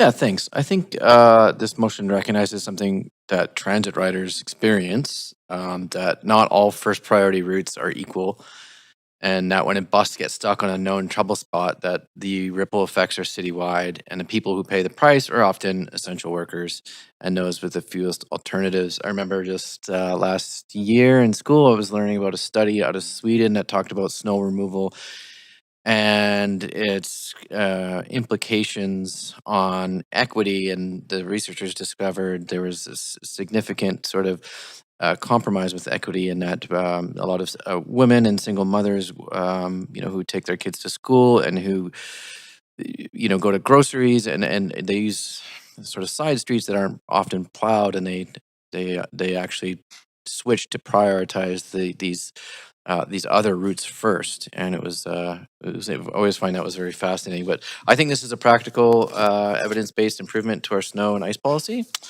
And I think this is about fairness, efficiency, and making sure our public systems work for the people who need them most. So I will support. All right, so seeing no one else on the queue, I'm going to call the vote. So clerk, please take us to the voting screen. The council, please register your vote on this motion.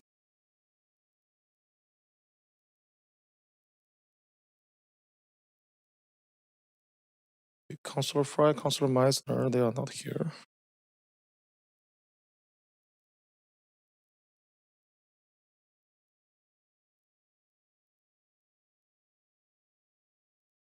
Councillor Meisner.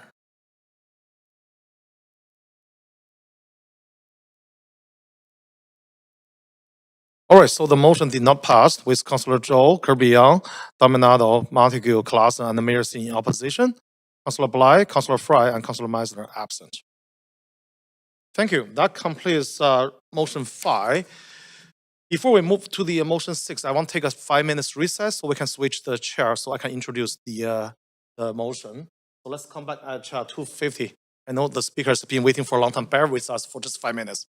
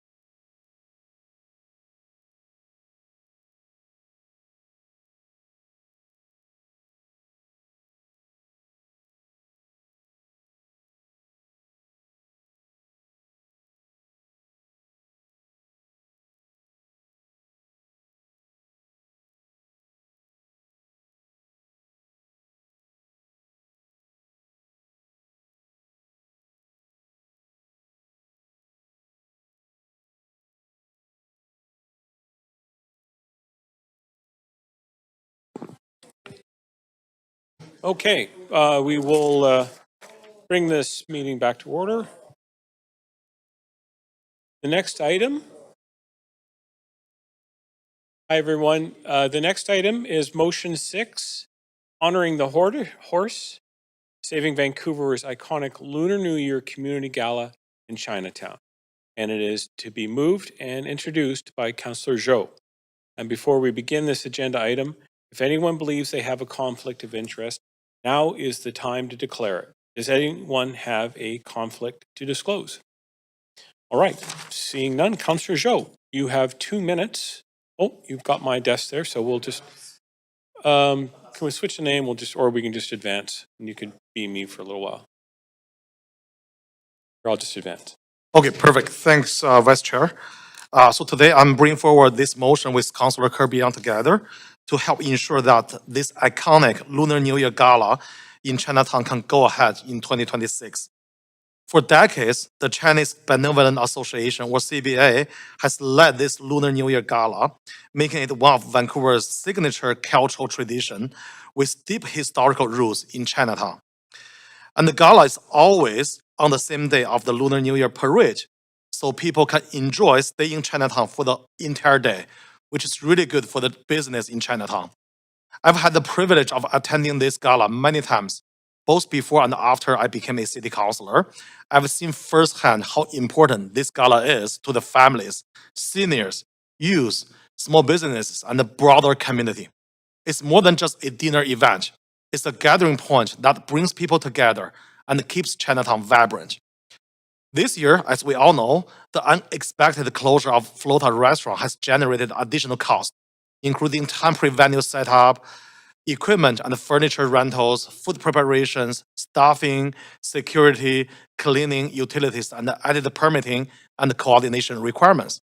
Without this one-time support from the city, there's a real risk that this gala could be canceled this year, which would have cultural, economic, and reputational impact for Chinatown and for the city as a whole.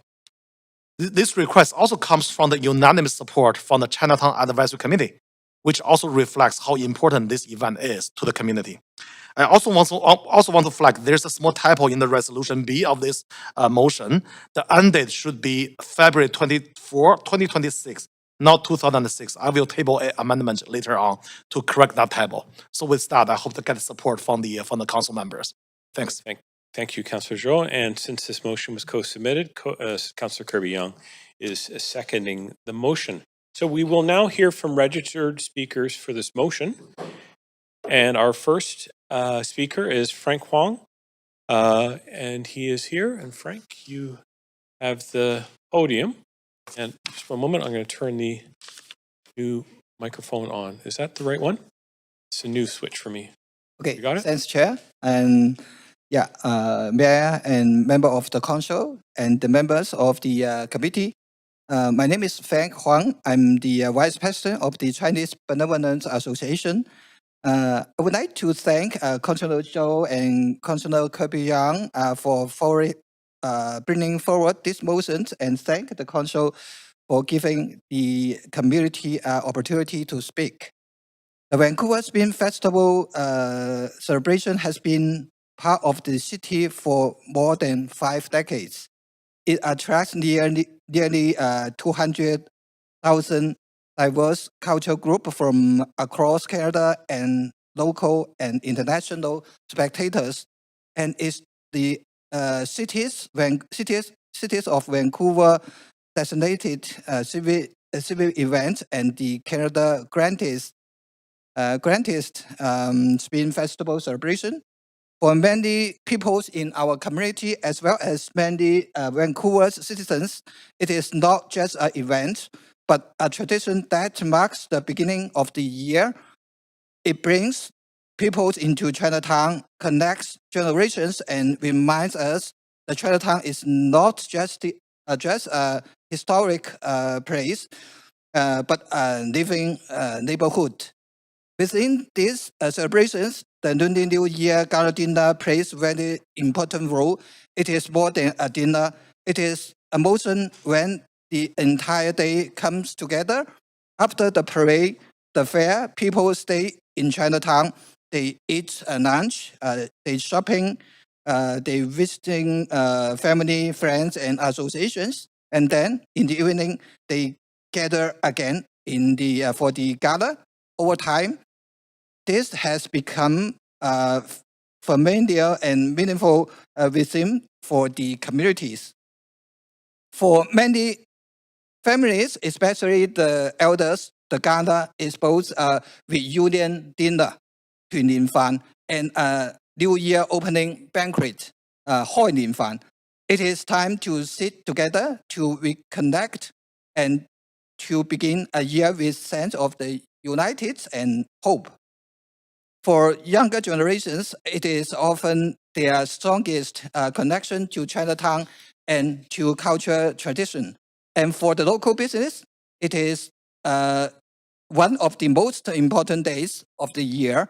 This year, however, the sudden closure of the Florida restaurant created a situation no one expected. Florida has long been closer associated with the gala. Its growth has brought unexpected financial and operational challenge, all within very tight planning timeline. Without short-term support from the City Hall, there is a real risk that this year's gala could be cancelled. That would be not only the loss of the community, but also for the Chinatown as well as the city of Vancouver. Sorry, Frank, I just wanted to let you know you've come to your time. Okay, yeah, thank you so much. I'm here, on behalf of the CBA, I respectfully ask the council to support this movement and help the make sure the Lunar New Year Gala can continue this year. Thank you so much. Very good. Thank you very much. And just a reminder to our speakers just to state whether they are in support of opposition and recommendations. Okay, our next speaker is Vivian Zhuang. Vivian? Oh, on the phone. Is she on the phone? Okay, we'll go on to the next. So we've got Irene Guo, and she's a representative. Is Irene here? Yes. Yes, she's on the phone. Thank you, Irene.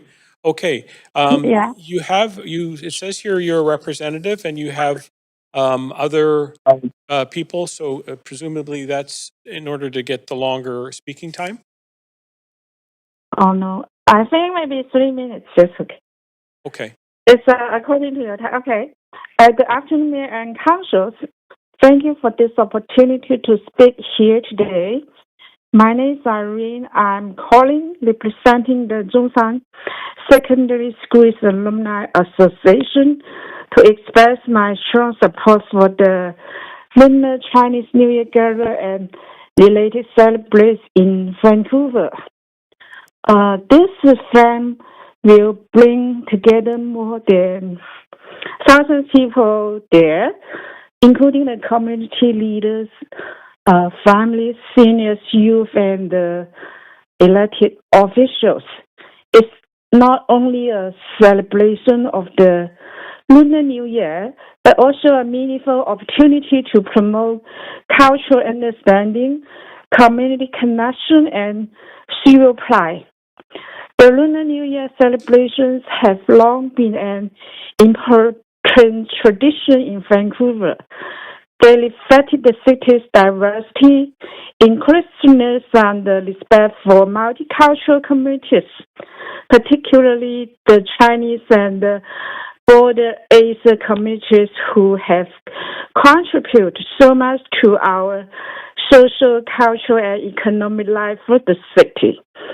The event and the related parade will encourage the community participation, support local business and tourism, raise funds that are reinvested into the community and the city insurance, strengthen Vancouver's reputation as a welcoming world-class city.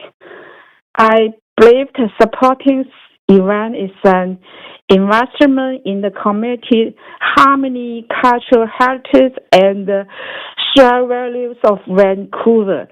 I've joined this gala for many years.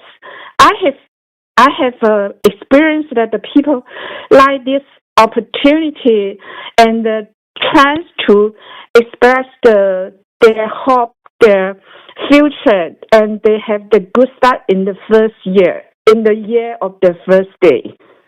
That's all my speech today. Thank you so much. Okay, thank you very much. So our next speaker on the phone is Juliet Jiang.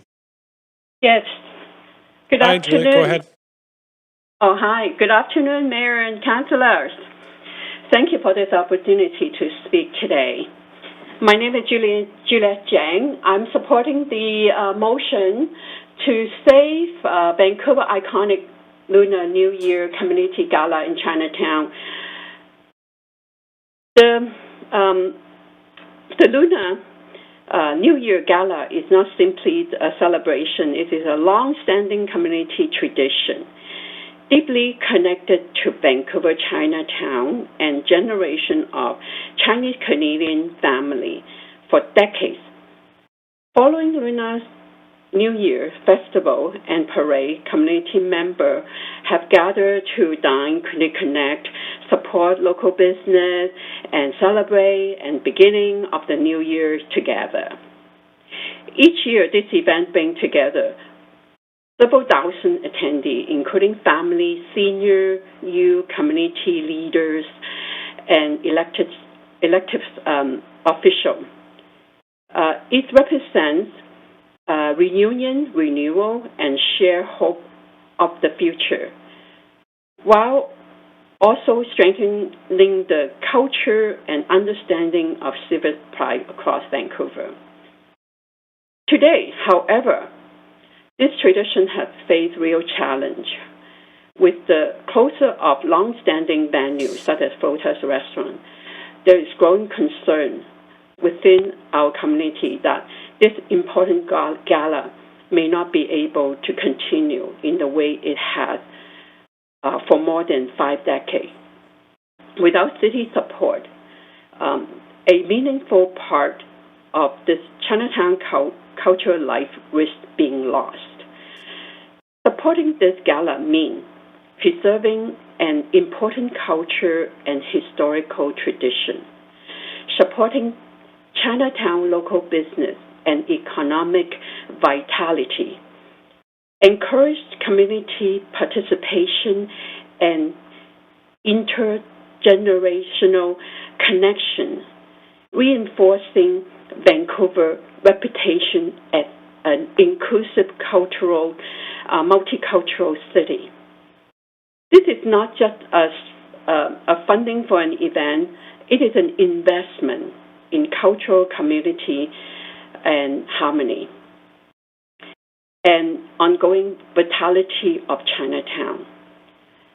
I respectfully urge Council to support this motion and help ensure this iconic Lunar New Year Gala can continue this year and into the future. Thank you, Mayor and Councillor, for your time and recognition of this important cultural celebration and bring community together. Thank you. Thank you very much. Our next speaker is Fong Hua Choi. Is Fong Hua Choi in chamber? Fong Hua Choi. Yep. Are you speaking?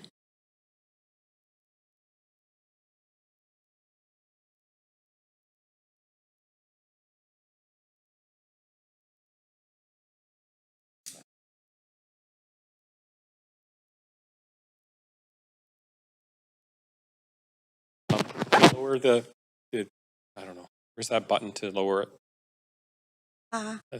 我是温哥华的居民，我叫徐凤华。My name is Honghua Xu. I'm a resident of Vancouver. 我希望市政府支持保留前富大的场地。I'd like to support City Hall to to keep the food restaurant operating. 我希望支持温哥华华埠春节盛会。这个盛会是温哥华重要的多元文化盛会。I like to support Chinatown's Spring Festival celebration. This celebration is a multicultural celebration. It's very important for Vancouver. 感谢温哥华市政府支持温哥华盛会，谢谢。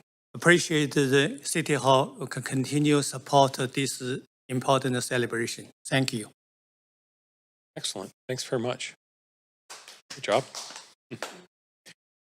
Okay. Mandy Liu. Mandy Liu would be on the phone. Mandy there? Okay. Carmen Lee. Carmen, are you on the phone? Okay. Jaden Guo. Jaden? Jaden Guo? Okay. I have Kian. Okay. Thanks, Chair and the Mayor, councillors, and the all city, Vancouver city staffers. My name is Helen Qian. I'm the director of the Chinatown Spring Festival committee. For the Chinese community, the gala dinner is represent both the rainy dinner and a New Year open banquet. It's a moment of the beginning of the year when families, clans, and the friends gather to celebrate unity, renewal, and share hopes for the future beyond its culture. Sacrificed, the gala dinner has also played a meaningful role in supporting local business and contributing to the economic vitality of the Chinatown. However, the closure of the Flota restaurant has raised serious concern with our community that this long-standing tradition may be disreported or disconnecting. We sincerely hope that with the support and the funding assistance of the City of Vancouver, this important event continue to be held this year. Doing so would help preserve cultural traditions, strengthen community, and contributed to the ongoing revitalization of the Chinatown. Thank you for your continued attention and support for Vancouver Chinatown and its wise communities. Thank you. Thank you very much. Okay, our next speaker is Chao Hong Li. Chao Hong Li. Chao Hong Li, in person?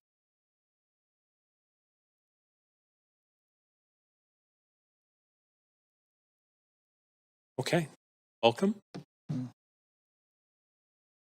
尊敬的温哥华市长、市议会成员、亲爱的市民们，大家好，我是李崇，是一位近年来移民到温哥华的新来客。今天怀着对这座城市的深厚情感，以及对多元化文化社区的深切赞赏，我站在这里表示对我这中国新年千人烟动议的衷心的支持。非常感谢温哥华市政府对这一次大力的支持。其中国新年千宴成为温哥华多元化主义的灿烂象征，向全世界展示这座城市的温暖与智慧。谢谢大家，祝大家新年快乐。All right, our next speaker is Guanlin Huang.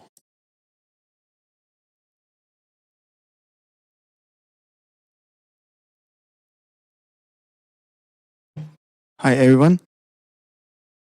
Dear Mayor, Councilor, and fellow residents, my name is Gary, and I'm here to strongly support the motion Saving Vancouver Icons Lunar New Year Community Gala in Chinatown.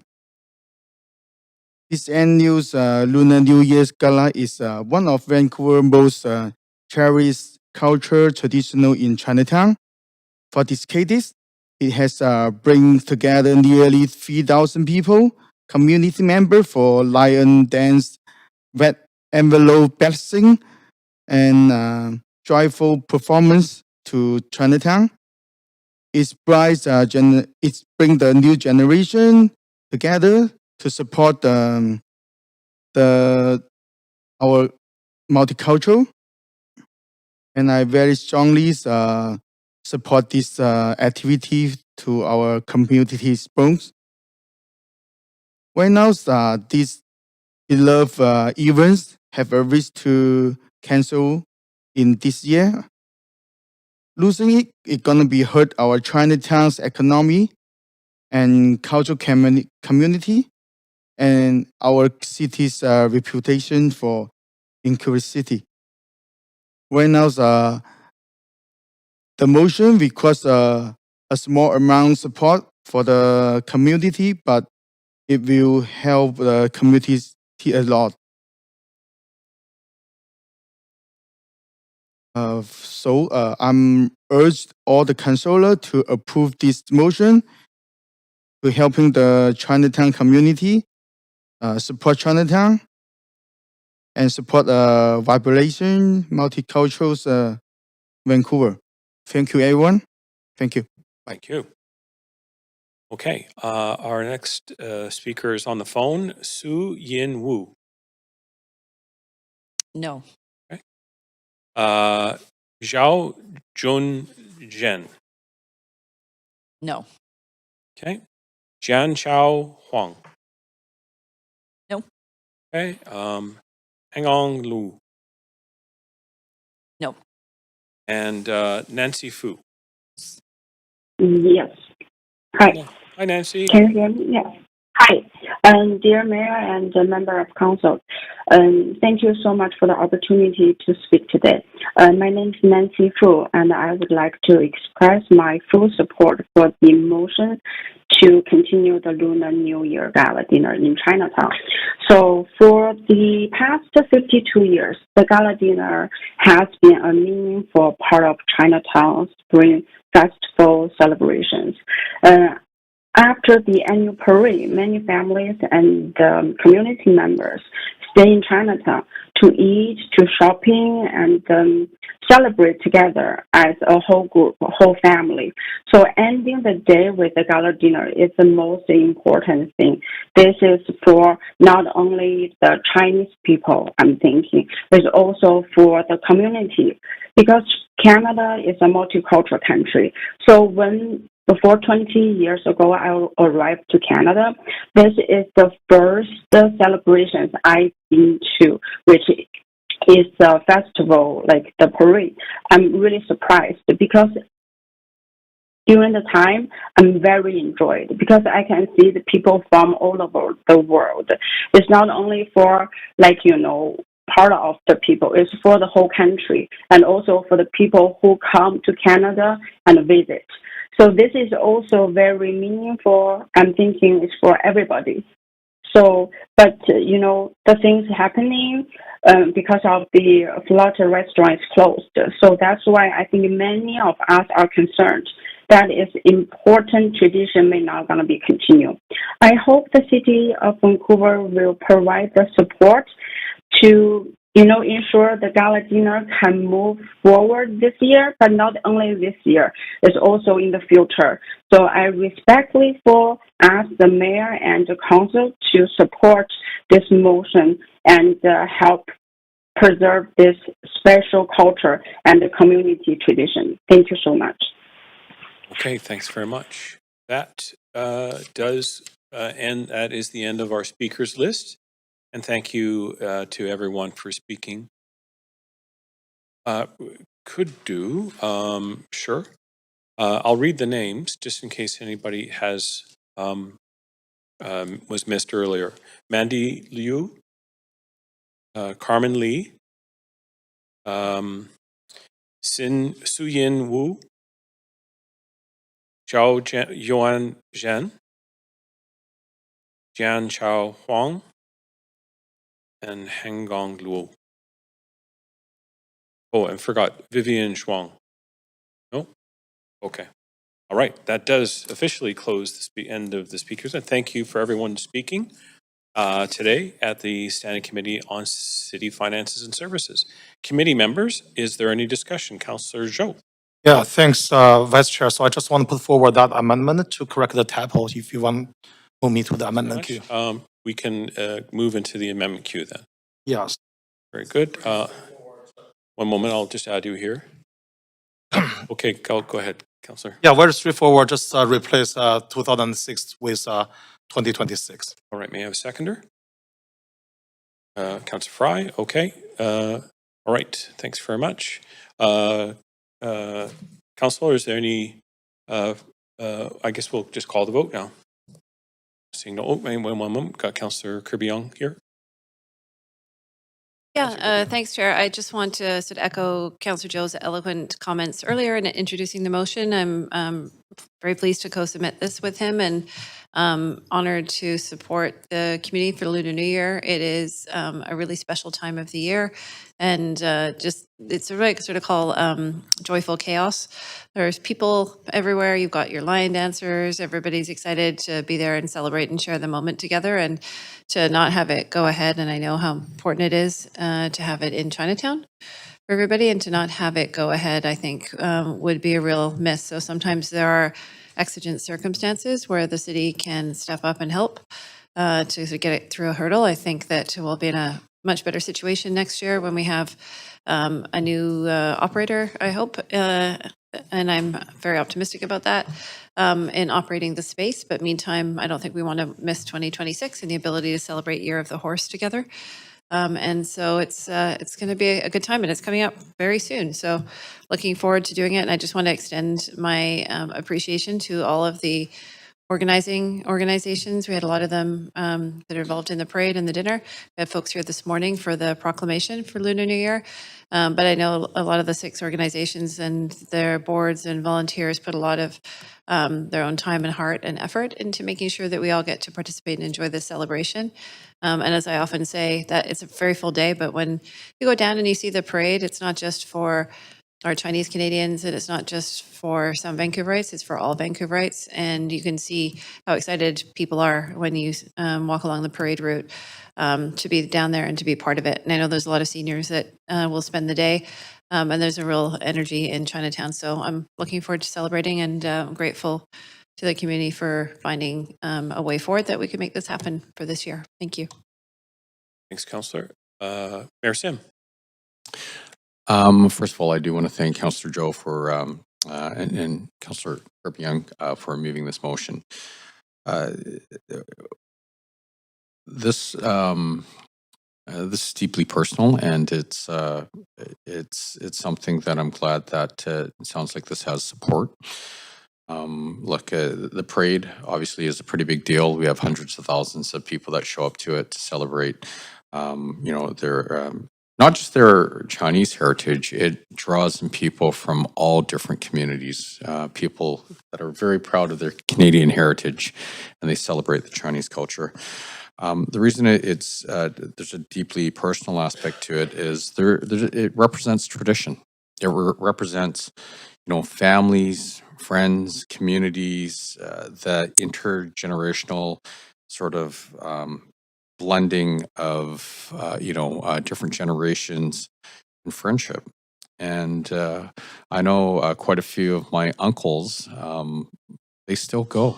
And we're talking about individuals that were my dad's friends. My dad's no longer with us, but Uncle David and Uncle Peter, they're in their late 90s and they still go. And so while we may, like most people may think that this is just, maybe this may not happen this year because of unforeseen circumstances, there are a lot of individuals where, let's just face it, there may not be too many of these left for them. and it's a really big deal. And Chinatown was on the brink just not too long ago, and there's been a lot of work put into Chinatown to the point now where just recently a Wall Street Journal article, and I quote, said Chinatown is a place alive again. And so let's keep that momentum going. Let's celebrate the community, and let's make this happen. So obviously, I'll be supporting it. Thanks, Mayor. Councillor Zhou. I'll go to the end. Councillor Ward, please go ahead.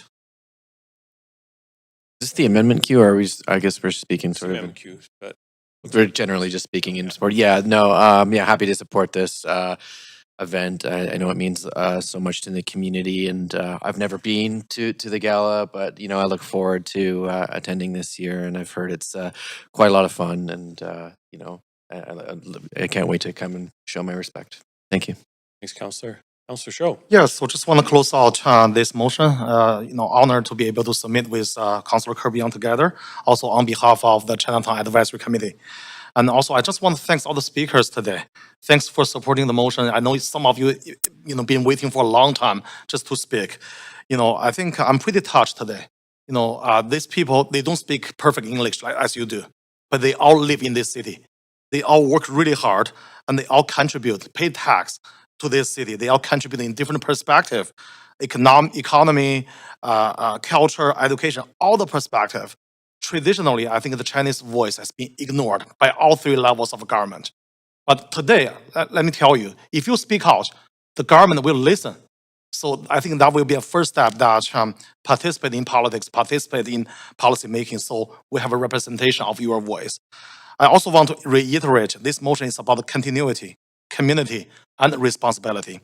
The Lunar New Year Gala is not simply just an annual event on the calendar. It's a living tradition that connects generations, supports small businesses, bring visitors into Chinatown, and reinforce Vancouver's identity as a truly multicultural city. For decades, the Lunar New Year Gala, led by the Chinese Benevolent Association, has become one of our city's most signature cultural gatherings. What we are responding today is unique and unexpected disruption. The closure of Floater Restaurant. The single change has created cascading effects, from venue operations to catering logistics to equipment rentals, staffing, security, cleaning, and permitting. They are not costs for the organizers normally carry. They are not the results of poor planning, but they are extraordinary circumstances. This is why this motion is deliberately framed as a target and a one-time support. We are not setting a precedent for ongoing event funding. We are helping a long-standing community partner to bridge a difficult transition year. We often speak about revitalizing Chinatown, supporting cultural heritage, and strengthening diversity. This motion is a concrete opportunity to do exactly that in a practical, time-limited, and fiscally responsible way. As we enter the Year of Horse, approving this motion sends a clear message. Council stands with the community, values cultural community, and understand the real impact the sudden change will make to this community, and we'll try our best to make all the possible way to support this event. So with that, I hope to get your support for those motions, and I hope to see everyone at the Chinatown Parade, the Lunar New Year Parade, and the Lunar New Year Gala. Thanks. Thanks very much, Councillor Zhou. Okay, so we will now call the vote. Clerk, can you take us to the voting screen? And committee members, please register your vote on the voting panel. This is on the amendment, and then we'll go to the main queue for the amended motion. Oops, sorry, I have to do it. Moment.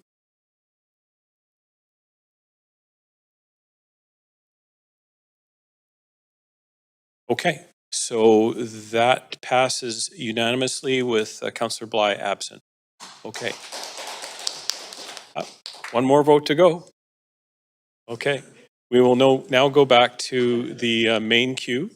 And unless there's nobody to speak on this, very good. We will now call the vote.